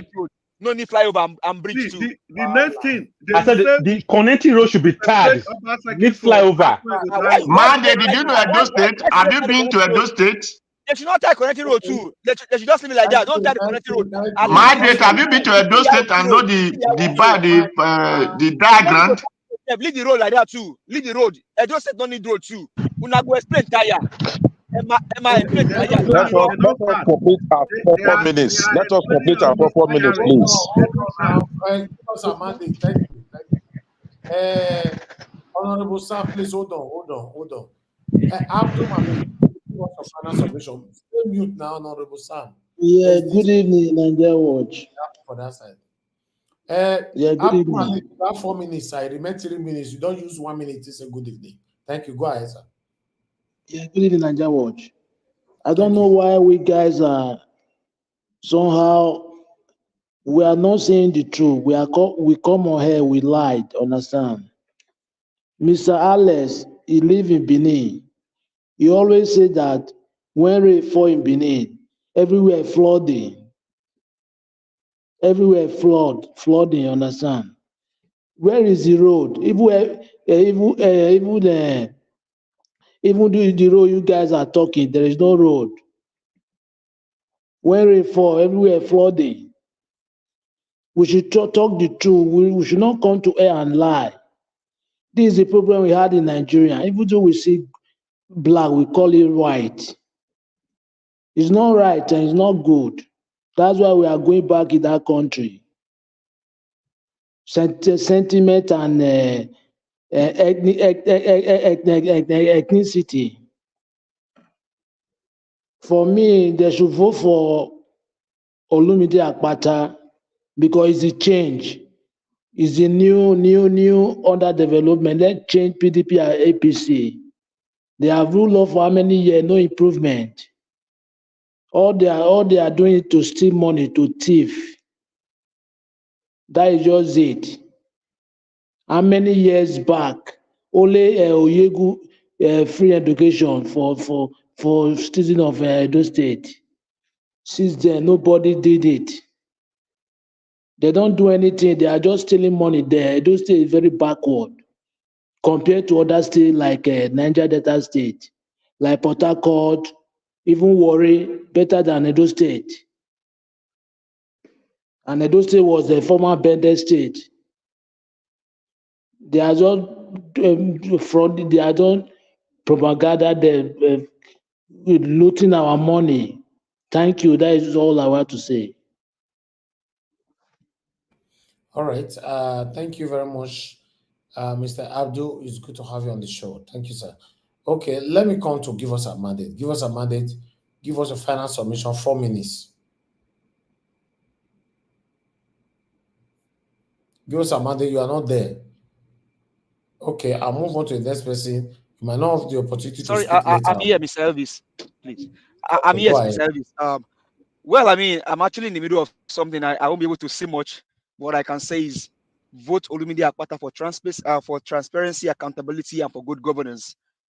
Leave all of the lies and the bigotry. Edo State no need a bridge and flyovers, and Edo State no need good road, but we need Olumide Akpata. Thank you very much. All right. Thank you, Kivos Amade, for making that very short. That's good. Okay, let me come to the next person here. Mr. Odua, give us a final submission, 4 minutes. Thank you. I thought it was honorable before me. Anyway, thank you. I have to say something here, because the day that Sam Aswell came to this show, I was not opportune to ask him a question.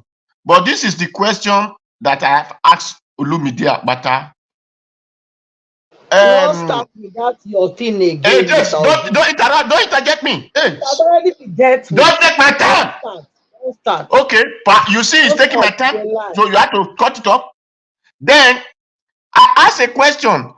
Okpila Cement factory was built by Ogbemudia, which Edo people will have invested their money and be using and be gaining profit for it. Because we did not have people who think for Edo people, someone came as Adam Hoshemole and give it to Dangote and Wasuko. I asked, how will you retrieve it for us? How will you retrieve it? He said, I'm not concerned whoever that take over a property. All is just concerned is the tax that the person will pay. Which I will have still asked Aswe Ihodalo, who have worked with Dangote already. But that's why I did not ask him question. The question that people ask him, what is the mind you have for Edo State? He said, I will work with Edo State people. Any government of me is going to be of the Edo State. Edo person, wherever you are in the world, whatever you learn, ready to come home and join me to use it to build Edo State. So if people say did not have the mind of the empathy or sympathy for the people, anybody who said, my people, wherever you are, come and join me to build our state, automatically shows that that person have the mind of the people. Just like the Indians, wherever Indian was, they came back home and built Indian. That is why today the world are enjoying Indian things. So if my people decide to say because of English or whatsoever, me, I'm a South. I'm a South, but I support Aswen Ihodalo with the wisdom and what he projects before us. But one thing I'm afraid of is the PDP party that he belongs to. If they will allow him to work, except if he will have his own mind to say whether PDP want it or not, I will do it for my Edo people. Thank you and God bless. All right, thank you. Mr. Jonathan, I need to say you don't sleep. Yeah, I'm here. I want to ask Mr. Odua. He said something. He said that anybody that said any politician that call on the people, the diasporans, to come home and work is a reflection of a good candidate. Seems that you are just following Nigerian politics. That is the way. That one is not a new thing. All of them have been saying that since 1960. It did not mean only diaspora. Anywhere you are in the world, whether you are in the Edo, whether you are in the Edo, you are anywhere, whatever you have in your brain, come and use it. Join me to build the Edo State. I heard you. I said that one. Mr. Jonathan, you deposited. He has said his own. And let us respect Eshoda's view. That he has said this is his view. Right. You said yours. See, that is the reason why it is called a panel. You don't just come and say people must. You wait for your 4 minutes. You wait if you're a recruiter. You wait for your 4 minutes already. But because it is 4 minutes. Okay, thank you. Let me answer that.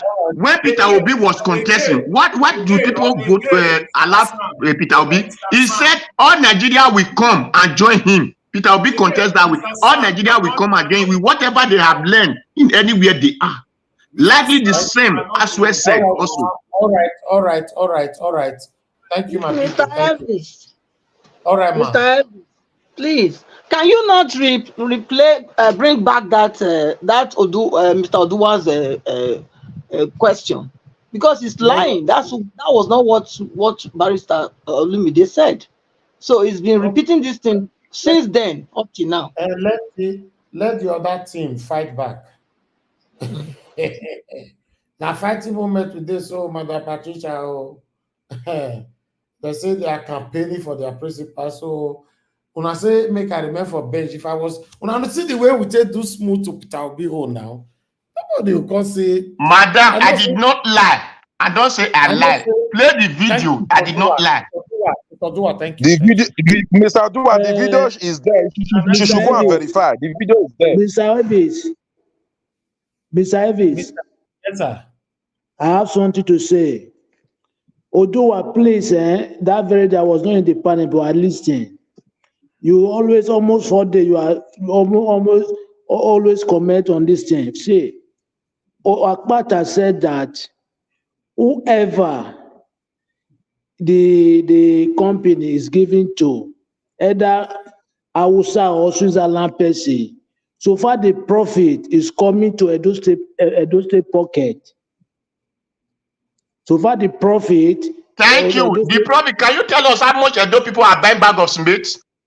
No, wait. I'm just telling you what you said. No, just say how much they are buying a bag of cement because is the profit coming? How much Edo people are buying bag of cement? Okay. It's not by bag of cement. We are not talking about bag of cement. Dude, is it not cement company we are talking about? Mr. Naja, is it not cement company we are talking about? 4 minutes first. After everybody must have rounded up, then we can come to open discussion. No, there's no open discussion at all. I'm rounding up. Let us finish so that we'll go on this weekend. Thank you. Exactly. Thank you. The habit of always unmuting, talk. It be like say the tea does start again. You know, I appreciate every one of you there. I just wanted to be sure that everybody on the panel, I'll give you their submission. The only person left now is just you and moderator. Then Mr. Alex is just coming in. Okay, Honorable Sam, give us your final submission, 4 minutes. Thank you, Mr. Evis. Mr. Dua has been able to prove beyond reasonable doubt that my candidate, Dr. Aswe Gudaro, is a man that has good heart. Not only does he have a heart, he has good heart.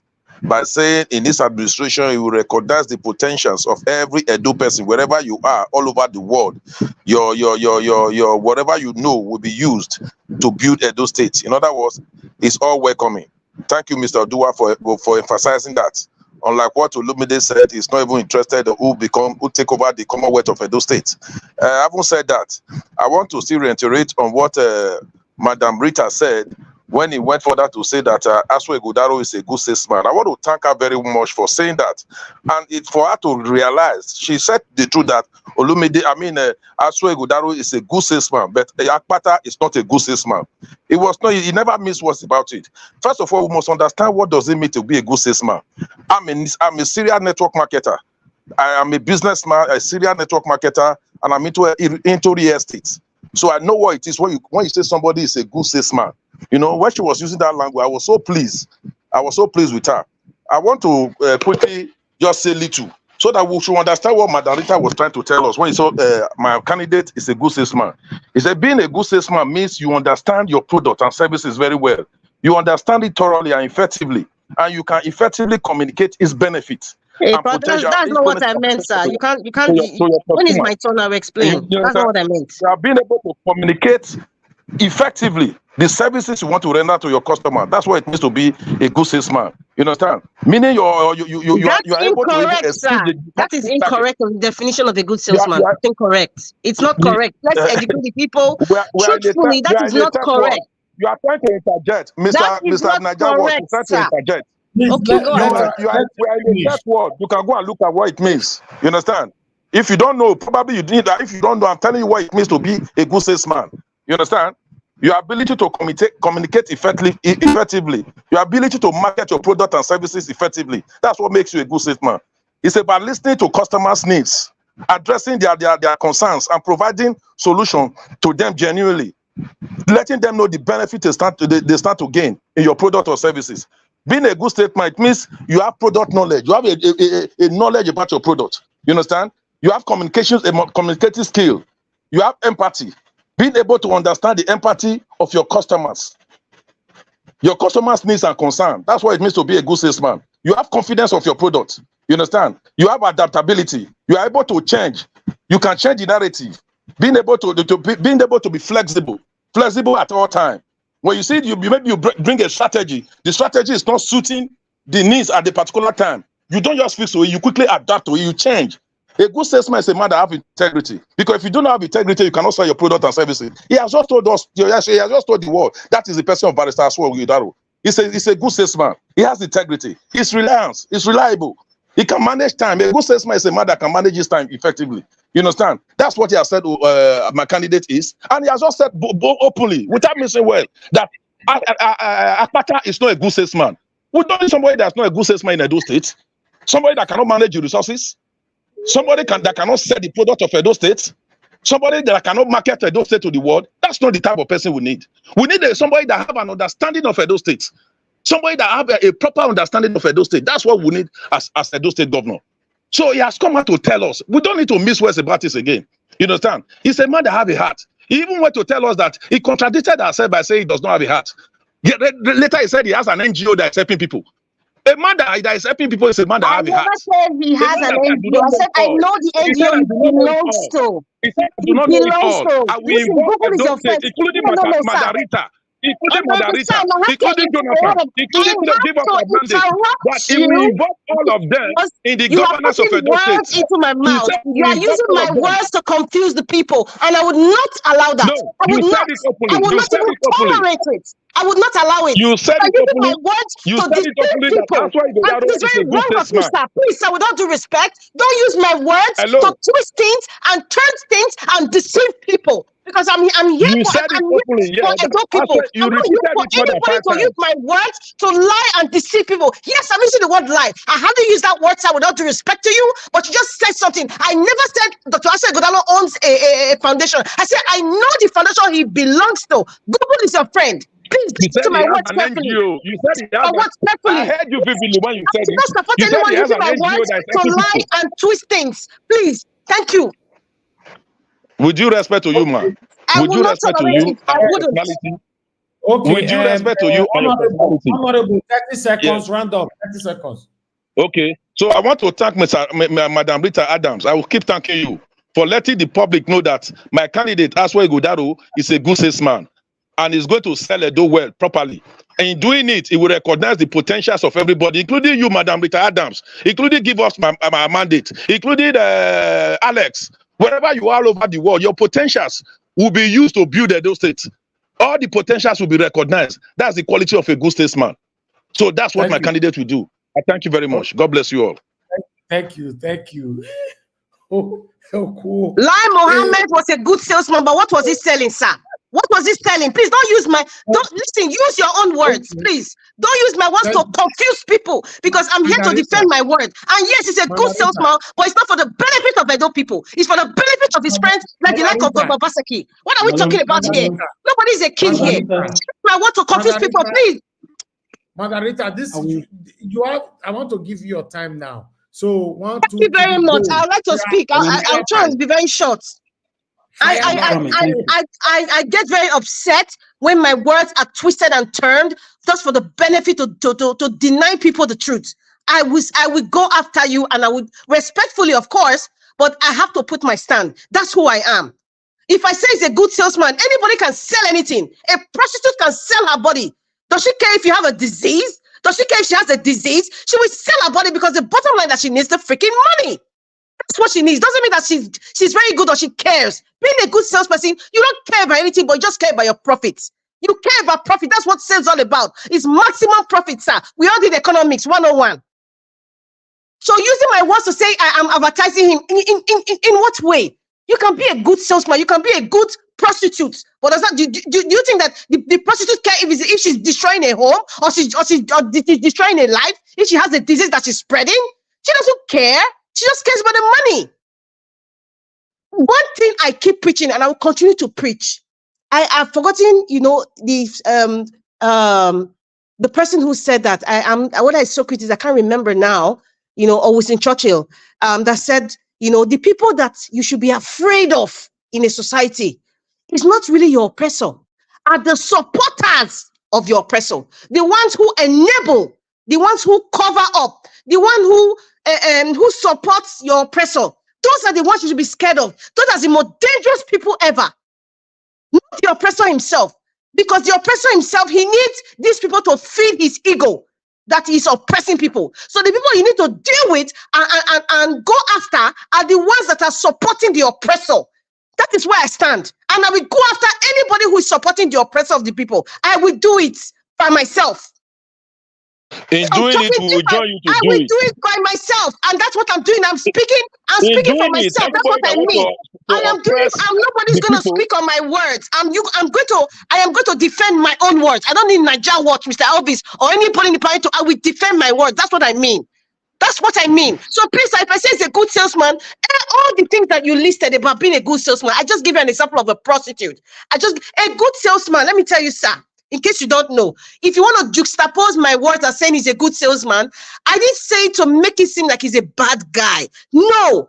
I said it doesn't have the heart. That's what I'm saying. And I know a lot of you, and I know you, sir, Honorable Sam, you know what I'm talking about when I say he doesn't have the heart. And you very well know your supporters club, you know exactly what I'm talking about. It's a salesman because a salesperson has no compassion. I'm glad you know. I'm glad you know so well that I know exactly what you're talking about. We need a leader that has compassion. Yeah. We need a new fresh of breath air. APC, PDP, all the accolades, all the certificates and influences and money that they have. Where has it taken Edo State till today? Where has Would you not need somebody that cannot sell Edo, who cannot market Edo to the world? Where has the technocrat taken? Is Edo State Dubai? Can we play 2020 campaign? You just said it publicly that Olumide is not a good salesman. You just said he's not a good salesman. I know the psychology you This are is using, exactly sir. what we've been saying. He's not a good salesman. I know the psychology you are using. It's not going to work for me. If I said, oh yes, Honorable Sam, if I say that,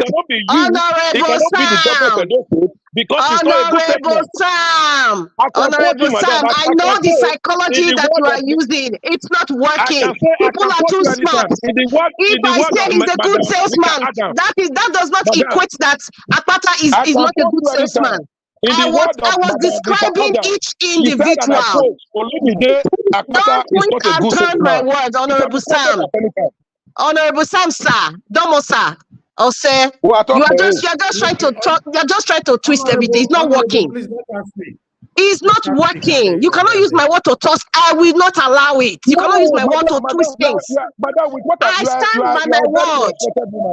Madam, with what I've known about you, I stand by my word. He's a good salesman. However, he doesn't. Dr. Aswe Ighodalo is a good salesman. However, he doesn't have the heart to be a governor of Edo State. Dr. Aswe is a good salesman. A woman of your integrity. Please leave woman aside. Please leave. We're talking about real issues here. Leave woman aside. We love both of you.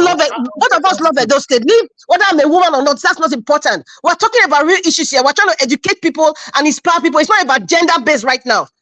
With all due respect, I'm going to repeat it again. I'll say you are a woman of integrity. That's what I meant. And not gender. I said you are a woman of integrity. However, I'm going to make my point here. Dr. Aswe Ighodalo is a good salesman, but he doesn't have the heart to be governor of Edo State.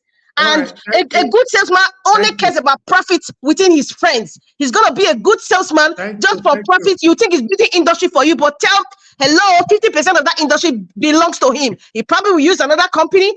I'm not saying that's what he will do, but that's what salesmen like the likes of Ogbaseki, that's what they do. We know. To make profit for the company is selling for. In this case, to make profit for Edo State. And if you watch this video again, I said a salesman cares about profit for himself and for his friends. That's what I said. Thank you, madam. Okay, madam, as of today, I can say in the word of Mrs.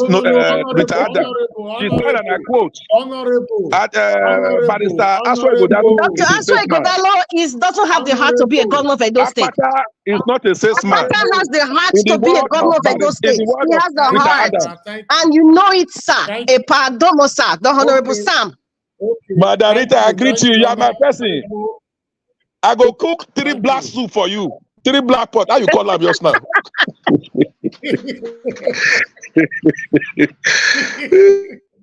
right, let's move on. Thank you very much, my people. I appreciate you all. Hey, Madam Luke, you see, there's dust scatter everywhere. Good evening, Madam Luke. Oh, it's good to see you right there. Thank you very much, my people. Rea Boa, Dr. Happy Life, Andrew Gunadolo, Lord Lucan. I can see you. IK Special. God bless you all, my people. Messi Ayo. Thank you, my people right there. Thank you, Martin Benjamin. I appreciate you, Sammy. God bless you. Thank you, Ben Osaon, Amaka E, and many others right there. I just wanted to randomly pick names. I appreciate every one of you. Thank you for your time with us. As you all can see, election never ever start. Everywhere don't they shake. We don't know goose man now. So they say okra. So they say maggi. So they say sugar cane. So they say wahala.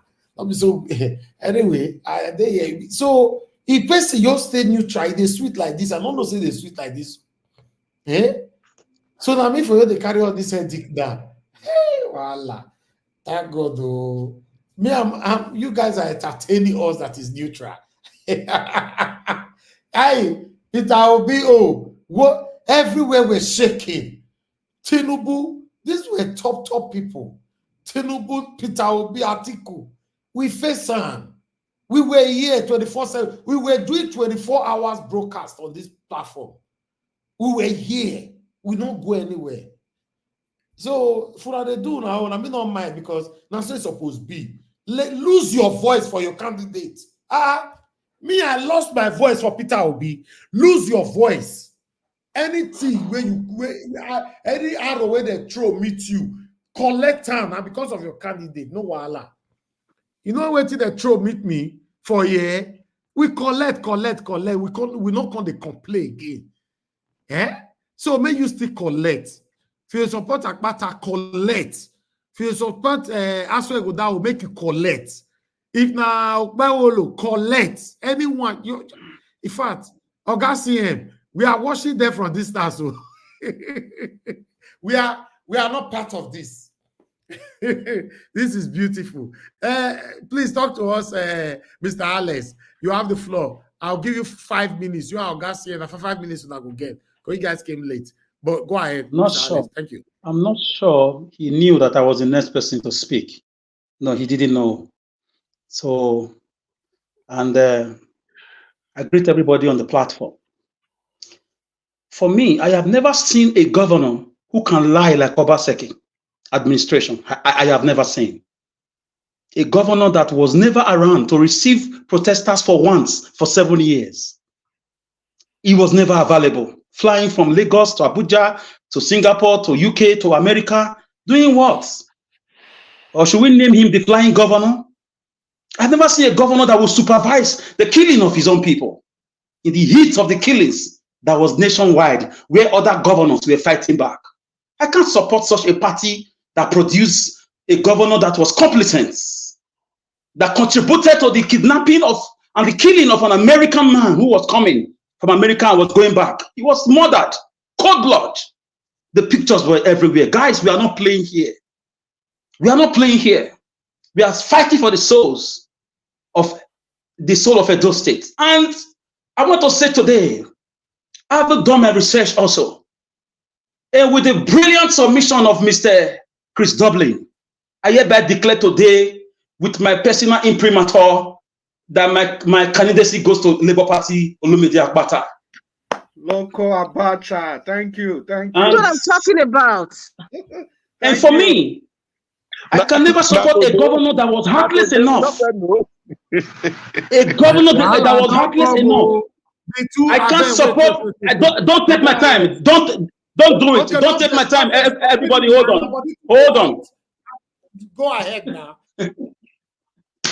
If you will give me more time, or I'll take the time, Mr. Evans. I didn't know it was you. No. Go ahead. Continue right now. I can't support a party that produced a governor that was ruling Edo State like a one-man show. Local government elections was put on hold for 4 years. House of Assembly was run like a mafia group. Instead of 24 members with 11 members for 4 years. Who were passing those bills? Who were making those laws? Because we have three branches of government: the executive, the legislature, and the judiciary. The judiciary was captured. People were not getting justice. A court of administration, jurisdiction restricted the governor from demolishing 5 communities, 1,230 buildings. The governor brought them down. in the name of building a mega city that is yet to be seen. What more can I say? A woman called into this platform and said she will never enter Edo State again, that her grandmother was raped by hate dirty Fulani herdsmen, and her head was cut off. Nigeria, what you can testify. What do we say? He never made a statement about it. In the heat of the killings, Wike was fighting Buhari from River State. Akorodolu was fighting with Amatekun. What was it called? Benue State governor was fighting. Where was my governor? Collecting Ruga money, allegedly 26 billion. A governor that cannot boast of one primary school renovated under his tenure.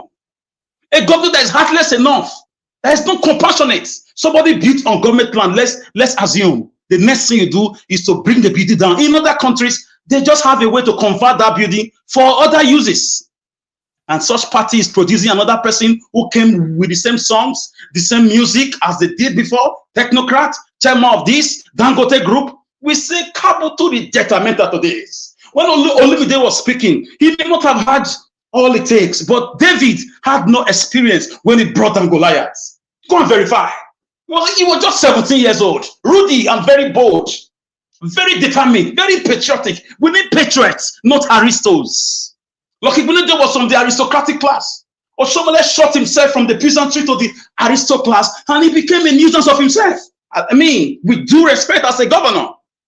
So what are we going to do again? Listen to the same song? I don't want move forward, yo. Move forward, yo. Forward ever. Where is the Gelegele seaport? Where is the Gelegele seaport? MOUs were signed. Companies from Malaysia, from China, from America.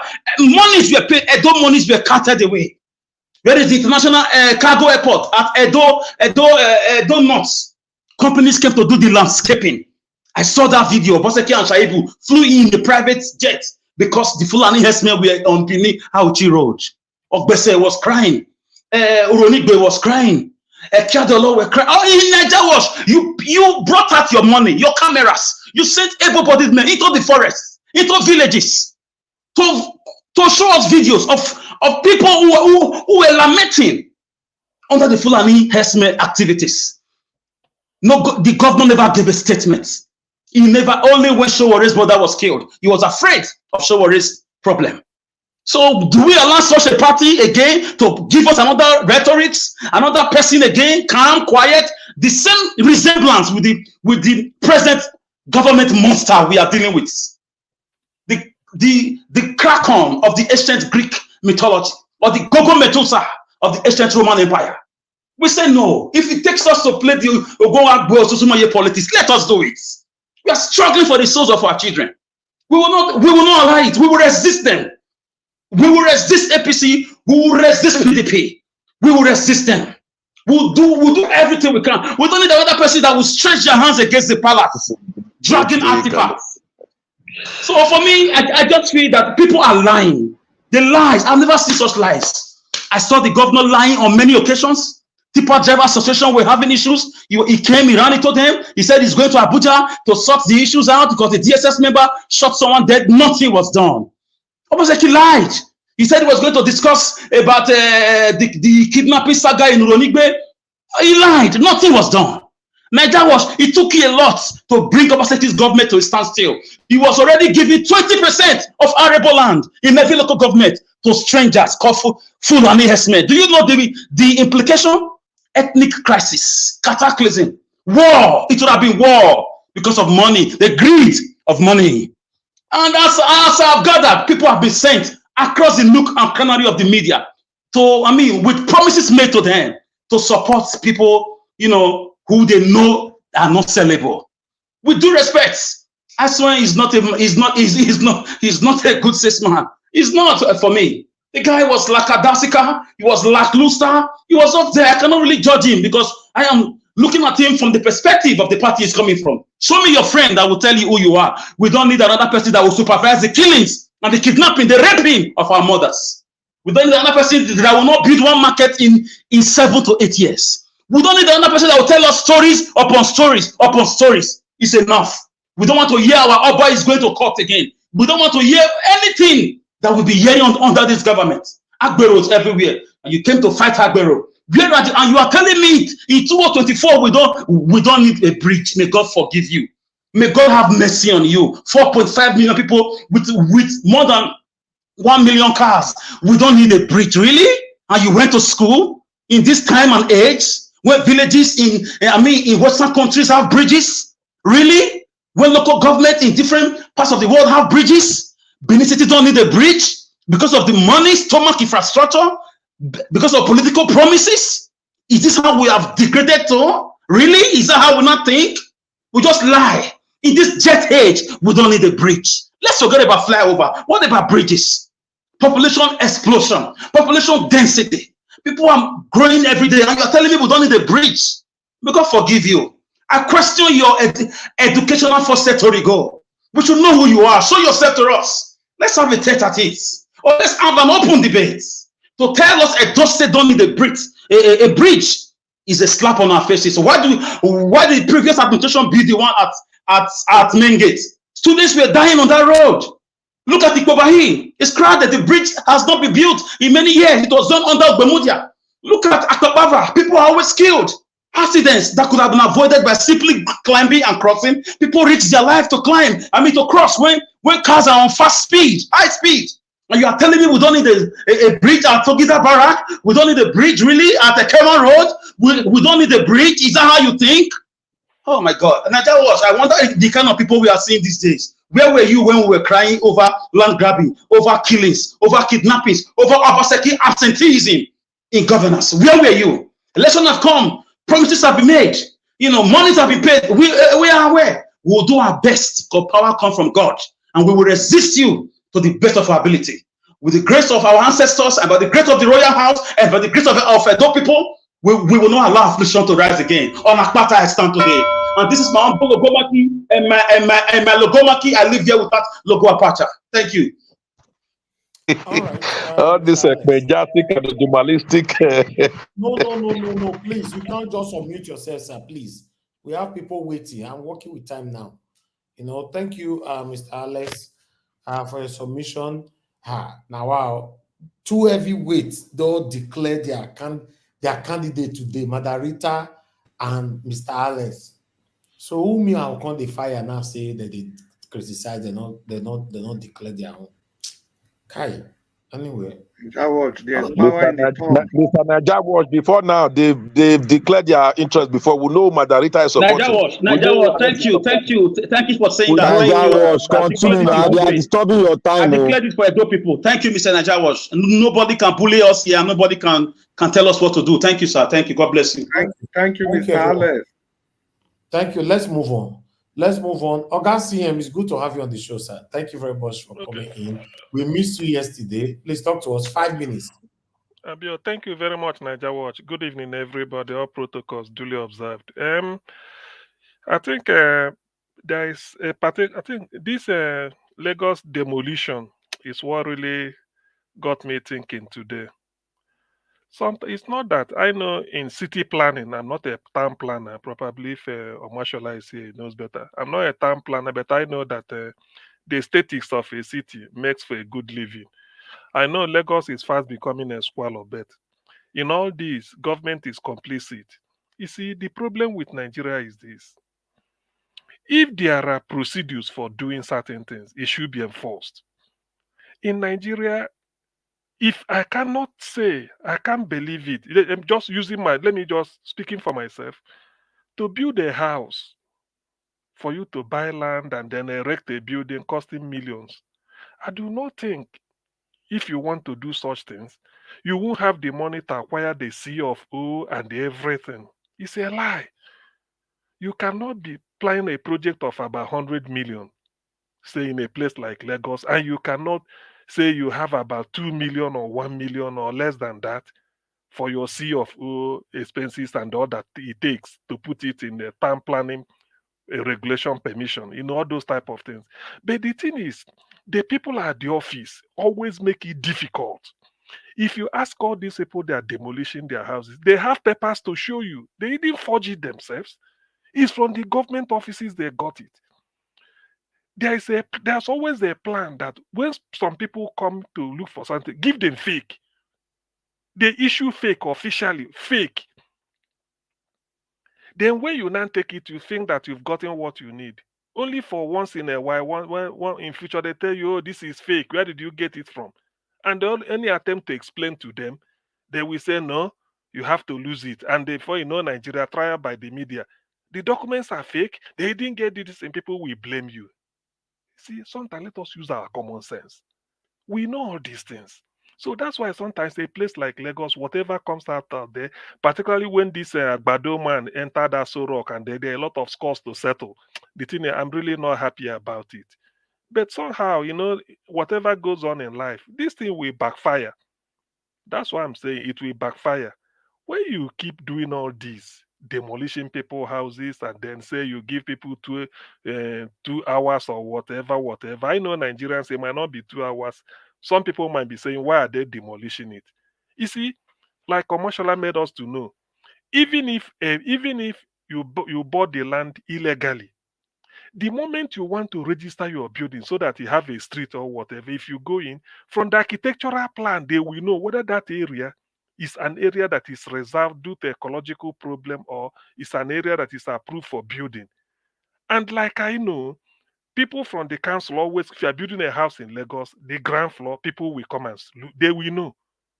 You don't do, because there are people they are sent at every site. So when they come in, they go, they make things difficult for you.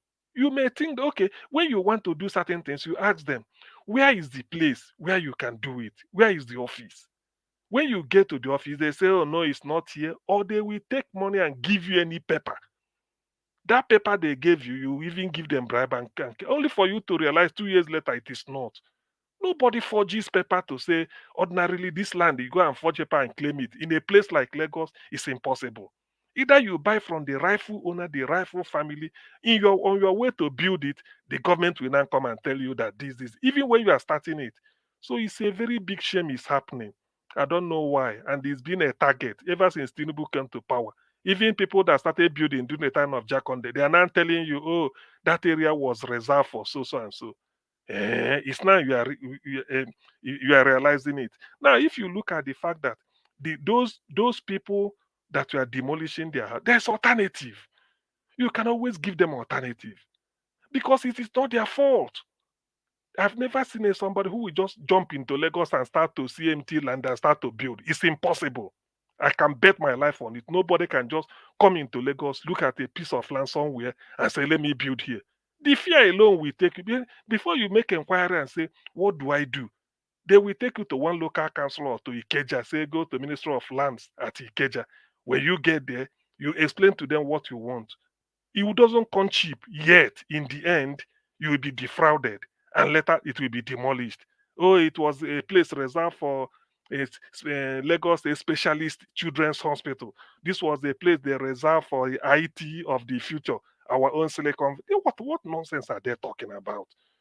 All these houses has to go down. It's a shame, to be honest with you. I saw one at Mende, Maryland, and Mende, Maryland is not it's more of a highbrow area because I know Maryland very well. From the Maryland Comprehensive High School down to even Anthony Village, I know the area very well. When you see this type of thing, and you ask yourself, what do you want those people to do? What do you want those people to do? It's like what Tinubu is building a highway to fraud. When originally during was it I don't know whose time the thing was planned, they said this is where the thing should pass through.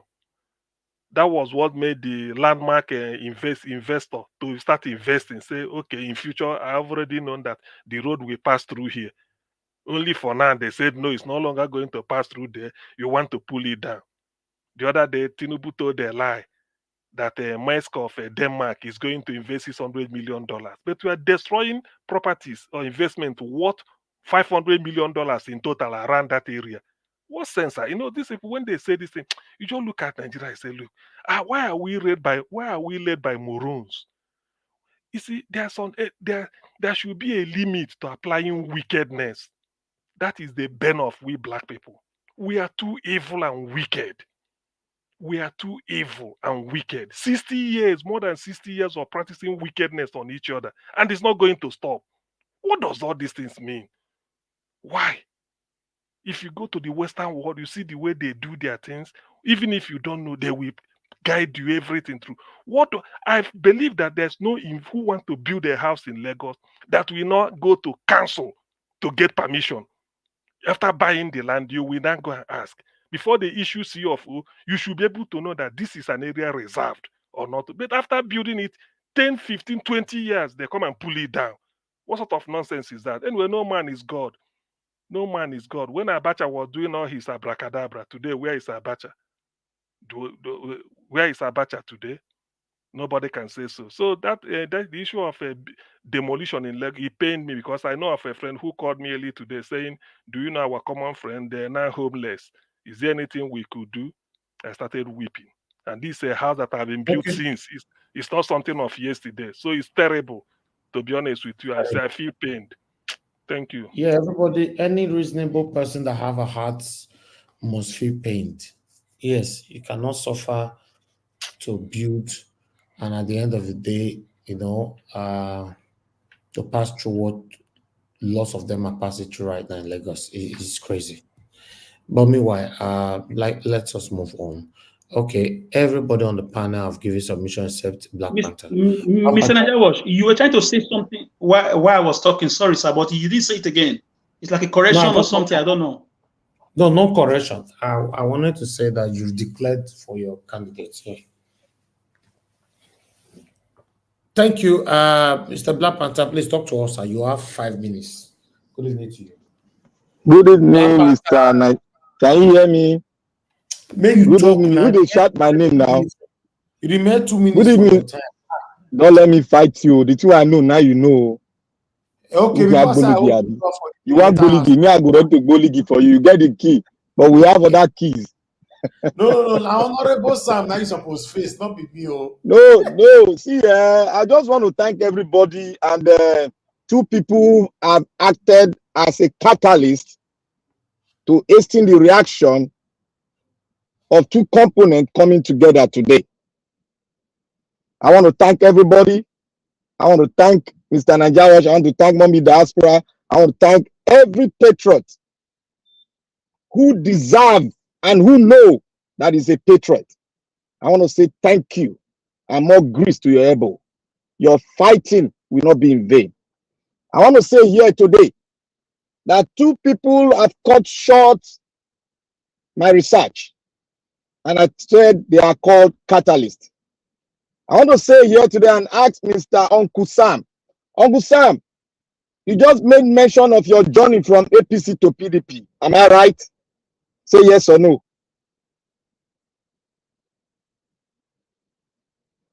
Uncle Sam, I'm speaking to you. I am a founding member of PDP. You said you were privileged to be a member of APC. I heard you say it. Yes, I told you. I don't deny what I said. I was a member of PDP. God bless you. Yes, I said it. Yeah, God bless you. And I want to take my word and put it on you now. Because I said one thing yesterday or 2 days ago, that from your thoughts, I like you, but you are a member of APC and PDP. That you came from APC to PDP. And I was attacked, yeah. Will you say Peter Obi is a Hold member of PDP? No, actually, hold on. Hold on. He who must come to equity must come with clean hands. He who must come to equity must come with clean hands. I know they call Pao. I address you, Uncle Sam. And I don't talk what I want to talk. Because I was meant to retreat those words back. But today, I bring that word back to air. Everybody, I said one thing there. I say anybody that will come to support the party APC or PDP, they are either from APC to PDP or PDP to APC. They are not ever obedient. They were hiding their head because of the mammoth patriot. They were coming after them in the entire kingdom of Edo State, Benin itself. That is why they hid their head. In order to survive, they have to come under the umbrella of obedience. They were never obedient because obedience is an ideology. And they don't have that ideology. You cannot. Can you define the ideology of obedience, please? It is social democracy. And none, APC don't have it, PDP don't have it. We can debate on that later. And I want to say here today, to the Edo-lite, we started this republic from when PDP started governing Edo State. All in the reference of putting our brother, our somebody there. And we brought in an Edo-lite in the person of Igbinedion. He went there, he did his best, but his best wasn't enough. And enough was taken by him from our coffers. And what did the law say? The law said he should return back 5 million naira. If I'm not wrong. We went on to Oyegu. We went on and on and on. We got into APC. APC came. They spilled their dirty linen on the floor by calling a widow that he should go to hell. That is a disservice against humanity. No, he said go and die. Go and die. He said widow should go and die. Thank you, my brother. That is a disservice. And that is inhumanity against humanity. That man does not belong to this earth anymore. If you can say that to a widow. Because no man can tell when he's going to die. Neither do any man knew when he was going to be born. Life belongs to our Creator. I stand here today because of the advert defect, destruction APC and PDP has brought into Edo State. We have done it. My Mr. Nigeria, just give me 1 minute. Let me say one thing. I said, yeah, 2 catalysts made me to cut short my research. And today, I speak with the loud voice of grace that God has put upon me. And I speak as a patriot, the one that loves his fatherland, and I believe in social democracy. And today, I hereby declare to support the Labour Party candidate as the next governor of Edo State. He deserves it, and he will go there and do the right thing.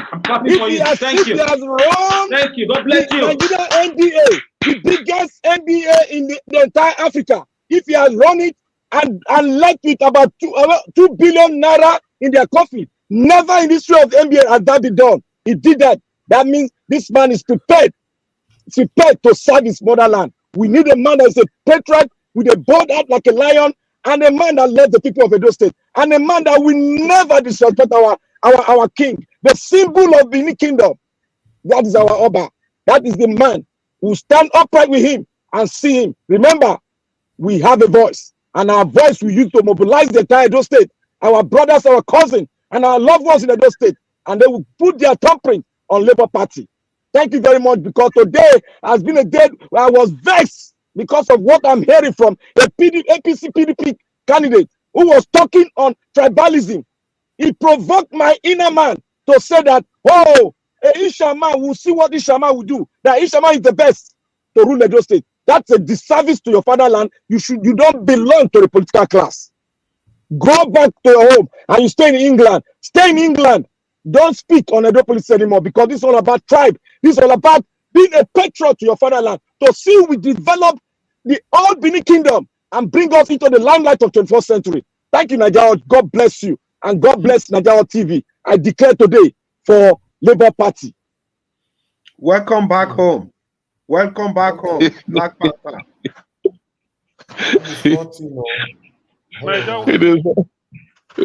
Declare today. Thank you, Mr. Black Panther. Thank you. You got a big hug from me. Thank you. God bless you, my fellow patriots. Black Panther, 1 pot of black soup for you. Thank you. I'm giving you 20 pot of black soup. 20 from me. 20. I'm so proud of you all, Madam. Unfortunately, Labour Party is not a contender in Edo State. It's not a contestation in Edo State. Power comes from God. Leave that to us. You are not a that because we have both equal right to that state house. We have equal right. Leave that to us. Don't worry. Leave that to us. Thank you. You know how we did it for Obi, and we'll do it again. Exactly. You just watch. When your governor came third, distant third. Okay. Naija Watch, I wanted to ask. Yes, I wanted to ask. This. I mean, the APC chap. Are we closer to the day he will come?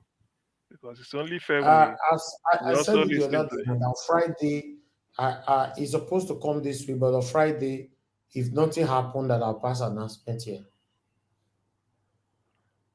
I think on Friday I think I was here on Friday. What was it? Sorry, just bring me on Not to this speed. Friday, this week Friday, Oga. Okay, this week Friday he's coming. He's supposed to. I just speak English, Oga. So that's he's supposed to come here and now. Drapanta, wait. Should they don't blast? Should they don't? They don't. If he doesn't come on Friday, I will pass a statement. Okay. That's what I'm saying. Now, this Monarita, this black soup is becoming like a small bribe. You don't start. I don't count on that. That's the only price that was.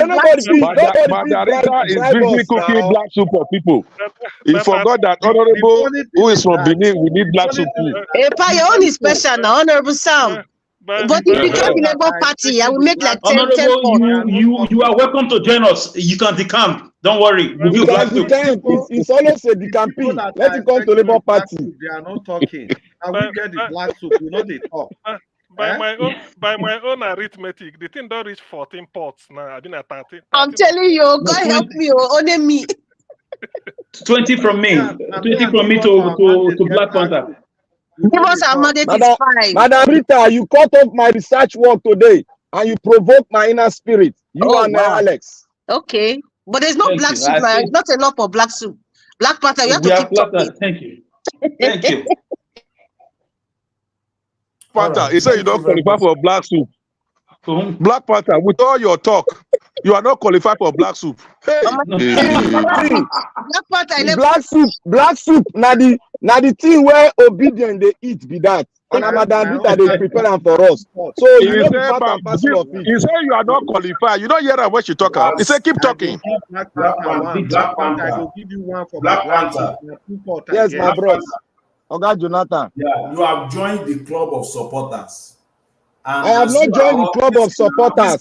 Listen. I have joined the club of patriots who want good for the land. Mr. Jonathan, you are becoming too philosophical. Mr. Jonathan, Mr. Jonathan, you are becoming too philosophical, sir. Alex, let me No, you can't land. You are not in England. Let me land. Alex, let them talk. See, as you are supporting, you must be ready with your full chest to defend. Yes, sir. No problem. People that supported the present government, it's not that they are not seeing the evil, but they can't back out because they are. They can back out. They are just. Can I ask a question, Mr. Jonathan? They can back out, but they have selfish intention. Can I ask a question, Mr. Jonathan, please, just for 10 seconds, please? Are you aware? I'm going to shock you now. I voted for our current Governor Obaseki in 2020. How come I'm lashing at him, telling him all his fault, all this while? The same thing I would do to. No. The same. I'm not a politician. In fact, I hate politics because of the occultism around it in the last 20 years. It's Obi and Mr. Naija brought me into this, this bandwagon. But right now, I am the #1 critic of. I'm not sure anybody criticizing more than me, but I voted for him. Because he messed up. If Olumide do the same thing, trust me, I will double it. Trust me. Oga Jonathan, yes. I said one thing. I said, and Mr. Naija is repeating it. If Aswe Igodalo can find a way to shift himself out from the forces, the political forces in PDP, that can take any candidate down in their party. If he can shift himself from them while politicking, then I will find him as a viral candidate that will develop a do land. Black Panther, I don't understand what you just said. There's something. Understand me very well. All right. There's something you must acknowledge your those state for. You not realize it. And those states is a state where Godfatherism can never strive. Sometimes we forget history. Let's go back to history. Are we talking about a party that was Aswan Godalo has a godfather, and his godfather is the present governor. A party that supervised the killing of his people in Edo State cannot be controlled. Cannot a be controlled party by one that supervised the killing of his people in Edo State. Tony Anene of blessed memory brought in Osumbo. He couldn't control Osumbo. A party that supervised the killing of his own citizens. We all know the story. A party that supervised the killing of his own citizens. What good are this candidate to us? We all know the story. A party that supervised the killing of his own citizens. And now, a party that supervises the killing of those citizens is larger than them all. It cannot be controlled by somebody. So let's not begin to think be controlled because it came out of a political party. If there was independent party, if there was independent through the window, Aswan got into the window. Aswan got in through the window. Aswan got in through the window. A party that supervises the killing of his own citizens. Got in through the window. A party that stopped local government election for 4 years. A party that shut down House of Assembly with 9 or 11 members. Instead of 24. Let's not go into all those things. A party that saw the killing of his own people. A party that supervised his own people being killed. We have to keep saying it. Keep saying it. Keep saying it, Oga. Keep saying it. Keep saying it. A party that produced a government that saw the people being killed and did nothing. What will you do? A party that supervises the killing of those people cannot give us another candidate. We don't need another person to supervise the those being killed. Africa is now or never. Why you come back? What is that number? A party that supervises the killing of his own people. Security of life and property. A party that supervises the killing of his own people. Hey, PDP, let me see the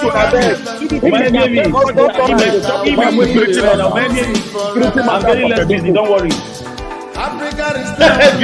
He's heavy. Holy man. Heavy say. Every stage is now or never. You got the winning and fight forever.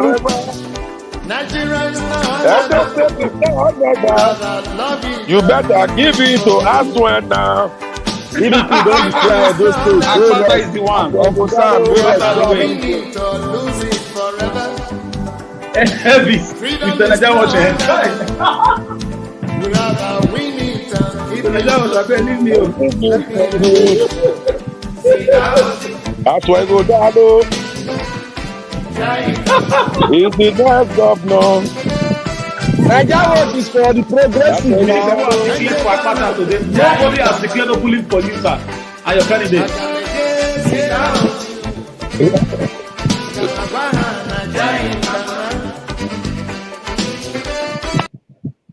Okay, can I talk now? Okay, thank you. Okay, let me talk. Thank you. Ladies and gentlemen, we've come to the end of this broadcast. If we give you guys the old time today, this Aswan Igodaro, Olumide Akpata. But by the way, now only one person they support Modope Ole here, only Mr. Jonathan. Why now? He has the right. Only him. Although he still the deny, and that be the problem with this. So, Mr. Jonathan, not they do this kind of thing. It's not nice.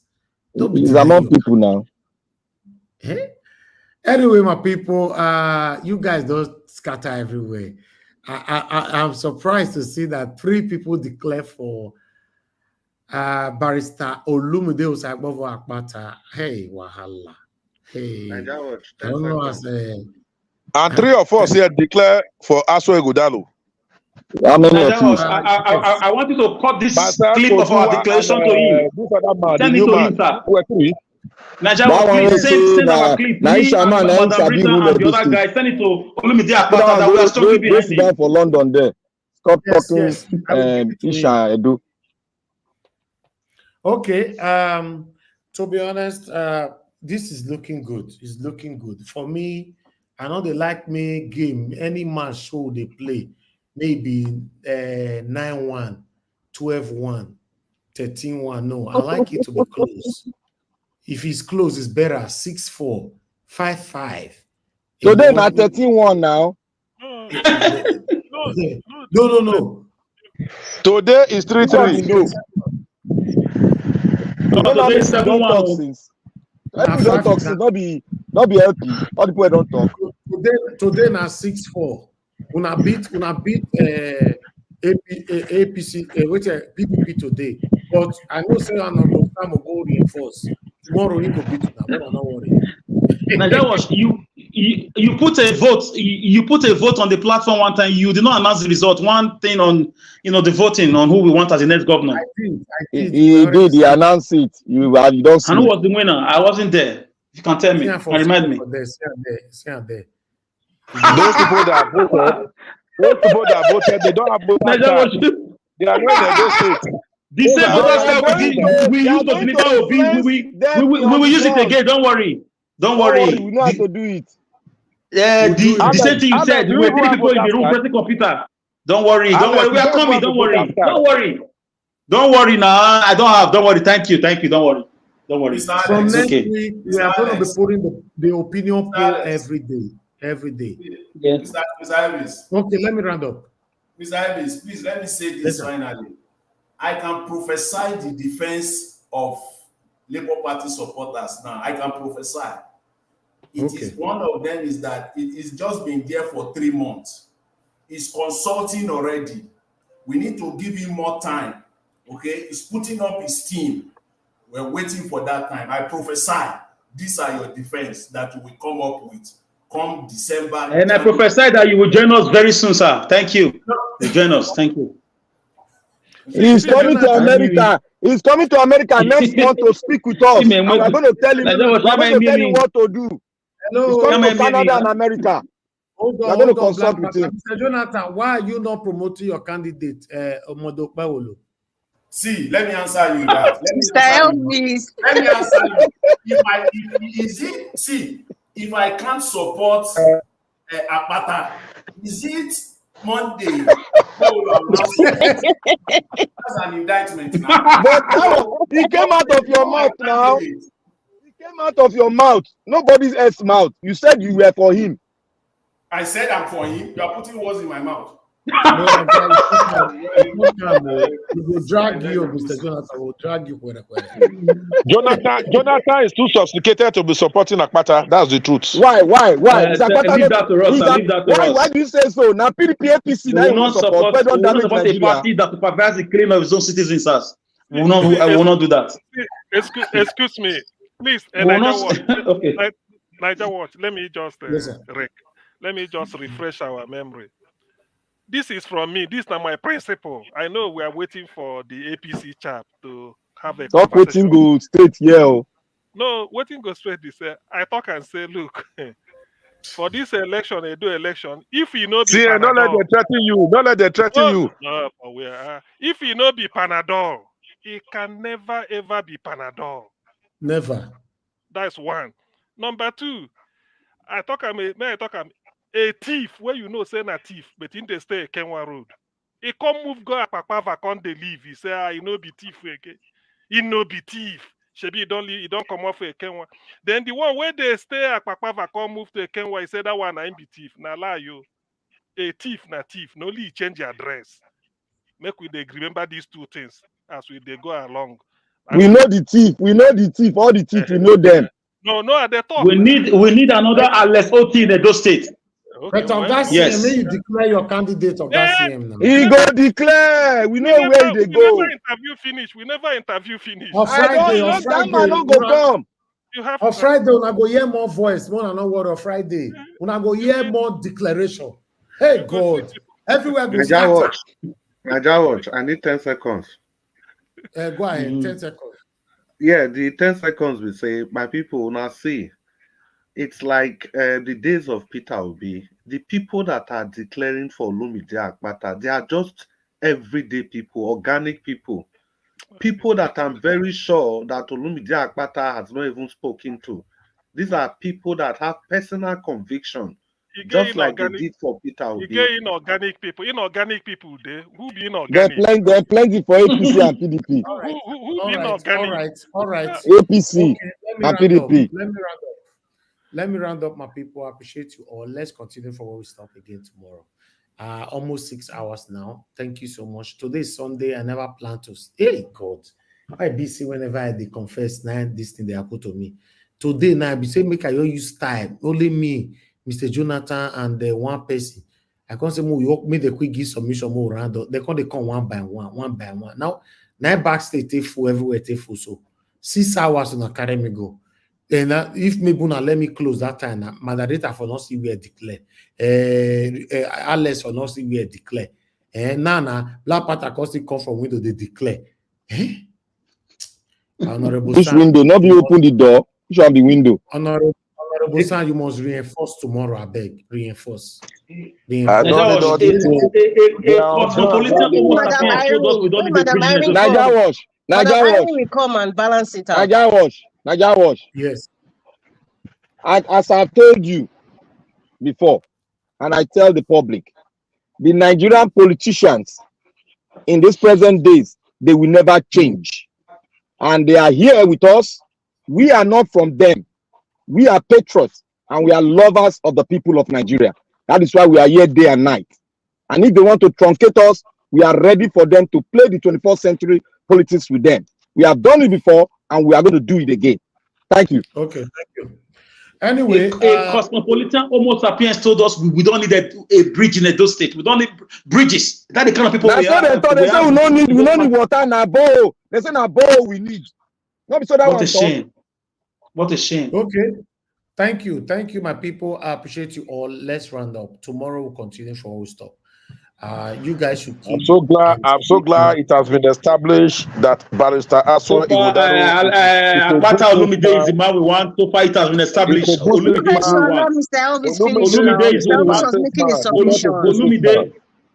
Can you allow Mr. Elvis make his submission, please? Mr. Elvis, you are so democratic. You are so democratic. You cannot lord your opinion over our own. Yes. I don't know, say now this one is like.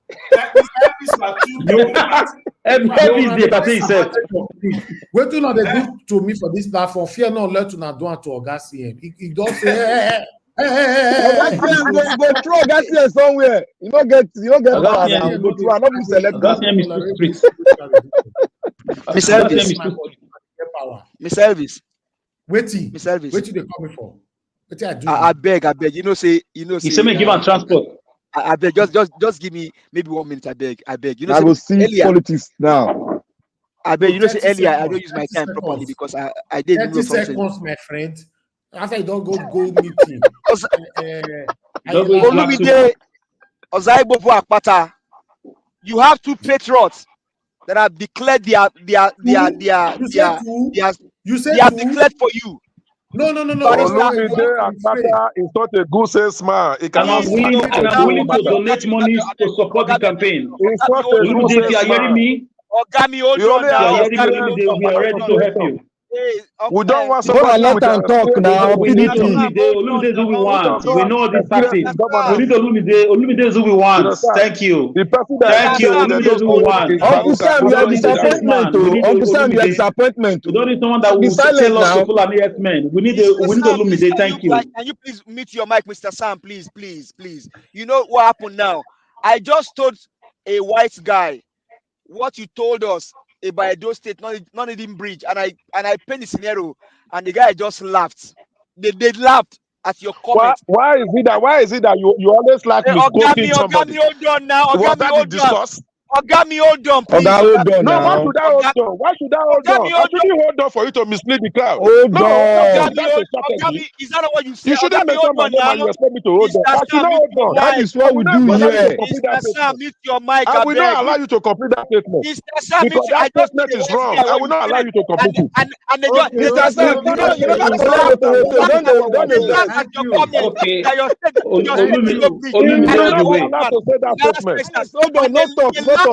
laugh at your comment that your state needs no bridge. Mr. Sam, please put your mic.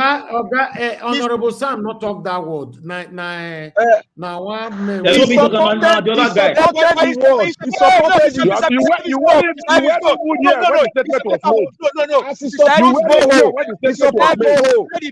Play the video again. Just hold on. Mr. Barrister Olumide Akpata, Black Panther Mr. Alex have declared for you. Please listen. And Madam Rita. And Madam Rita. Olumide Akpata is not a good salesman. He cannot market Please, Edo. now, We please, don't your need mic a salesman. We don't need somebody to tell us. Please mute your mic now. We don't need anybody to tell us to pull an ESM again. Mute your mic now. I He mean, does not have the your mic. empathy. We don't need Mute your anybody to mic. sell us to pull an Mute your ESM. mic. Mute your mic. Alex, mute your mic. Alex, mute your mic. Honorable, mute your mic. Mr. Sam, mute your mic, please. Thank you. Akpata, please. Leverage on Mr. Alex. Leverage on Black Panther. Leverage on Madam Rita. These are Edolites. Barrister Osaibobo. You are not marketing. You are not marketing yourself, Akpata. That they should leverage on you. You hold on now. That's what I do for National Assembly. Let Mr. Najawo talk now, please. I will support you. I will continue to support They you. should leverage on you. We will not allow Let Mr. Najawo talk, please. We will not allow these wicked people to go. We will not allow them Add to rotten egg. Add rotten egg. They are rotten eggs. I have just told the white man what you said earlier about Edo State don't need a bridge, and they they laugh at your comments. They laugh that the secretary you are saying this. Thank you, sir. Add this. He said na bow. Na Edo State need bow. Off your mind. Be like say na trailer bear I want to carry. If you go IP. No, this one is not loud. I go. Wait, give us a mandate. Give us a mandate. I have to mute you then. Now, trailer bear, I want to go upload for my software for tomorrow. Trailer 1, the one where they bust this thing, you go bust them. Because this are the talk, when I know they let me talk, my bear, when I don't see that bear finish now. I want to go install the trailer 1. No, not the trailer 1, the train 1. Maybe you want politics. Yeah, because on Friday, Mr. Najawo, with due respect, I beg to take my leave. Bye-bye. Mr. Najawo, I beg to take my leave too, Mr. Najawo. I beg to take my leave, sir, with due respect. God bless you, my brother. Thank you. All right, let me pass my final submission. Everybody just stay mute now. I make I talk. Thank you. God bless you all. I want to use the opportunity to thank every one of you that came to the panel today, Mr. Abdul Malik. Thank you very much, Mr. Oduwa, Gasiem, Honorable Sam, Mr. Nicholas. I know you're not on the panel anymore. Thank you very much. Thank you, Mr. Joseph. Thanks for coming in as well. Mr. Chris. Thank you, Mr. Jonathan. Thank you, Madam Rita, Mr. Alex, Augustine, Black Panther. Thank you very much. I appreciate every one of you that came in. ECBD, thank you very much, sir, for coming in. In fact, many people come here today, although we're doing a lot of swapping and all that. So in case I don't remember your name, no vessel, no, I don't take a person and say I deliberately do them like that. No, you cannot expect me to memorize everybody's name or remember everybody that was on the panel at the same time. It's just like appreciating people in the comment section. A lot of people normally come back to me on the private WhatsApp message saying, Najawo, you are fond of doing this. You go recognize everybody, they mention my name. I could see, how is this my fault now? Me and you, the quarrel.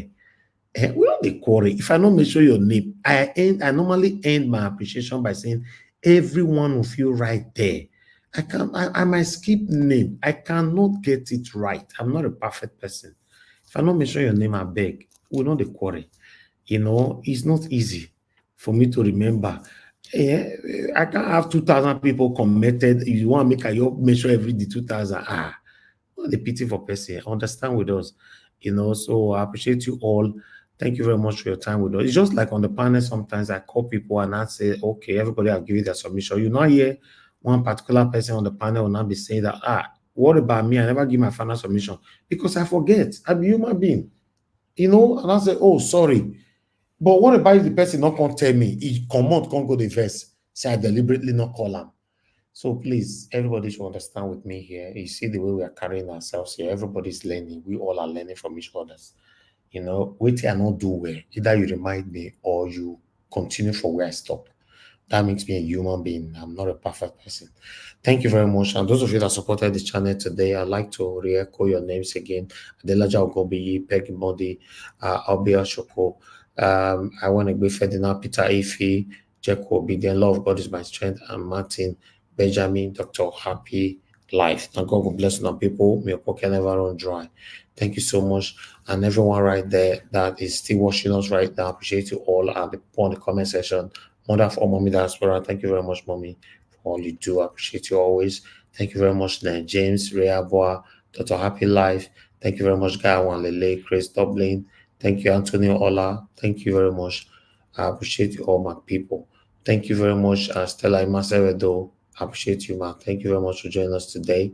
Thank you, Mr. Jonathan, Mr. Johnson Emmanuel. Thank you, Abe Johnny, Andrew Igbinandolo, Joy Otaho, and many, many others. I appreciate every one of you right there. Peggy Modi, thank you very much.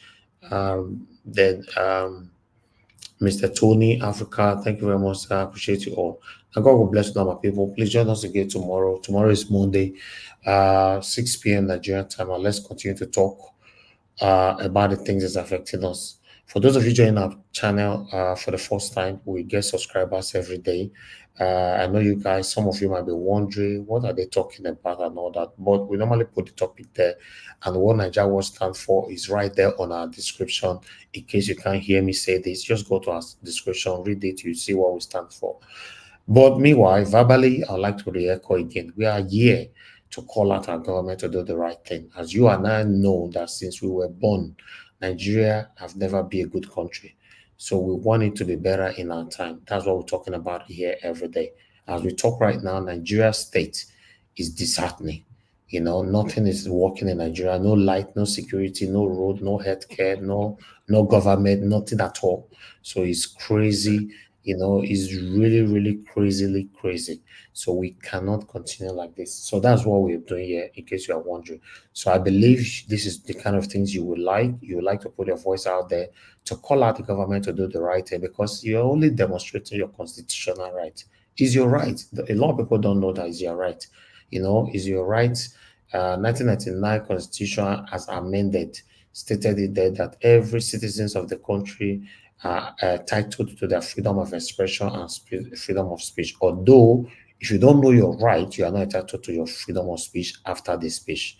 But if you know your right, it is not possible. That's why you see Omoyele Sowore came all the way back again from America, you know, to come and answer court case here. And inside the court, he insulted everybody inside the court, including judges, everybody. He insulted all of them, you know. So, and they could not do anything, because that's it. It's his right. So there's no law where say enough insult government or enough you do this. So it's just that, yes, you don't need to do it. There's a way you can talk to these people, call them out, as long as you know what you're saying, you are not lying against them and all that. So the video is trending. I have not talked about that. Maybe tomorrow we'll bring it on, since for the past 2 days now. It came all the way just because of that. You know, a lot of people thought that he has jackpot because he was freed, given his passport, he's not going to come back again. He came back. He's brave. You and I know that Sowore is a brave man. You know that. So that's how it's supposed to be, you know. So we cannot continue to be calling out our government. We all will be hiding and not hiding in one particular place. Life shouldn't be like that. Call them out as long as you know what you're saying. You are listening to yourself when you are talking. That's it. You know, I appreciate every one of you, my people. Now, now we'll go end the show. So I'll join you guys again by 6 p.m. tomorrow. Guys, help us to press on the like button, help us to share, you know, and let's do it again, all over again tomorrow. My people, have a good night, and I'll see you guys tomorrow. Bye for now.